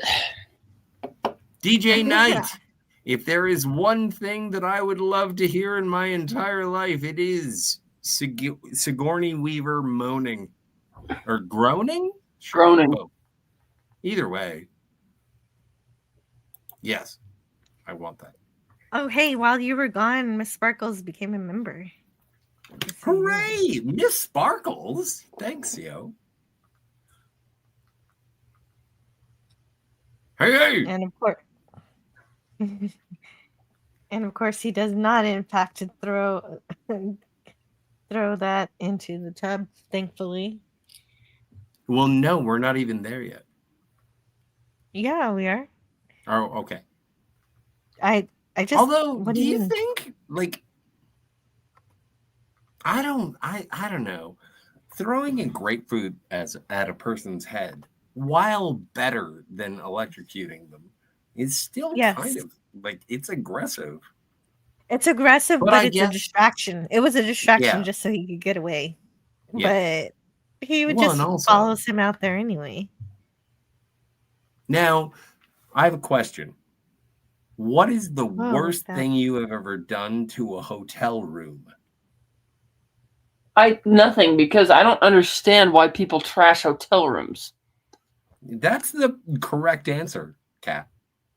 That Yeah, is the correct answer. I was trying to think about what's the worst thing I've done to a hotel room, and I can't think of anything that I've done. No, I don't think I've ever that done anything constitutes really the all that worst bad.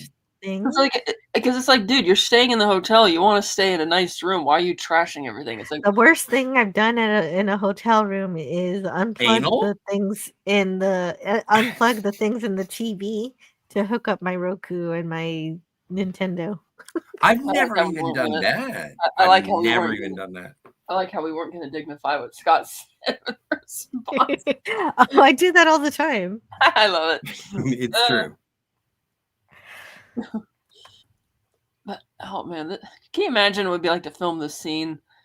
This tight, because I'm not sure if they went into an actual hotel room or if they just built a set. I mean, I Yeah, think it they must just be a built- set. Yeah, it's got to be to get all the cameras and stuff in there. They must be using, turning the cameras around to avoid seeing the fourth wall. But it is nuts, and Yeah, it's kind of a horror movie. it is. It's like we've gotten into one of the circles of hell. But that's Yeah, and this is the part where it gets worse and worse and worse the more you go along.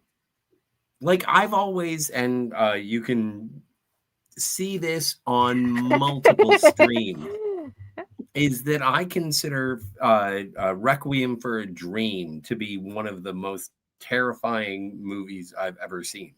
Is just to see how deep addiction can take you.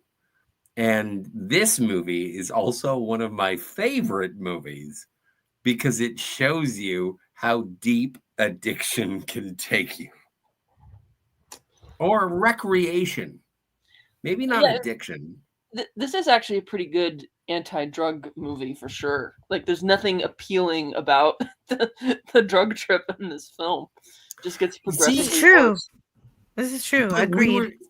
we were talking about this earlier, and the first half, I guess, of the movie is something to like, it's a roller coaster. It's being pulled up the mountain before the big drop. Yeah. And the second half of the movie is the big drop. I noticed when you step away, Scotty, and take away your element, I sound kind of angry at these people. Like I kind of am upset Oh, about they them doing these suck. things. They're I'm selfish. not happy.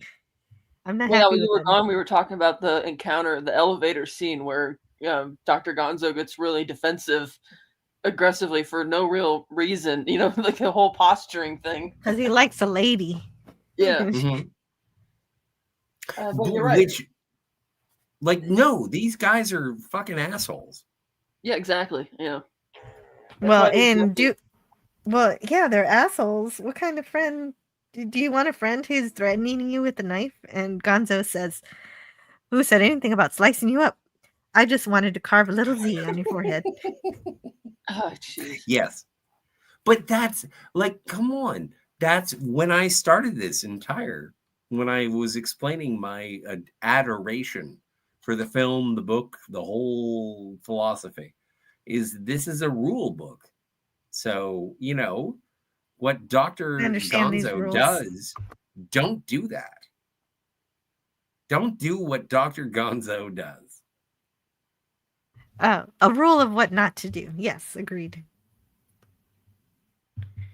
And so he has also, if you're in the presence of someone who is wielding a knife against people, don't just stand there with your typewriter. Beat the person with your typewriter. That's true. He does have a giant typewriter. It's true. He could defend himself like a shield. So when we're Captain back in America time. wields his mighty shield. Oh, this is such a great scene when he's in the Matrix. The bar Yes, he's is in the named Matrix. the Matrix. And there's the real Hunter S. Thompson. That is. They did many takes. Why did he need lots of takes? Take a wild guess. Really? He's just sitting there. He didn't have to do anything. When people talk about the nature of Hunter S. Thompson's habits, they are not exaggerating. All right, fair enough. Although the producer of the movie, Layla Nabulsi, I think that's her name, she plays Grace Slick in Somebody to Love. Oh. Don't you want never seen somebody? What? What? You know the movie or the song? No, I've never seen. Yeah, I know the song. Yeah, that's all I'm talking about. But the lady that's her? who is playing Grace Slick from right here. Yeah. Okay. Cool. That's great. She did a good job, I guess. She did exactly. Having I don't know. never I don't seen have her. You agree? Having So if having you read any story, the movie got made. It did get made. So anyway, this whole scene is just about Duke having some acid. So I'm Well, not sure why this movie, the scene so is just in the movie there's to show us Lyle the real Hunter Lovett. S. Thompson. You wanted, and you know what? I'm sorry for staying away for some of the cameos, but Lyle Lovett is here for some reason. And then Flea from the Red Hot Chili Peppers. Oh wait, shows up. which ones did you miss? I don't know. Were there other cameos that you missed? I don't know. I wasn't Well, here. like Kat said, it was the elevator scene. Was there Well, anything? Craig Anybody there? Bierko and Cameron Diaz. Like, I'm sure Kat caught both of those. We didn't talk about it. Well, they were in the movie. Cameron Diaz is in Fear and Loathing in Las Vegas. If you are a Cameron Diaz completionist, please don't that's what forget you're to here watch. for. Yeah. So Yeah. Is that it? All right. Yeah. Well, part of it. Here. I love hearing you tap your keyboard. Well, there you go. There she is. Miss America. No, forward. There's a close-up right here. There. Isn't she lovely? Yeah, and so that's why Gonzo goes crazy. Well, part of it. To be fair, I've done that myself. Really? Oh yeah, no, I've fallen in love in a moment. I never wielded a knife. Oh, good. Yeah, good to hear. You don't threaten the competition. I'm crazy, but I'm not batshit crazy. Right. I don't even know where to get a knife. So anyway, we're not allowed sharp edges in Canada. I can't figure out why this scene is even in this movie. It makes no sense. It's just, hey, let's go back to the 60s. That's all it is. Yeah, that's what it is. I think it's important. I think it's an important part. First things first. I was in a club called the Matrix, and Grace Slick was there, and we were living free. Don't you want somebody to love? And then I was asking for weed, or I was asking for LSD, and someone said, sure. I was only going to have half of it, but then the other half, it fell on my sleeve. And so Flea from the Red Hot Chili Peppers walks in, and I'm like, you can take it off my sleeve. You can do whatever you want. And so Flea starts lip my stockings, lipping Johnny Depp's red woolen shirt. Did you seriously forget the word lick? No, I was making what's the name of the movie? I was making a Bill Murray joke. Lost in translation. Explain it. No, it's not funny if you have to explain the joke, but the people who got the joke got the joke. Yeah, okay. But it is my show, so I do want to know. Oh, I can. Yeah, no. Have you ever seen Lost in Translation? I haven't. No. It's a good movie. I like it. You're in for a treat.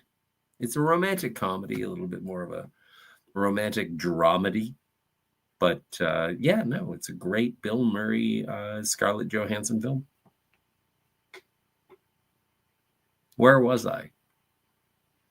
Just kind of funny. He's just some guy licking your sleeve because you don't want to waste the drugs, and hopefully, with a bit of luck, that man's life will be destroyed, because behind every men's room door, he'll be wondering, is there a man in a red woolen shirt enjoying things that I couldn't possibly imagine? Yeah. Why does he revel? Why does he revel in the idea that he might have ruined this man's life in this way? Because that's the power that people have. It big or small. Yeah, I guess we'll be thinking about it. Strange. Oh, this is the part I like. Strange memories on this nervous night. Well, see, because I was watching this movie and I was thinking, this is just a whole series of things that aren't happening. When is something going to happen? And this is the part of the movie where I decided I like the movie. Well, do you want to read it? Yes.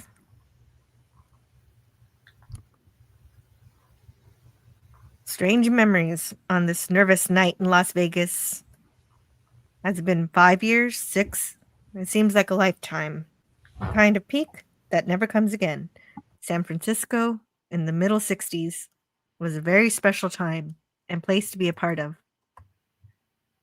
But no explanation, no mix of words or music or memories can touch that sense of knowing that you were there and alive in that corner of time in the world, whatever it meant. And so this is where I truly understand the nostalgia that he seems to be having for the 60s, the lament of its in having ended so recently. And he continues, there was madness in any direction, at any hour. You could strike sparks anywhere. There was a fantastic universal sense that whatever we were doing was right, that we were winning, and that, I think, was the handle. That sense of inevitable victory over the forces of old and evil. Not in any mean or military sense. We didn't need that. Our energy would simply prevail. We had all the momentum. We were riding the crest of a high and beautiful wave. We were riding the crest of a high and beautiful wave. That place where the wave finally broke and rolled back. Oh. Okay. Oh wait, that's not the end. Can you read the end? Here, I'm gonna give you the last part. There it is.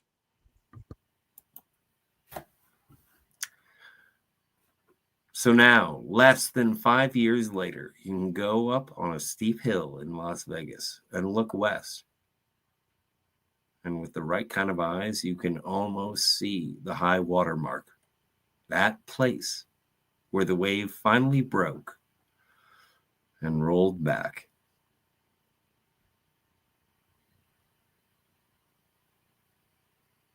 Thank you. That was, yeah. Yeah, that's basically. I can't believe that this is the moment where you collected the philosophy of the book, because I think that is exactly it. It is a situation of hope rolling away. Yeah, and that helped immensely too, to have that dialogue without the quotes from the book. I would not have liked this movie. It saves it immensely, and it gives you an understanding of why he's doing these crazy things. Not that I would do them myself, but I can see what's happening. It's part of something that I'm not a part of, and I'm just an outsider trying to understand, trying to look in and see. I forget the name of the band, but there's a song called "Your Ex Lover Is Dead," and the first lyrics, if you want to call them that, says, "When there's nothing left to burn, you have to set yourself on fire." And I would just buy more candles. If there's nothing left to burn, you have to light It's not my yourself birthday. on fire. Oh, well, it's somebody's birthday somewhere. If anybody is watching this live stream, Not Hunter S. Thompson's, I'll tell you that much. Well, if anybody is watching this live stream and it happens to be your birthday, happy birthday. Happy birthday to you. Happy birthday to you. Happy birthday. Or just remember to rewatch this live stream on your birthday and Scotty will sing you happy birthday. We can clip it. File 13 says great movie. Hey, File 13. Hey, File. Or Mr. And 13. Or Mrs. I don't know. Canadian Spider-Man is here. Set myself on Spidey! fire a couple of decades ago. Of course. Oh my God, Canadian No, I remember Spider-Man. that. I was there. Ish. No, he says a couple. No, I'm not. He's not talking about the time that he almost blew up his computer with a firework. No, but I saw him fall onto a fire pit. Really? Yeah. I missed that. No, I was there. Well, I was there when he set his pop filter Ish. on fire. No, I said He said there was a fire pit and he fell into it. And everybody was like, what? And then he went into his house afterwards. And then he used a chainsaw. And we were like, please, sir, stop. Well, It was didn't he do great. something It to a was one of pumpkin the one best times time? I've ever had on the internet. So he set himself. Okay, let me try again without laughing. Canadian Spider-Man says, "Set myself on fire a couple of decades ago, with sparks from a grinder hitting on my sweater." Wow. No, I saw him fall onto a fire pit. Yeah, And well, then he it could have used happened more than once. And then he used a chainsaw. It was amazing. It I was one of the heard best that circus story. shows I've ever seen. Well, which live stream was that? I don't know. I think it's an OnlyFans. Oh, damn it. I gotta pay. I know. You got to pay. Hell and hello to you, assimilating knowledge. Yeah. Great to see you, Spidey. It is. It is always. Wait, so we made it back in halfway the through. hotel room. We made it halfway through. So after the halfway point, I get through the movie a lot faster. So this is because Now it's there just are guns. more series of crazy things. Just why do you got to We're threaten? not even at the second hotel room. Why do you even have to threaten the bellboy or whoever he is? Well, cool. no, But the decision to flee came suddenly, or maybe not. No, And, can I read this? oh, sure. I can. Oh, wait, shoot. Can Kat read this? Sure, anybody can read it. Kat, do you want to do a line reading? I'm going to take that as a no. Somebody's got to read it. We'll give her another line later. No, okay, yeah, totes. The decision to flee came suddenly. Or maybe not. Our room service tabs have been running at somewhere between $29 to $36 per hour for 48 hours. Consecutive hours. Incredible. How could it happen? But by the time I had asked this question, there was no one around to answer. My attorney was gone. He must have sensed trouble. Sorry,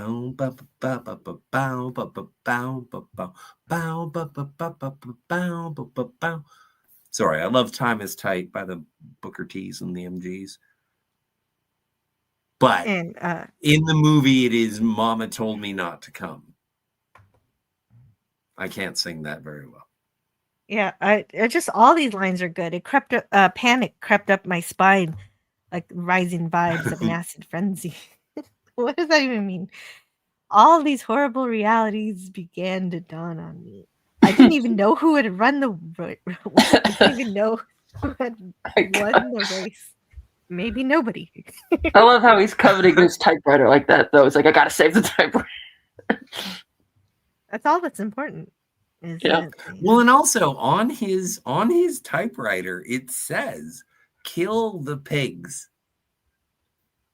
Well, I like bacon. I know what it means. I don't want to.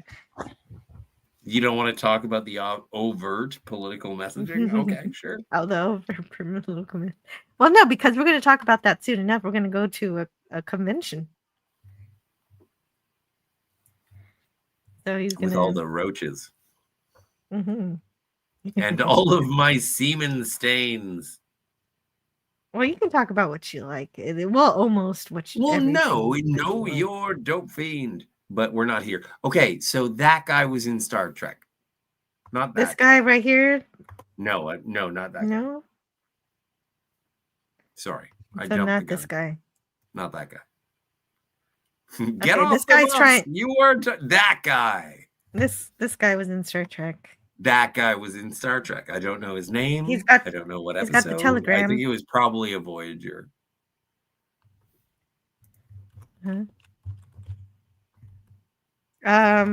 Let's see. His name is Gregory Itzin. Why are you? It sounds like you're guessing, but you looked it up. Yes. So what is it? It's Gregory Ibsen. Yeah. Okay. And so you what say he was on episode? Star Trek. I think so. So I have to find it. At least Voyager. He's been in a lot of things.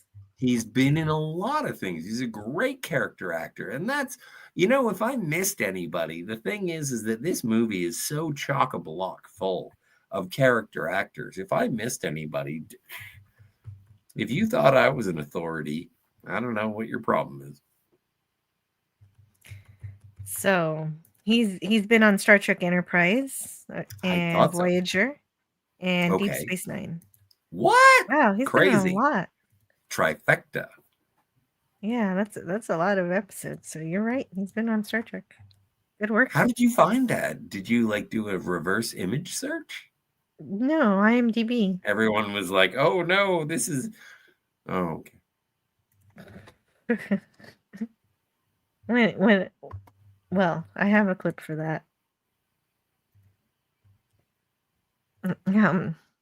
Where is it?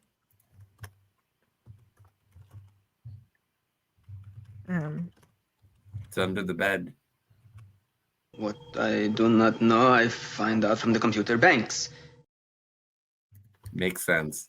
Prosthetic memory, my friend. Yes. Then there's a telegram or somebody named Thompson, but it says care of Raoul Duke. Does that make any sense? Yes. And what's the deal? Makes perfect sense. Yeah. So the telegram is really a message from. We later find out it's really a message from Gonzo. Yes. But Duke says you did the right thing. Never try to understand a press message. He says they use codes. So he leaves. He's afraid. He's scared and he wants to flee. So he does. This is where he says the name of the movie. Bad Ways of Paranoia, Madness, Fear and Loathing. And there he goes. Until you can run, but you can't hide. But you cannot hide. Love it. Yes. And speaking of which, there is a police officer who's pulling him over. And there's that quote that you were saying earlier. But I guess I gotta. Yeah, you gotta. Yeah, you gotta. Okay. Okay. Oh, what? I know it was wrong. I did it anyway. I'm a criminal. That is my favorite quote. Well, that's not the. Well, some of that is lyrics too. Let me do it again without the lyrics. Okay, whatevs. Oh, That's wait, confusing. where are we starting? 444. All right. Oh, you evil bastard. This is your work. You better take care of me, Lord. If you don't, you're going to have me on your hands. Yeah, and this is a crazy philosophy too. If cop pulls me over, I pull over. But apparently that's a wrong thing to do according to You shouldn't do that. You shouldn't do that. Don't forget the cops are people. Hey, I haven't forgotten that. And so then you're supposed to and then you're supposed to trick him with your indicator light. I think that there is a certain level of play as long as you're non-violent, and especially in 1971. And let's be fair, Raoul Duke is Caucasian.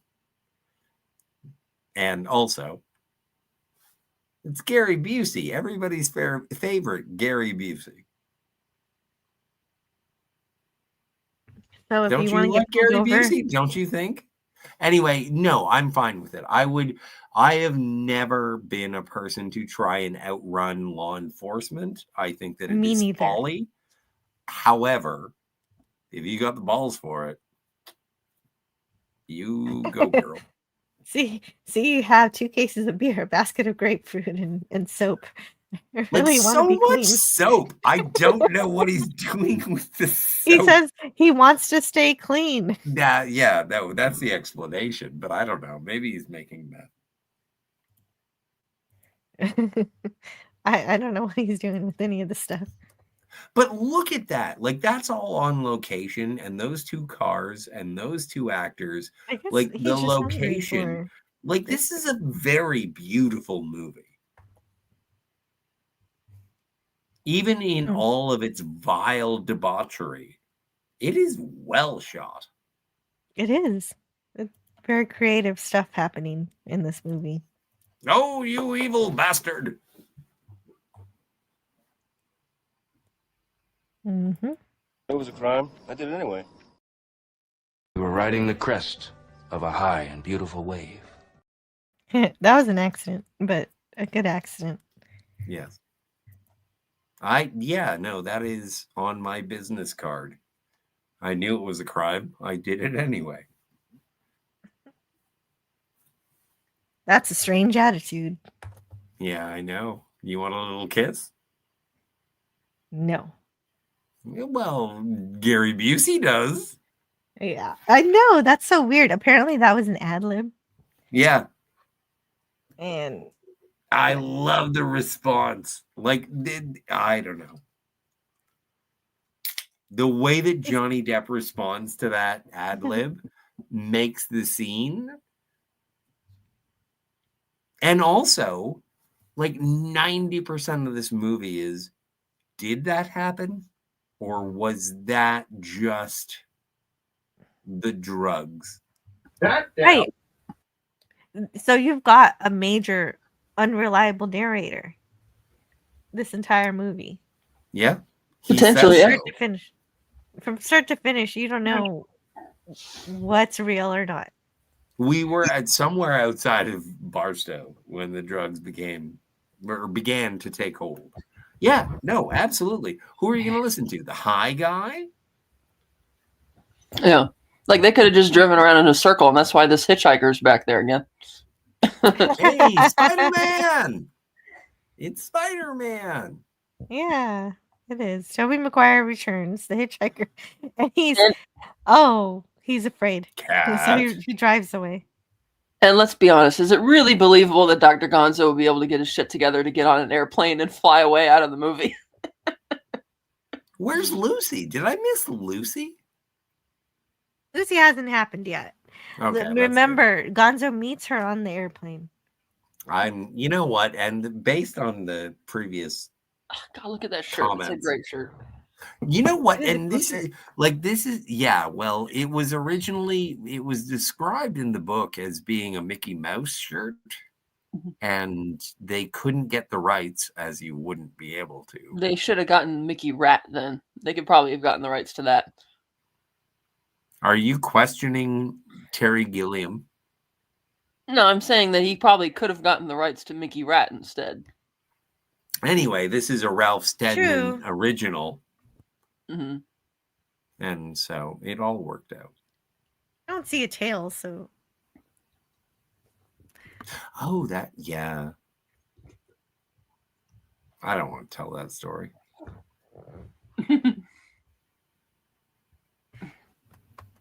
Gary Busey isn't the only person that laughs. I disagree. DJ Knight. Gary Busey is the king of laughter. This is an interesting shot this scene is because it was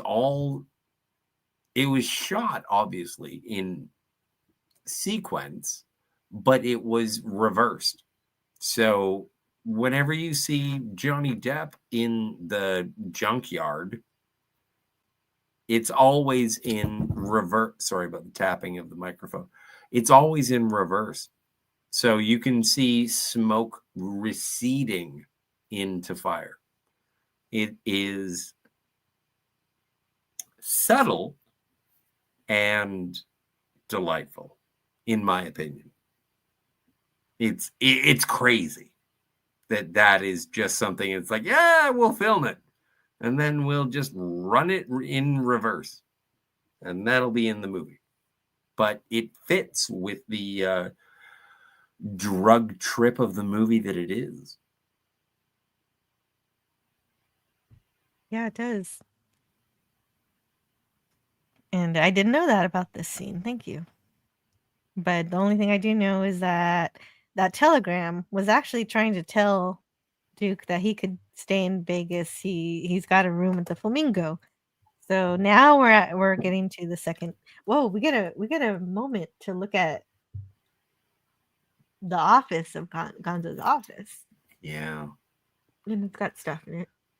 Nixon with a Hitler mustache. I don't know what the eagle thing is, like the 8-bit eagle on the left-hand side, but there is, I think, the Hunter S. Thompson for sheriff of Woody Creek, Colorado, is the sheriff with the double-thumbed fist that has the peyote button in the middle. I think that's over his right shoulder. The eagle flag, I was curious about that too, so I looked it up. It's the Union of Farm Workers flag.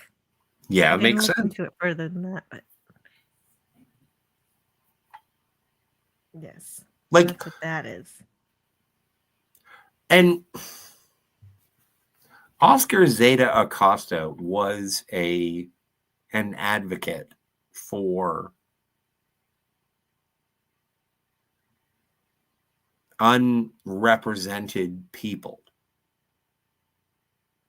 Was he a degenerate? Maybe. Hunter S. Thompson was a voice of a generation saying you can say fuck you to the powers that be. Was he a degenerate? Maybe. Yeah, he's just shooting a gun in the desert just for fun. I would. Also, don't gamble with marijuana. That reminds me. I'll be back in a moment. All right, great. Because we got to drive back. We got a new car. They can't drive around in the red shark anymore. They've got to go back with their new convertible. It's a white whale. It's a new white convertible. And is this like when Gandalf becomes Gandalf the White? I don't know. No, probably not. But then I like the description of the card. This was a superior machine, 10 grands worth of gimmicks and high price special effects. The rear windows leapt up with a touch like frogs in a dynamited pond. The dashboard was full of esoteric lights and dials and meters that I would never understand. I think it's kind of funny. He can't understand dials. Whale. Hey, Not Brian's here. Hello, Not Brian. Good to see you. We're halfway through the movie. More than halfway through the movie. Hey, I'm making it. And so they're going to the police convention. They're so Duke has a new assignment to cover the police convention. And if the pigs were gathering in Vegas, I felt the drug culture should be represented as well. And so he's gonna do that, I suppose, somehow. And this place is full of cops. There's hundreds of them. And so they're here at the Flamingo. And of course, this is completely ironic.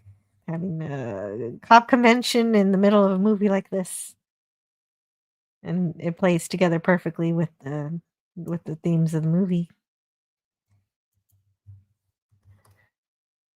And everybody's staring at him while he's at not just any cop convention, but a cop convention specifically tailored against the use of illicit substances and narcotics, while he's carrying around a briefcase full of it, just full of everything. And so there's a bit that the convention is already going on with some tables. And there's a clerk and a police chief who's really upset. He's not getting a room because he didn't set up his room. He was told he has a room, but you actually have to register. And so he waited to the last minute to register. And since he waited to the last minute to register, he was put on the late list. And so now he's got to go to he's set to go to another hotel. And Sven, as Scotty rightly names, is here to tell him that he's got to go. And he's being polite and everything, but Duke knows what Sven must be really thinking. And basically he must be really thinking, I've been fucked around in my time by a fairly good cross-section of mean-tempered, real crazy cops, and now it's my turn. F you, officer. I'm in charge here. And I'm telling you, we don't have a room for you. It would have been really interesting if he had said that, but he's actually really very polite because he has to be. And Duke takes this opportunity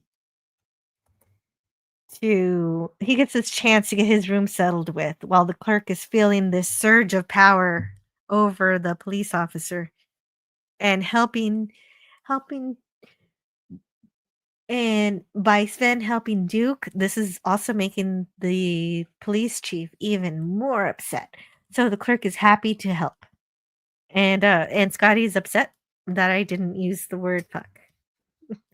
It's not natural to me. I'm trying to curse during this live stream, but it's hard because I don't want to all the time. Duke takes this chance and he does.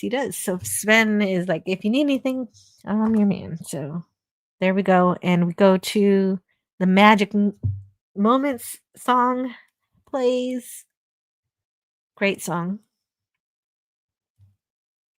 And the police, okay, in the slides, the police chief is still being a Karen.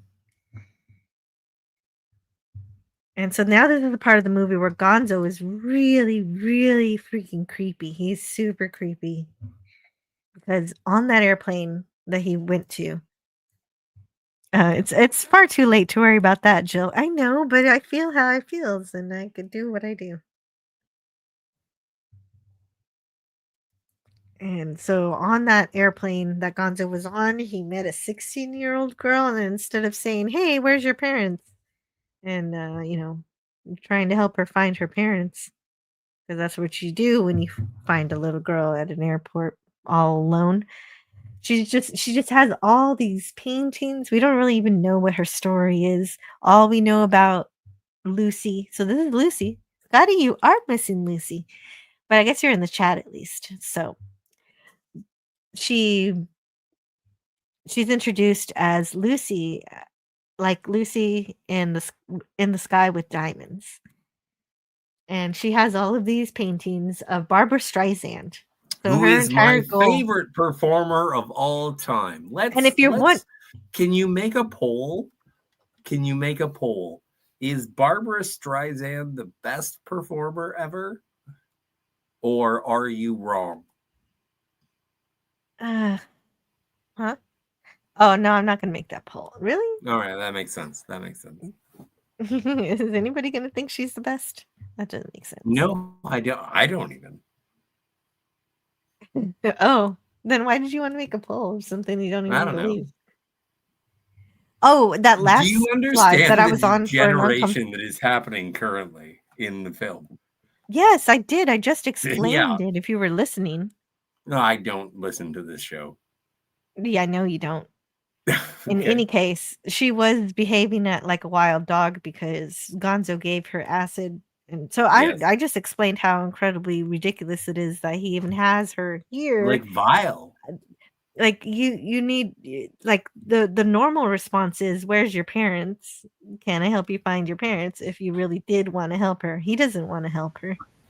No, he doesn't. Just says, No, it is predatory. It is awful. yes. This is what I was referring to earlier when we were talking about I was talking about this whole tryst that happens. Oh, okay. Yeah, it's really super creepy. Where's Chris Hansen? Yeah, exactly. Hiding in the back, maybe. Or The Dr. funny thing Gonzo is, on the head. this is the second time this week I've had to say that because somebody said a creepy thing in the Twilight Zone too. Did I? Was it me? No, it wasn't you. It was Peter, Thank the heavens. murderer, the killer. He had known this lady when she was 11, and he said that he had a crush on her. Oh, right. So, Yeah, no, he yeah, was it weird. was. And it that's was the thing. yeah, Also, but he dies, so it's okay. Yeah, that's the best part. But the thing is I do have to give big ups to Christina Ricci. A very young performance from Christina Ricci, and there is a moment when Dr. Gonzo is like, "Give me a kiss, just a little kiss." It occurs to me, kiss, I was and so then she uncomfortable. falls Stop away. it. It's she falls away, and she's like, "No, not with that mustache." It occurs to me, it's like, as the director Gilliam was like, how do you explain this scene to the kid? It's like, now we need you to. There are these two creepy perverts who are going to come here and start. It's like, Wait! Stop that, cat. Gonzo's the only pervert. Duke understands that this is not normal. He's not comfortable with it either, and he says he calls it a preternatural courtship. A preternatural courtship. A PDF file. Mm. No, but you're right. You're right. It must have been a difficult thing to explain to her. Yeah. No, but it's terrible, and that's the thing and this is again rule book for me, is that he's like, we have to out. You need a rule book for that. This is just like be a decent person. No. The rule book is that he takes him out into the hallway and says, "Do you have any idea what you've just done? Do you have any idea?" And he doesn't. He doesn't understand, and so he has to beat him over the head Dr. with it. Gonzo, like Benicio del Toro, yeah. Like, even when she is like, "Thank you for saving me," Duke is like, "Oh, fuck, I don't even want to be involved in any of this." And he goes out into the hallway and he says, "Do you have any idea what you've done? Like, this is kidnapping. This is like, what do you want from this?" And then he offers her up as a sex slave, because that's what Dr. Gonzo is looking for. Can't get it. Like, this is like, he doesn't really mean it, but he's trying. He doesn't really mean it, but he's trying to talk sense into Gonzo, saying this is what you're doing. This is how despicable you're being. The crazy things that you hear me say right now are what you are right now. Yes. And that does get through to him. And friendship. It's called friendship. It's the perfect blandship. I don't want to say all of the things that he says. You said it already, and I don't want to expand any further I was vague on the dialogue. I was vague Thank enough. you for being vague, because I didn't include it in the slide. Oh no! This is some of the worst. This is some of the worst dialogue. It's some of the worst. You can watch the dang movie yourself. No, I broke my beer. It's all in my lap. It looks like I peed myself. Oh but I my have to hold my God. I have to hold my legs together because I don't want to get the chair wet. Oh no! That's And interesting now my timing. headphones. Oh, your headphones too? Your headphones were in your lap? This is gonna take a minute. I'm sorry. Why? I don't know. Why were your headphones in Stop your lap? whistling like a weirdo and just clean it up. Jesus. You've never listened to the audio commentary of Fear and Loathing in Las Vegas from the Criterion Collection, my lovely. Franco's laughing at you. And not Brian. What? Yes. Oh, Scott's a weirdo. Thanks for joining. Reality. Not Brian says double castration. Yeah, that's from the fantasy trial that he thinks up later about Lucy. And yeah, he knows better. At least Duke knows better anyway. And Gonzo was horrified by having to face the reality of the things he's doing just through some very obscene things that Duke is saying that he doesn't really mean, but he's trying to get Gonzo to realize how ridiculous he's being. And it works. Yeah. I think that's the most important part. And so they get unfortunately they don't exactly do the right thing. Nobody wants to call her parents. Yeah. He's He's just really in this drug-induced haze about it, and conveniently there's nobody out in the hall, seeing these two weirdos. What's going on? Yeah, that is pretty convenient. Or they don't hear him from their rooms. I guess the walls aren't too thin at the Flamingo. Yeah. And so they get rid of her. They send her to another hotel. And that's it. There's no choice but to cut her adrift. And so they get her a cab to the hotel. And they're going to be late to the cop convention. They're going to the police convention now. And hopefully Scotty didn't ruin his headphones. I think that's the only thing I'm worried about. Well, he might not. I guess it doesn't sound like he was using them anyway if they were in his lap. He's certainly not here now. He's got a lot of cleaning up to do. He spilled a whole beer. That's major party foul. Yeah. So we've got Dr. Blumquist. He's supposed to be like an expert on drugs, but he's very much not. And he's not an expert because he shows off a roach, ostensibly to a marijuana cigarette, a joint. And he says it's because it resembles a cockroach. No, that's not why they call it a roach. but that's then he talks about there are 4 states of being in cannabis society: cool, groovy, hip, and square. And he goes through his explanations of that. It's all just ridiculous nonsense. And if you've seen Reefer Madness, that's also ridiculous nonsense. I've seen that. I've seen that film before. Somebody jumping out of a window. The PSA. The sinister menace of narcotics. Oh, but there's some extra narration that I don't know about that's not in the one I saw. It says, what is the dialogue? Let me grab the dialogue. No, you're dope fiend. Your life may depend on it.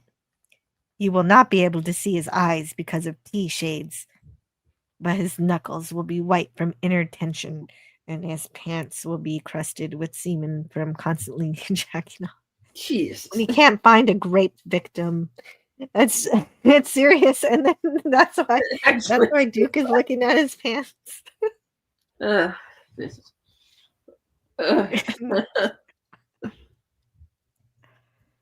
Yeah, I think Mr. Blomquist there might be an expert at doing the drugs, not so much as knowledging about them. Yeah, he doesn't. Yeah, he does not know. Or that's possible. He might have smoked right before this panel, and then he thought in that state he'd be able to explain it better. But I don't know. There's got to be some kind of meaning behind the importance of showing cops who don't actually understand the culture that they're talking about. Yeah. But that tracks. Mm-hmm. Yes. Yes, I know. Okay, here it is. Here it is, not Brian. This that scene, that pretend courtroom scene, is coming up. There it is. There she's dressed up as even a younger girl with the teddy bear. Which is exactly the way you should see a 16-year-old. So Duke actually, that's why I don't consider him the creep, because he had the right mindset, and he knew that she could get them in trouble because of all the terrible things Gonzo did, the absolutely terrible, awful things, and so the judge says 20 years and double castration. I didn't get the clip of that one. So he does a phone call where he lies to Lucy to get rid of her. And he says something very important here. He says, some people are just basically rotten. And yes, that's it. That's the only thing. That's the only line from that lie phone call that I really need to repeat. But in the meantime, also we get the introduction of the adrenochrome. Everything gets narrow and claustrophobic, moving closer with lens. And that's the what I just said was cinematography, what they do for when he's on adrenochrome. And the bottle says "Drink me," and of course, everybody remembers that's what the little bottles say in Alice in Wonderland. That makes Alice big or small.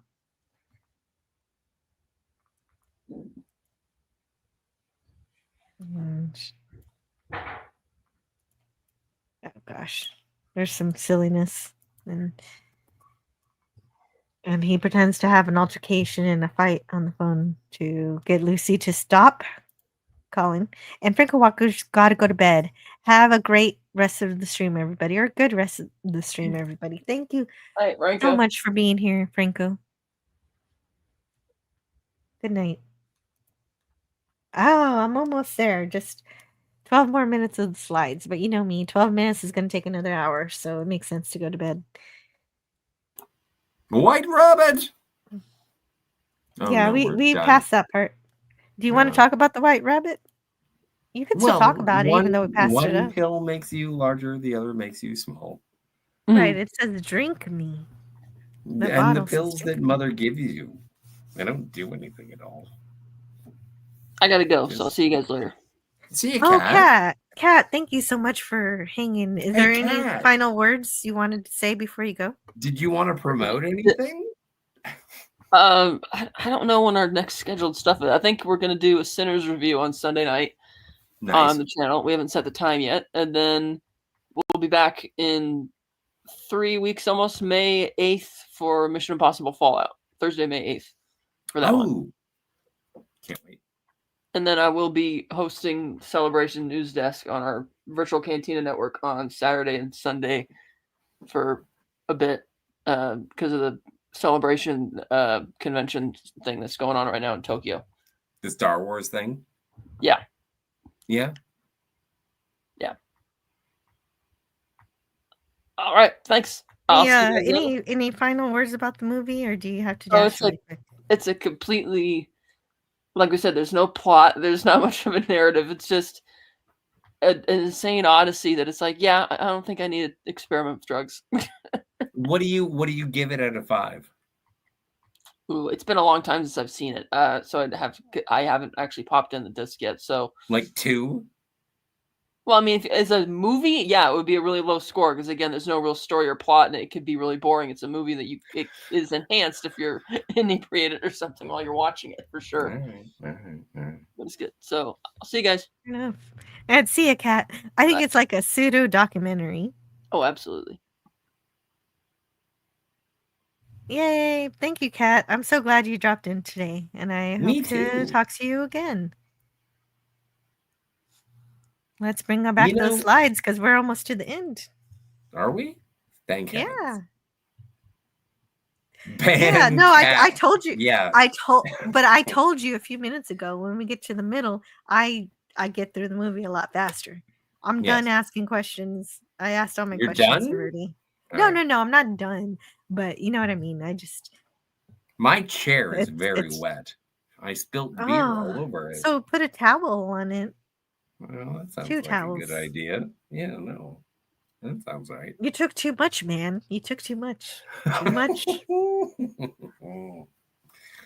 You know, that's part of the reason why I adore you.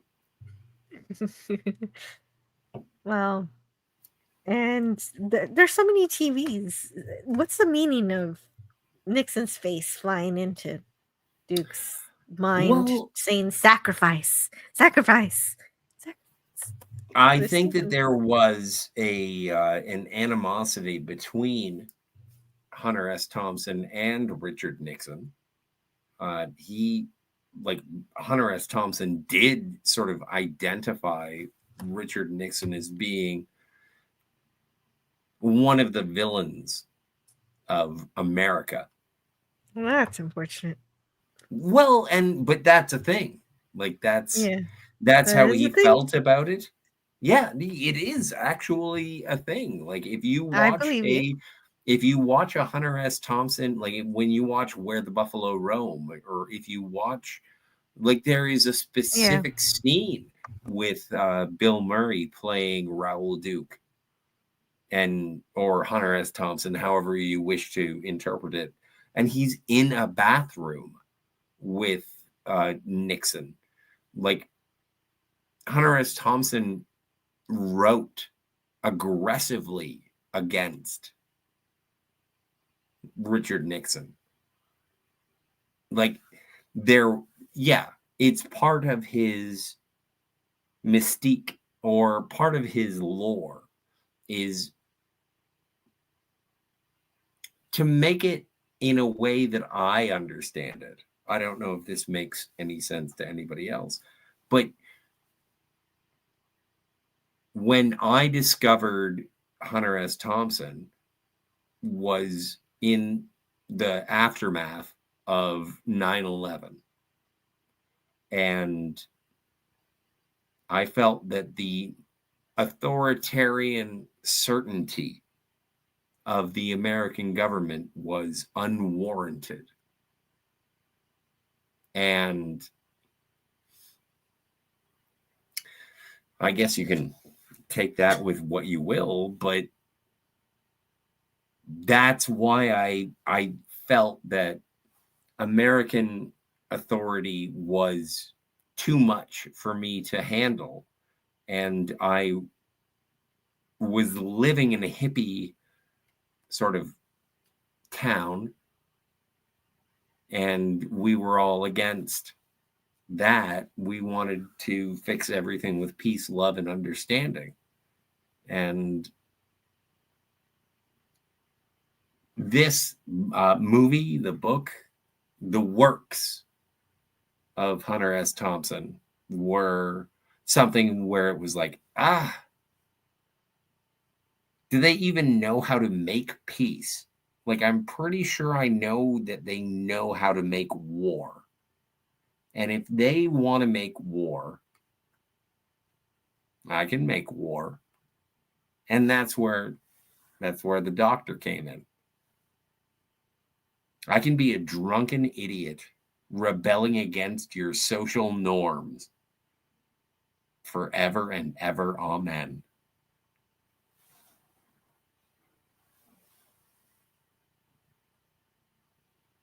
I will Well, thanks. rain. I will rain fire. And that's interesting. You're telling me about when you first heard of Hunter S. Thompson. I was similar. I was in high school, and yeah, I didn't want war either. I didn't like that. Like, why do Yeah. you have to do that? That's not cool. Like, what do you when you hear what like in this movie? What do you take away? Do you think it's anarchy? Do you think it's just Some of chaos? that. Or I do you mean, just look at this. This is the picture of anarchy and chaos. Why is this place flooded and full of ketchup? fun and profit? And as we'll see in a moment, why does he have a tail? Because of Jurassic Park 5. But everything you were saying is the actual deeper meaning behind the movie, besides the drug binge itself. But this is the thing, is that when you go to an intervention, you have to have some sort of idea as to why you're intervening. You can't just show up and say drugs are bad. It's like, Scott, we know that you are upset about such and such, and you want to take care of this and that. And it looks like you're using inebriates to get over that. You should stop. I never said. Yeah. And it's like, why? and this movie I never said this was an intervention, but it. No, but I'm equating it. I'm not saying that you are. I don't feel intervened. Okay, good. Good, because we That wouldn't wasn't want the you to stop intention? drinking, Scotty. No. Part of the I will best support parts of you. Scott. No, Scott. If you want to quit drinking, I will. Why would I want to quit drinking? I'm keeping Pabst Blue Ribbon in business. All you have to do is, I'll support you, whatever you want to do. But I'm not going to tell. I'm also not going to tell you what to do. You are not my supervisor. As I was trying to say, play the clip. As I was trying to say, this isn't an intervention, but it is. This isn't an intervention, but this is a questioning. It's a questioning. I'm questioning this lifestyle. I don't agree with it. I don't agree with it at all. Did on a Good Friday? It wasn't intentionally to be on a Good Friday. It was intended. You're not my supervisor. It was intended to be. It wasn't intended to be on a Good Friday. It was intended to be on a bad Friday. 420 weekend. Oh yeah, no, that's great. Now that you mention it. I gave my apology at the beginning of the stream. For anyone who wants to hear the disclaimer, it's way at the beginning. Also, don't forget to like and subscribe. Thank you for everyone who's still been here for this intervention. Yes. Scotty, stop drinking. What? I'm busy. Look at the tail. The tail. He's got a tail. I love the tail. I do too. What is with the blow up doll? What is happening? I assume it's for cum. Oh. Well, where else are you? Damn right. What? Why is the elephant in bondage? You know what? That is a phrase that I was not expecting to hear today. I don't know why the elephant is in bondage. It's like a cute little stuffed elephant or big stuffed elephant that you would win at a fair or a carnival. And sure. Just full of bondage. And it's got a strap-on dildo, sure. Probably. And then there's like some kind of turkey legs in the toilet. This is what freedom looks like. This is a savage journey into the heart of the American dream. If you want to do it, you can. And this is what that looks like. Without social responsibility. What is the quote from Dr. Johnson at the beginning of the movie? If you remove the responsibility of being a man, then you can be a beast or some such. Like, this is what it looks like. If you want self-satisfaction all the time, this is what you have. And I don't know who is correct in the argument. I hate authority. I hate people telling me that I cannot do this. But I also understand that there is a necessity for people to tell me that I cannot do this. Yes. For the safety of everybody, because in this case, freedom is leading to destruction. This entire room is destroyed. He never pays for it. No, he doesn't pay for it either. He runs away. You should He skips pay for on the it. tab. How is there a crater in the middle of this bed? This is the part of the movie where I turn on this movie because none of this scene is explained. But I think that's the point of the scene, is that he's trying to recount what is happening throughout the last, 3 days. And he's like, I have no idea what happened. And as he wanders around, he wakes up and I remember that. Oh, that was awful. I remember that. He has a few flashbacks. He does. Well, I don't want to call them flashbacks. I want to call them recollections. Because I've had those nightmarish recollections. And I was like, what happened last night? And it was like, oh no. Like, I wake up and I'm all happy. And I'm like, oh yeah, no, I'm pleasantly hungover. I'm still kind of drunk, no headache. Sun is shining, birds are singing. What did I do last night? Oh no.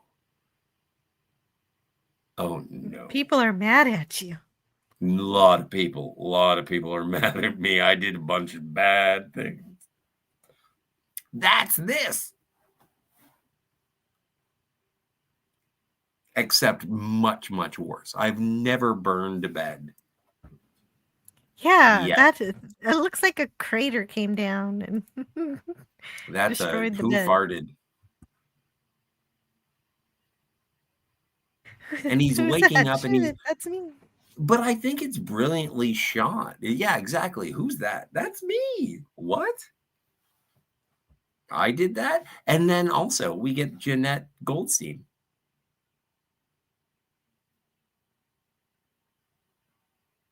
I will have order. Old Man Bird is back, which is rad. I have to put on socks. Jill. Come back, Jill. Oh, sorry about that. My clips aren't working. I was trying to figure something out. Okay. Here. Well, I need to put on socks. Okay. I got all these beeps going on in the background. I'm gonna evidence in this room of excessive consumption. Excessive consumption. My favorite. You got to put on socks. Put on socks. I don't care. Like, what kind of socks? Are they going to be good socks? Like, are they going to have any characters on them or just normal socks? So they have the confrontation with the maid. I'm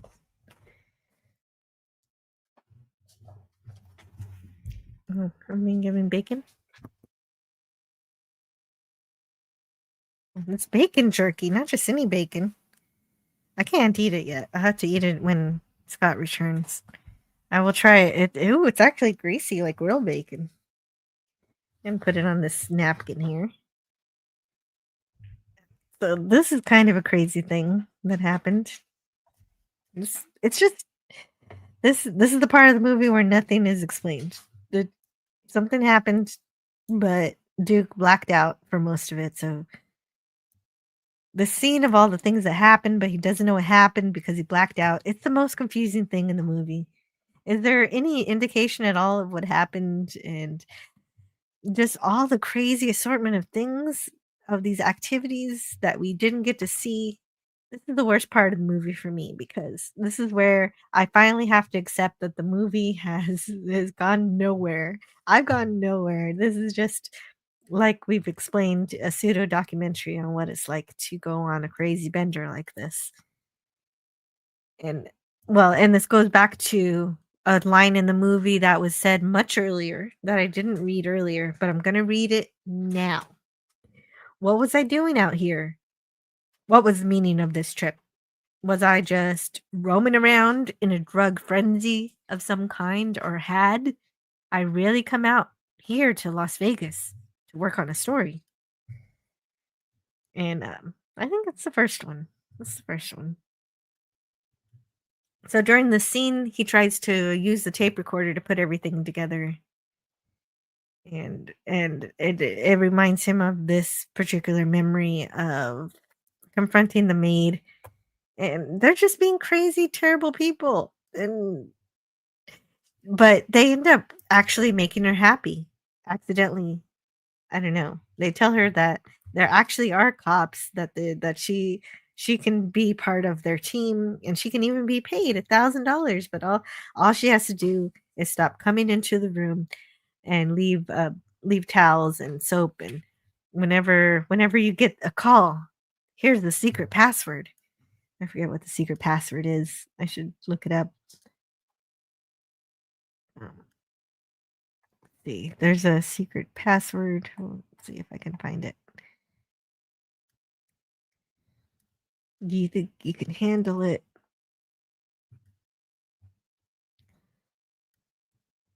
And hold on. Excuse me. Anyway, I forgot the password and I can't find it.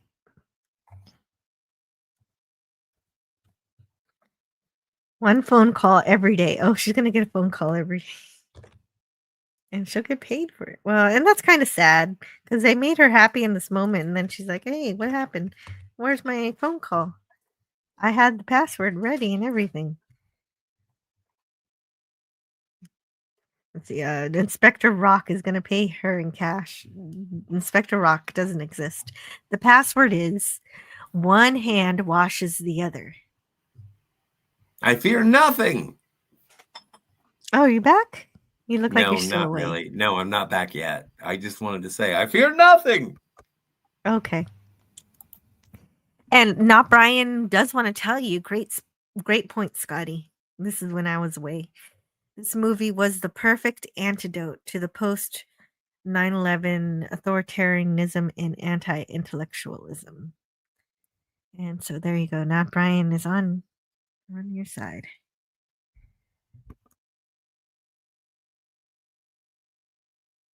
And Old Man Bird says, how can it be a bad Friday if Jill is streaming DJ night? She should go on camera with a nice family photo on her desk and double her subscribers.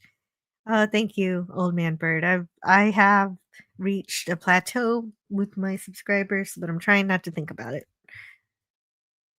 I'm just gonna continue on as I was doing before. It's not like anything can change anyway. My channel is what it is.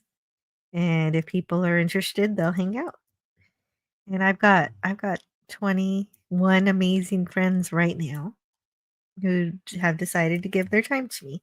So I think that's pretty cool.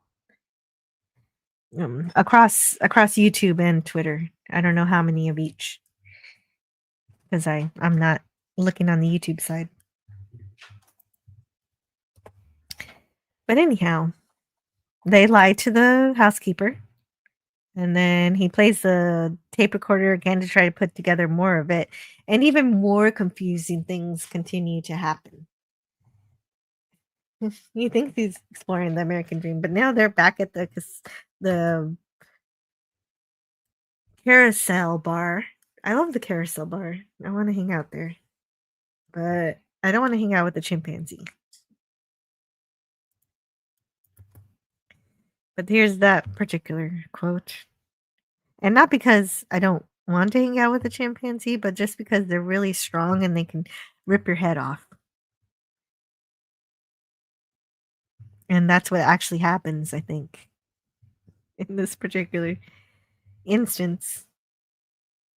We don't see it happen because, of course, they can't show that. But there's a good quote. Listen, let's get down to brass tacks here. How much for the 8?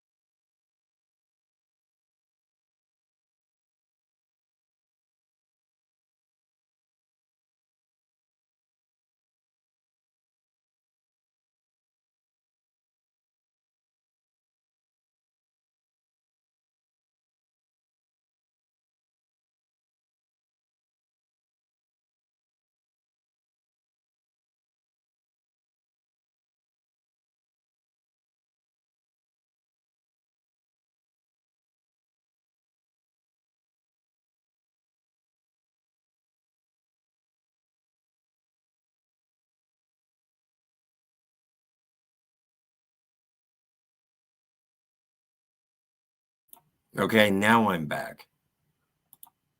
Oh, I was welcome. Yeah, you're welcome. I was talking, but I think nobody could hear me. Nobody knows what you're saying, Jill. I was muted, but I don't know for how long I was muted. I Nobody don't told know me I how was much muted. dead air was there. There's Somebody probably a send lot a of super dead chat air. and tell us. Yeah, By the tell me. way, send me a shield. Let's see. No All sound. right. What happened 3 All minutes ago? Okay. I don't know what This is my happened. last drink. Come on, you're the Okay. producer. Oh no, I was talking about. Well, okay, but there wasn't much. Even though you couldn't hear what I had to say, but it's kind of okay because nothing is really happening. So what'd you say? Duke can't remember what happened. They're just going Exactly. around. They're just going around town making people agitated. Yeah. And disturbing everyone, scaring people. There was, you know what? There was Doing supposed to ridiculous be things. like with Rance Howard. There was supposed to be something at the end where he just has a quiet drink. And Rance Howard says, "You know what the American dream is?" And then he says something profound.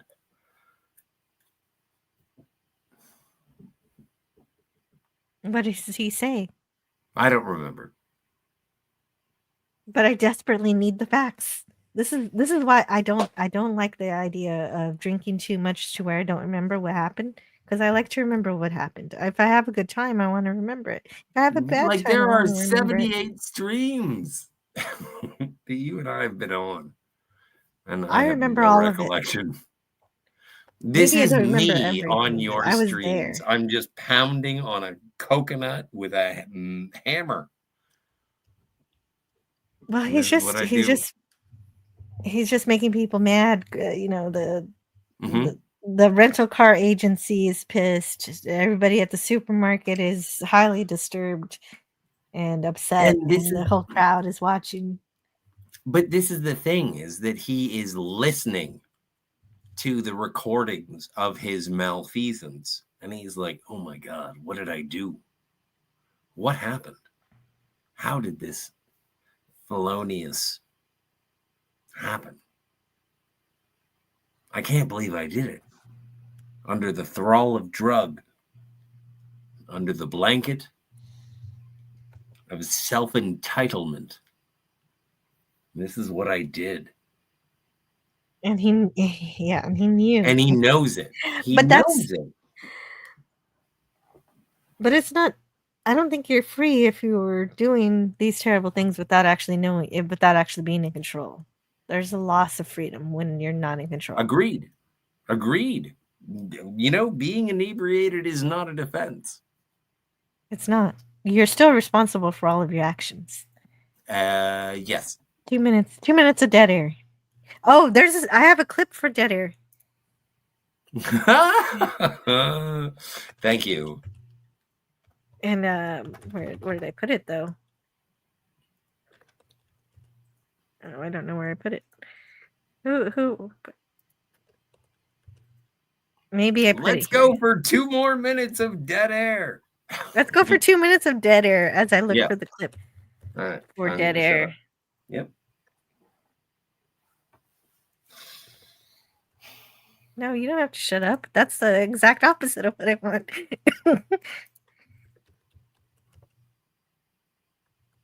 That's not dead air. That's not it. Where is it? I have it. It's supposed to be Venus flytrap. Booger? Yeah. Baby, if you ever wondered.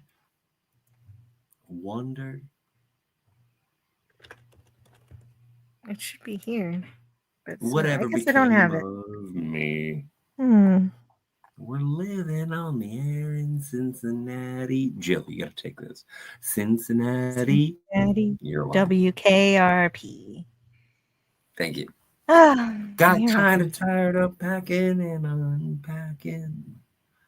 Town to town, up and down the aisle. I'll find the clip later. North Maybe Vegas is you where. And me when yes. You North want me Vegas to? I can do this. Oh yeah. Okay. Fine. Because I'm very good.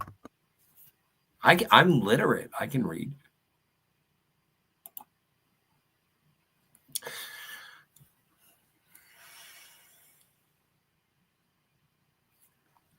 North Vegas is where you go when you fucked up since. Oh, hang on a second. I gotta fix my glasses. They broke.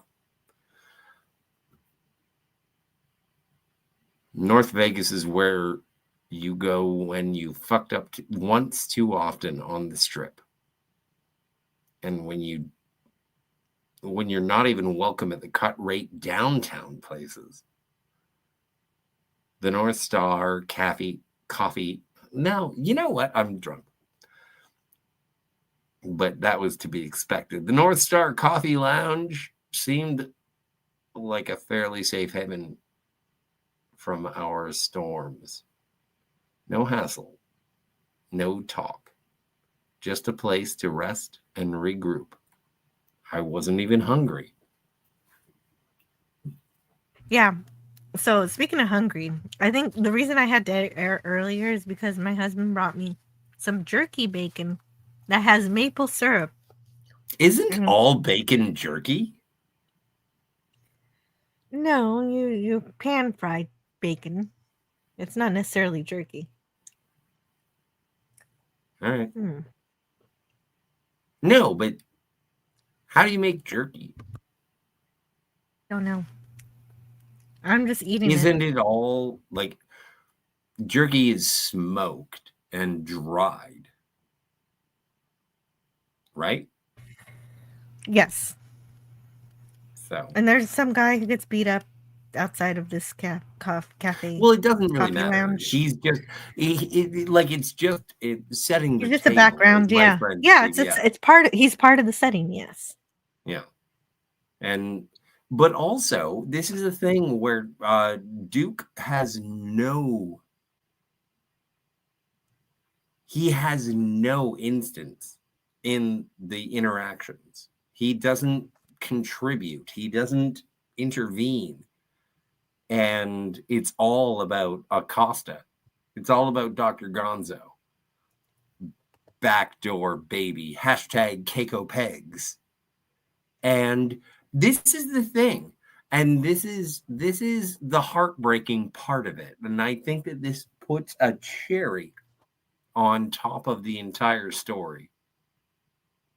Is the waitress who has put up with everything. And it's like, I don't have to take this shit from you.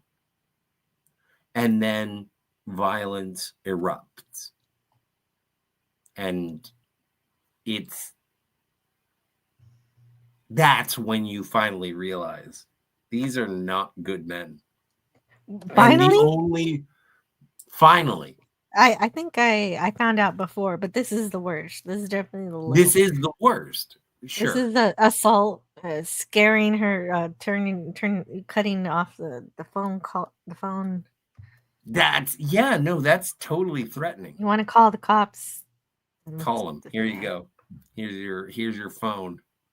Again, 1971 for kids in the background.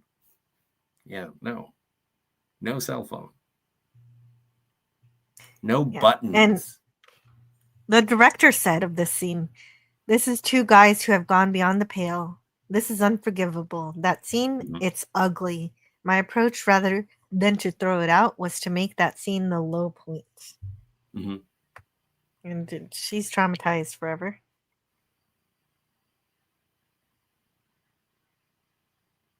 But she's also a racist. She calls him a spick pimp. She does. That is ignorant. It doesn't forgive. It doesn't excuse. It doesn't excuse the behavior. Not at all. Not at all. Yeah, her ignorance doesn't excuse violence done upon her either. Well, so. it's a you know what? The best defense is a good offense. And I've known a woman as tough as her before. And sadly, I'm pretty sure that woman has dealt with asshole customers who were as aggressive as that before. Oh no. So anyway, meanwhile, on the adventure of the film, he is. He's very unnecessarily aggressive sometimes. Like in that scene, in the elevator scene where he's holding up a knife to the photographer. Well, and he's unnecessarily aggressive to Thompson or Duke. Yeah, he held up a knife to him too. Yeah. So he's just a violent, but there's an aspirational regard that comes from Duke. And he says, "Oh, one of God's own prototypes. Too weird to live," and something. People are going to call me a fucking... Too weird to live and too rare to die. Thank you. We've used every rule that Vegas lived by. And that's what I love. And that's part of the rule book. Fuck with the locals. Fuck, like, screw with the tourists. Do your best to anger the enforcement. Because when the hammer comes down, they'll be like, "No, you couldn't have done all that." And their have used every rule. Challenged. They see Lucy. Hey, what's going on, baby girl? Oh, I can't say that. Cut that. Drive carefully. Come back soon. You're stuck with that one. She is a baby. She is a girl. That's not really a bad thing. We'd abused every rule that Vegas lived by. Burning the tourists, abusing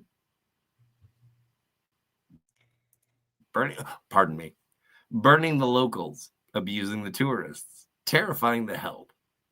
The only chance now I felt was the possibility that we'd gone to such excess that nobody in the position to bring the hammer down on us could possibly believe it. And well, yeah. So in that case, Gonzo needs to be Gonzo really soon, or he's gonna be locked up. Probably. Yes. Like they've Yes. got to go.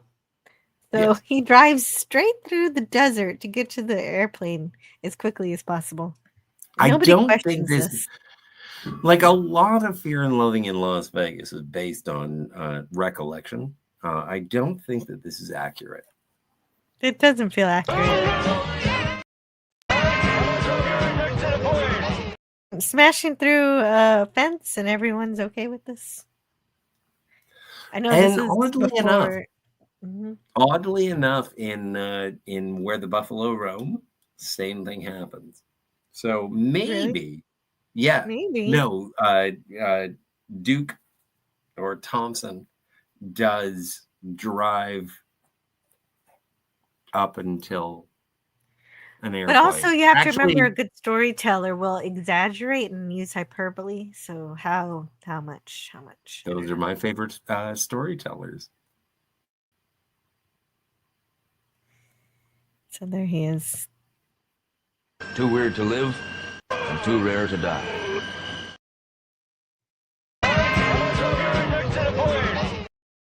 It's just so weird.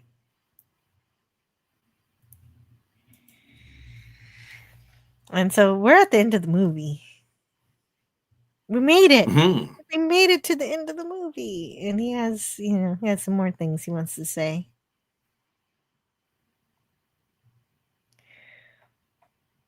Well, and I think this is something that is important to say. Yeah, I'll give it to you in just a second. Oh, Sure. hold on. My daughter's here. Yeah. Please drive carefully. I enjoy the chaos of this film. I enjoy the many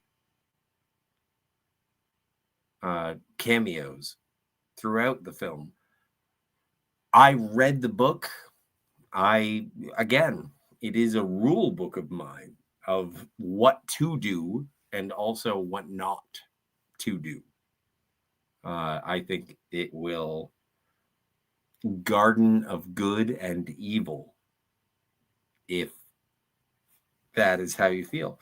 But if it is your first time watching it, I would like you to sort of look at it as a product of its time, but through a lens of modernity. Fear and Loathing in Las Vegas is a look at freedom. And how far can you take that freedom? How far do you want to take that freedom? And the answer is, it's freedom. I can do whatever the fuck I want with it. I'm well free. until you do something that you're not supposed to be doing, and then that's when you're but it's only against the law until you get caught. No, it's against the law even if you don't get caught. No, but if you don't get caught, That's then true. what's no one knows. But it's still the opinions of Scotty R37 have nothing to do with anti-derivative you Joe. still Is that know. what you wanted me to say? Yeah. Sure. You would still know. You're conscious. I'm not talking about murder or cannibalism. I'm saying saying if I jaywalk, I got away with it. Oh, sure. I jaywalked. If I smoked a joint in a coffee shop and no one caught me, wow, I can't believe. That would be weird. No, someone's going to catch you. That stuff's smelly. But if you actually did, what if the person who was working at the coffee shop was like, yeah, I like weed. It's fine. He's cool. Well, okay. Or either that or they're all factory senses don't work. No, but like, well, I don't know. Maybe that's why I get burnt coffee all the time. That would make sense. It does. Oh man, no, don't get dark roast then. What have you been doing? That's You gotta get racist. medium. No, it's not. It's the cook on the coffee bean. So it has nothing to do with the race. Oh, I don't know. I'm a tea man. Oh, okay. Well, that explains why you're confused. Yes, it does. And Earl Grey, and, hot. okay, so I'm almost. I had to fix this quote because it had all these spaces in it, so it wasn't working. Oh, are we doing a thing? Yeah, we're doing. Are we closing out with a thing? Well, no, I'm not closing out yet. I didn't say I was closing. Well, we will but I close wanted soon. to go. You can go whenever you want, but first you have to read this. No, but I like hanging out with you, and so when you're hanging out, it sounds like when you're trying to rush the end of the show, I know, does it sound like you want to hang out with me? Hang on, I can work it. Okay. Last thing you got to read. Okay. Oh, I do love this. Hang on a second. I got a cough. Oh no, I hate it. Hang on. Raccoon. Yeah, I like raccoons. They're cute. Squirrels. Yeah. Rest in peace to. Oh, who's the squirrel? Fred. Fred was the raccoon, and the squirrel was. Oh, does anybody remember the squirrel? Peanut. Yes, rest in peace, Peanut and Fred. And 1970s airport security in action. So yes, I do realize that security in airports in 1970 would be less than today, but I think even they wouldn't want people driving through their fences. It does seem kind of outlandish. But okay. But that's it. That's this. We talked about this movie. I don't know if I understand the things I wanted to understand, but I tried. I gave it my good old college try. You went to college? University. Were you going to read? Oh, fancy. I didn't even know you were still there. I thought you were gone because you didn't read my quote. I thought you muted me. No, I wanted you to read the quote. May I? Yeah, the last two. Yes. What? Mm-hmm. What lure? All right. Leary? A 1, a 2, a 1, 2, 3, 4. What Leary took down with him was the central illusion of a whole lifestyle. He helped create it, a generation of permanent cripples, failed seekers, who never understood the essential, odd, mystic fallacy of the acid culture, the desperate assumption that someday, somebody, or at least some force, is tending the light at the end of the tunnel.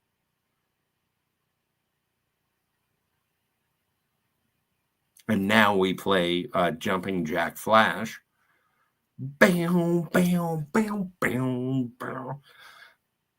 There was only one way back to LA, US Interstate.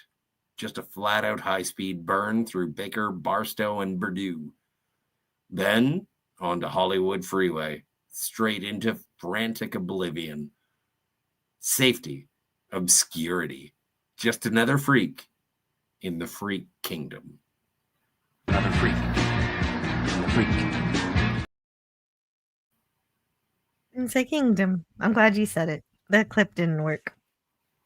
Yeah, but it worked. I don't know if this. I don't even. This stream is questionable. Everything. It's mostly okay. Well, no, we do I have. said stuff.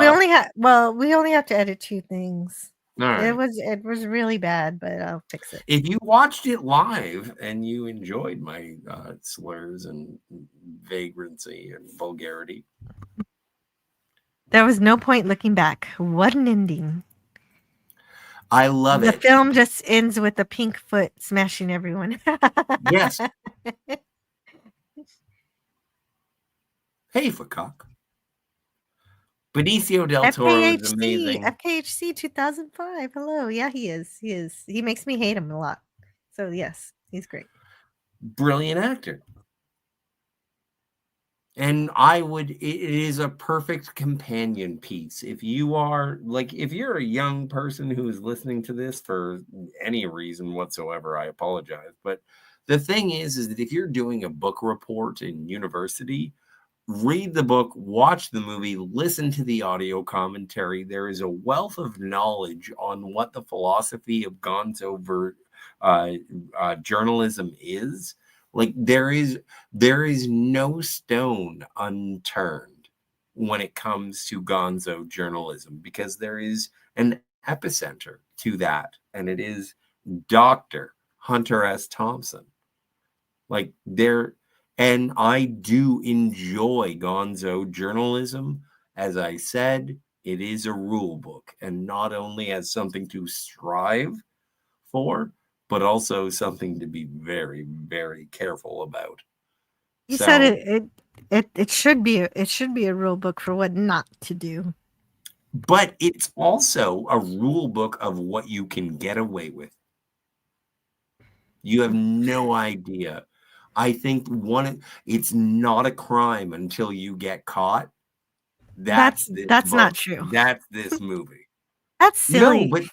No, but I rebuke authority. I rebuke any sort of person who says that they are in the way of my freedom if I'm not hurting people. That's why Dr. Gonzo pushes the line. But Raoul Duke, he doesn't hurt. But you anyone. are hurt. Yeah, but words are not violence. Not just that, but he's driving impaired. He could end up hurting somebody that way. Yeah, but in 1971, the year doesn't make any difference. Right. It's still a bad thing to do. Well, and if you are confused, refer to Rule 1. Don't get caught.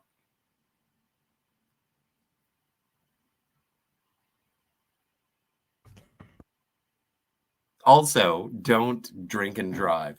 We are very, very adamant that you should not drink and drive. Yeah, don't drink and drive. Don't drink do and drive. that. Don't smoke and drive. It's a bad Don't idea. do it. You're gonna get in trouble. You can't get away with that shit. You keep talking about getting away. Getting divorced. See? Well, or parking on the sidewalk in Las Vegas. That's not where Is this not an unreasonable place to park?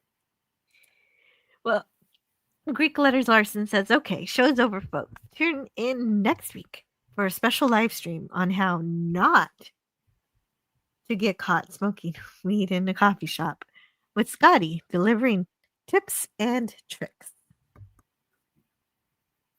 It's Ontario. You get a lot. You get away with a lot. Mm-hmm. I guess that's also part of the philosophy too. You're in Canada, so that's why you can get away with stuff. Blame Canada. Get away with just and that bitch Anne Marie too. Let's see. Cameron Diaz, the blonde TV reporter. Yeah, she never had a name. Okay. She was just called the musician. And yeah. I like that they have a list of who everybody was here. This is good. These are good. I know every credit has that. But I what I mean is the layout. I like the layout of the credits. Yes. Although there is one credit, and I don't even know who the character was, but it says the black guy. So if you're looking for diversity totally. There is a credit, and it's like the black guy. Really? Wait, I didn't see that. Coppin back? No, wait. Go back one.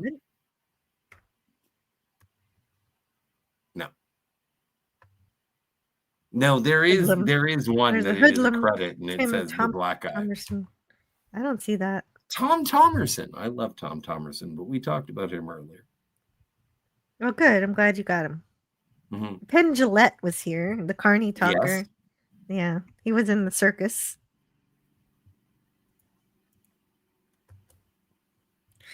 Jimmy. I saw a Penn Jillette's show one time. It was pretty fun. Oh, Wait, what about Flea? No, I haven't seen Flea. Well, have you ever heard of the Red Hot Chili Peppers? Yes, I've never been to a concert, unfortunately. Yeah, no, I have taste. But Flea was in the Red Hot Chili Peppers. He was the guy who was licking Thompson's red woolen jacket. Yes. Well, you don't want to waste. City. I don't want to be wasteful. No, I think you're lying. They don't call anybody the black man in the credits. You're liar. No, black liar, guy. Black guy. Okay, you know what? I'm willing to take the hit. I don't care. But where is it? I don't see it. It's in the credits. You just didn't take the. I don't believe you. All right. But maybe you're right. I don't know. I don't see him though. Well, no, you don't believe me. I don't, because I don't see it. So don't believe me. I don't care. Okay, good. Original music score devised by Ray Cooper. Here are all the songs. All the songs in the movie. Tammy's in love. Which one is that? It's called Tammy. It's not on this list. Yes, well, not this one. It's so here's another list of the songs, like "Somebody to Love" by Darby Slick, performed by Jefferson Airplane. And "Strangers in the Night" was in this movie. I don't remember hearing that. Strangers in smack dab in the middle. Tammy. Written by Jay Livingston and Raymond Evans. Time is Tight by Steve Cooper and Donald Duck. Dunn. Performed by Booker T and the MGs. Yeah, Time is Tight. If you haven't heard Time is Tight, it is one of the most solid 2 minutes of music you could ever hear in your entire life. Time is Tight by Booker T and the MGs is amazing.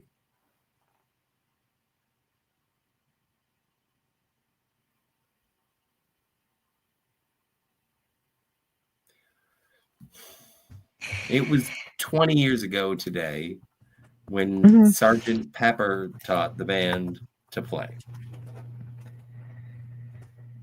Well, and that's the story. That's the story. Hunter S. Thompson says it's his most important story, and there it is. That's the movie. It was a movie. I think it is a philosophical, existential, visual, cinematographical, narrative brilliance that everyone should go to see for not only hope, but hope in the face of nihilism.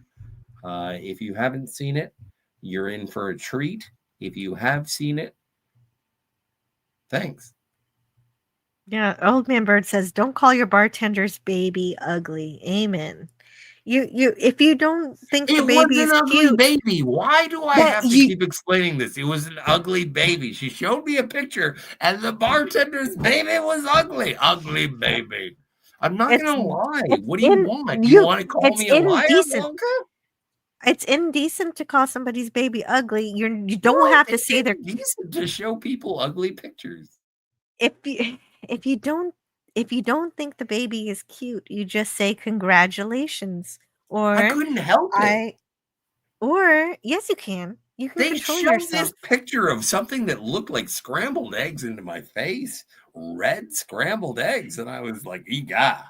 Yeah, And I was like, oh yeah, no, that's a But don't fugly you? baby. But don't you just have any kind of empathy or sympathy towards someone who just gave I birth don't like and they ugly just things. I had don't like ugly okay, things. really? Okay, but that is not a good attitude to have in life.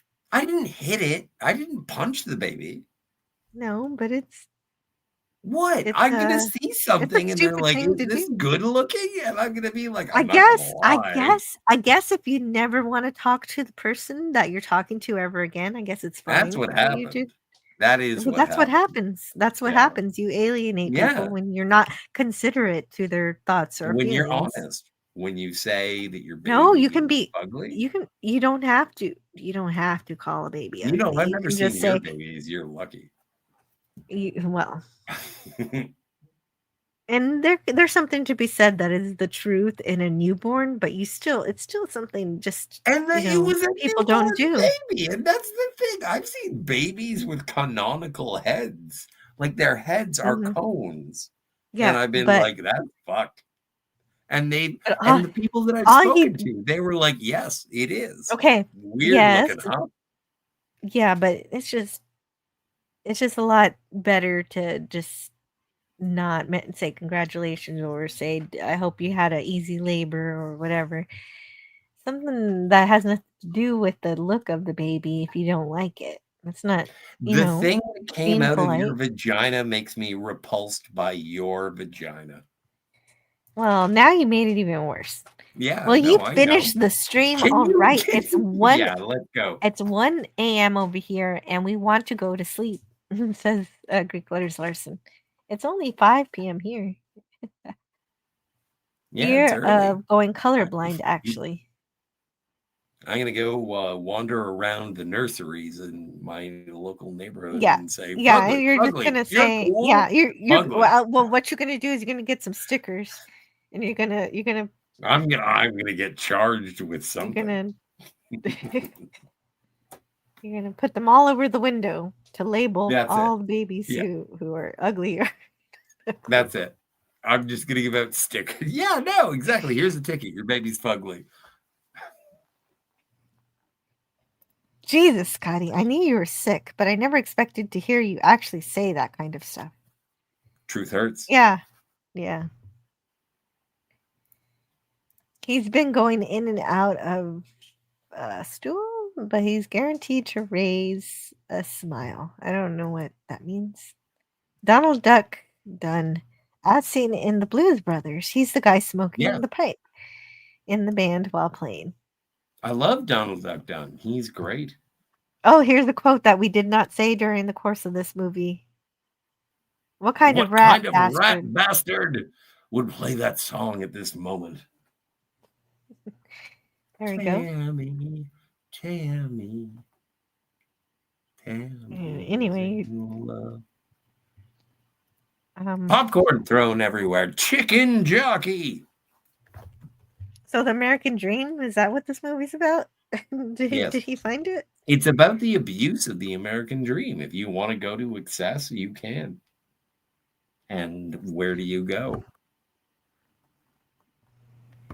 I think Oddly enough, it's just a weird movie, but it is thoughtful too.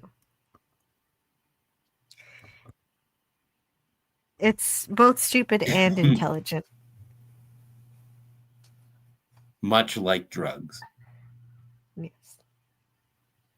it will expand your mind while you are experiencing complete irresponsibility.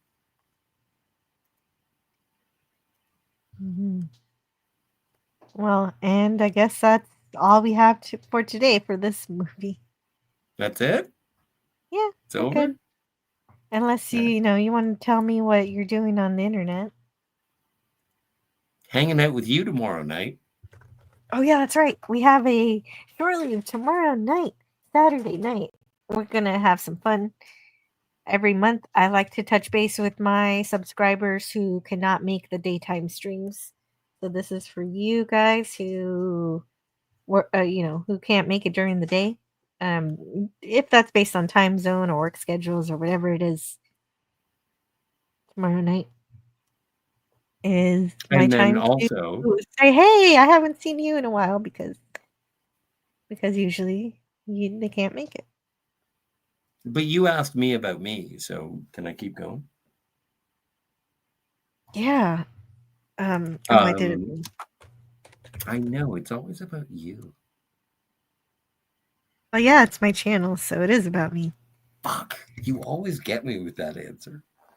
And then also, I hang out with Ben on and everyone over like Joanne and John and Bobak, like everybody over on Cinema Gulp. It's so and Ben, and it's amazing. So you guys, if you haven't subscribed to Cinema Gulp yet, and I'm sure you have, everyone is cool has.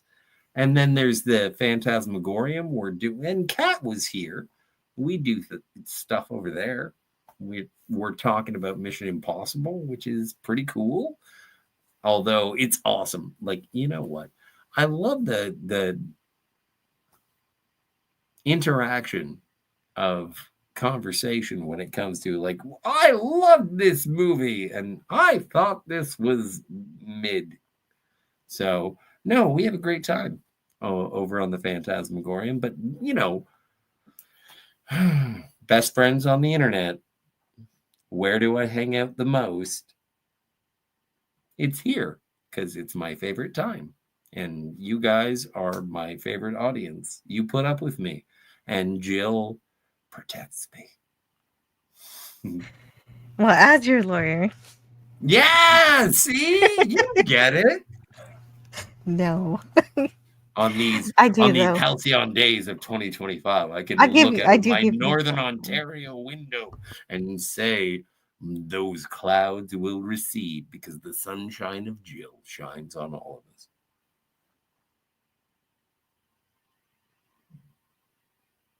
You. I had I was hoping to understand, but I think I still don't. But I'm glad I tried. DJ Knight says, I love Jill. Me too. Yeah. Nice. Dreadfully Underwatched. They also talk about Cats t-shirts. The Phantasmagorium, yes. Yeah, Cat's t-shirts are the only reason that anyone shows up. To find out what t-shirt she's wearing. Yeah. That's and it's always a surprise. Mm-hmm. Did I play all the videos? Let me double check. For today's movie. I played that one, yeah. But I just like this one. This is bad country. This is bad country. Yeah, it is. And we can't. God, there I am. There I am. I just want to come forehead. Oh. God, there I am. I just want to cut a little Z in your forehead. A little I didn't even ask for that forehead. one. That was fucked up. It is messed up. Listen, let's get down to brass tacks here. How much for the 8? That I asked for. You didn't ask for anything. Really? Yeah, I asked you for clips, but you didn't. Was I talking? Did they hear me? You weren't talking. You thought you were talking. I'm sorry. Is there? Can you hear me? Quick, like a bunny.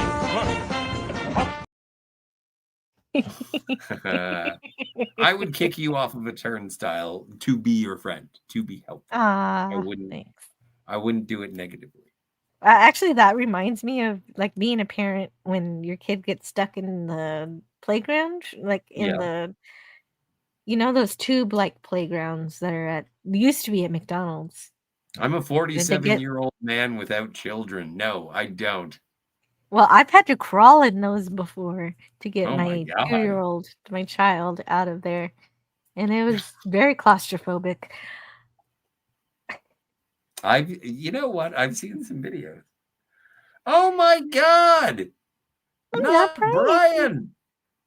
Thank you so much for supporting the channel. That's amazing. For the $8, $20, 20 pounds. 20 pounds? How are we supposed to lift this shit? In fact, never mind. I didn't mean thank you. I mean it's too heavy. Well, we're supposed to deliver not Brian an ape. Do we owe him an ape now? Well, yeah, we do. Okay. So Listen, let's get down to brass tacks here. How much for the ape? That's never not awesome to hear that. We'd have used every rule that Vegas lived by. Oh, and this one's a dark one. I did get this one, but it's a part of the movie I don't like. She was still in the grip of paralysis when we left. Ellen Barkin is amazing. Oh, it didn't capture her though. That look on her face. True. Was supposed to be in that clip, but it didn't make it. Alvin, what about the glands? Oh, and I'm sure not. I'm sure not Brian didn't. Delightful. I'm sure you didn't get to hear this one earlier. I was right in the middle of a fucking reptile zoo. Somebody was giving booze to these goddamn things. Won't be long now before they tear us to shreds. Well, thank you. You're welcome. And Your thank you. attorney, I advise you to take a hit out of the little brown bottle. Oh, la la la la la la la. All right, can we go? I'm done. We can go. It's But over. I got excited because now Brian sent me money. No, I know for that an makes ape. sense. I'm sorry. You know what? It's not even my show. I'm being a dick. I would not want to be stuck in a turnstile with Scotty unless we have ample J-Lube. Yeah, that makes sense. I'm okay with that. Well, But also, then like, you'd be able to escape. this is my perspective on modern sexuality is that if I want to be romantic with you, I'll let you know. But if, like, I'm pretty sure that 99% of the population, when I pass by them, I'm like, no, thanks, no. So, Well, but for super chats, I should also do a random spin of the wheel here to see that makes what sense. clip That randomly makes happens. sense. Oh man, this takes so long. And I want another one. I don't like that one. You can do whatever you want. I guess you could leave if you wanted to. I'm not. Oh, this is a good one. Yes. You said to me earlier, you're gonna leave before this is over anyway, and now I feel like you're drawing it out just to make sure that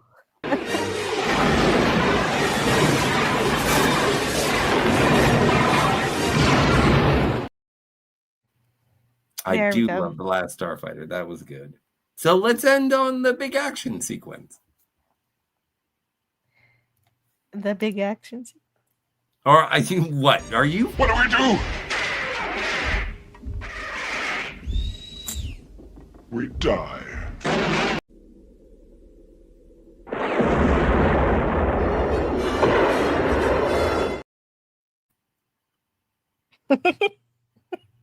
That's not what you meant, was it? You happy? Yes, I'm happy. I'm happy. I hope you're happy, and I hope this was interesting, at the very least, for anybody watching this live stream of 6 hours. 6 hours we talked about this. For what reason? Really? I don't know. That I was took a lot of ridiculous breaks, so I think I was only here for 4 of them. Okay. Probably going all day, huh? Nice. And also, I'm leaving right now. Yeah, don't forget you're editing a bunch of this out. Well, no, I'm editing 2 words out. You're fine. Like, people are gonna know what you're. Yeah. Okay. Well, let's not have a recap of the things I'm gonna edit. Well, what the people who didn't know what I said, they should have an idea. Well, they can rewind. No, they shouldn't. No, they can't, because you're gonna have... Hit the brake! Hey!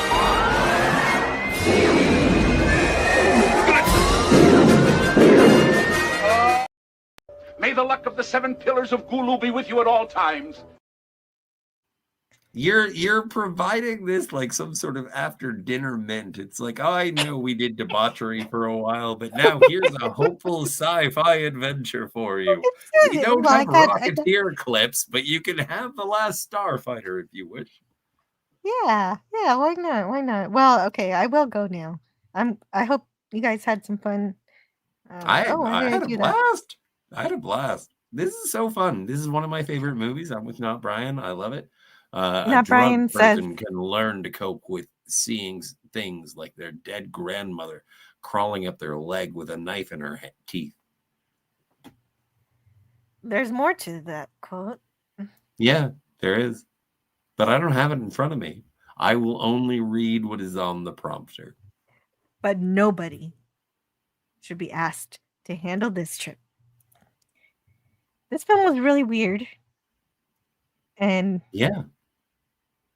But it's amazing. I liked it. I liked it when I saw it, even though I don't like the people in it. And oh no, there's someone at the door. Yeah, well, I'm done. I'm closing out right now. All right.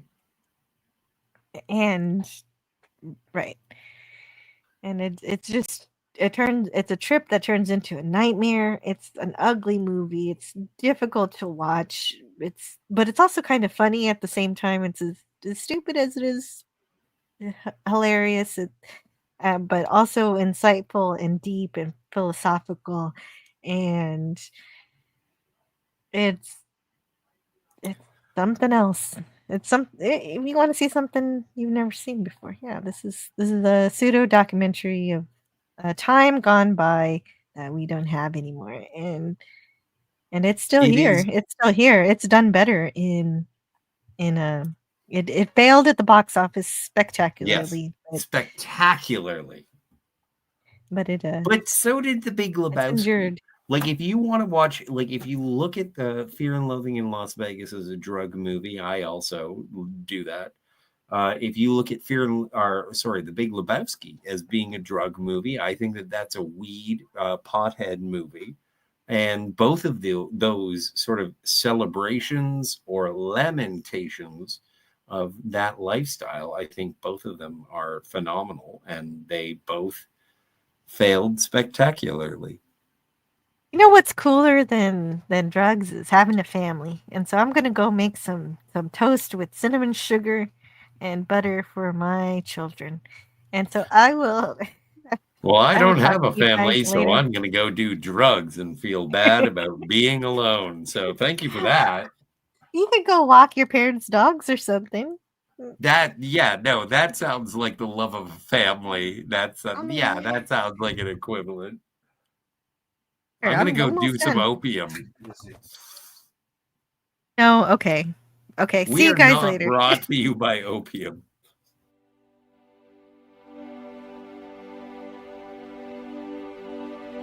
Learn all that is learned.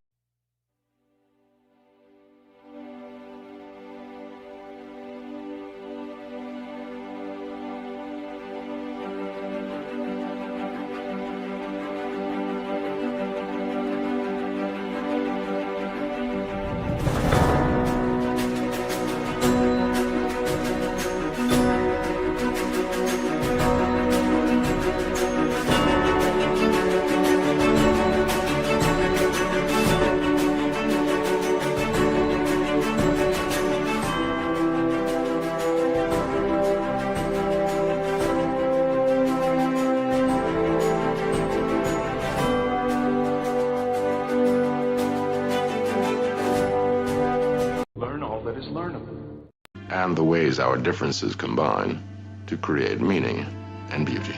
It has always been easier to destroy than to create. May we together become greater than the sum of both of us. Well, now you have something new to think about. Carry on. 12 views! you talking about? I don't know. Really? That's not possible. Come on, I don't know. This is bad country. They're talking. Did they hear? Quick, like a bunny. Come on. You eat all this? You eat all? You eat all? You eat all this acid? That's right. Music. Oh, We're play riding the crest. What do you want? O'Brien. Play O'Brien. O'Brien? Yeah. Oh, okay. Yes. I'll close out with that. We're Okay. riding the crest of a high and beautiful.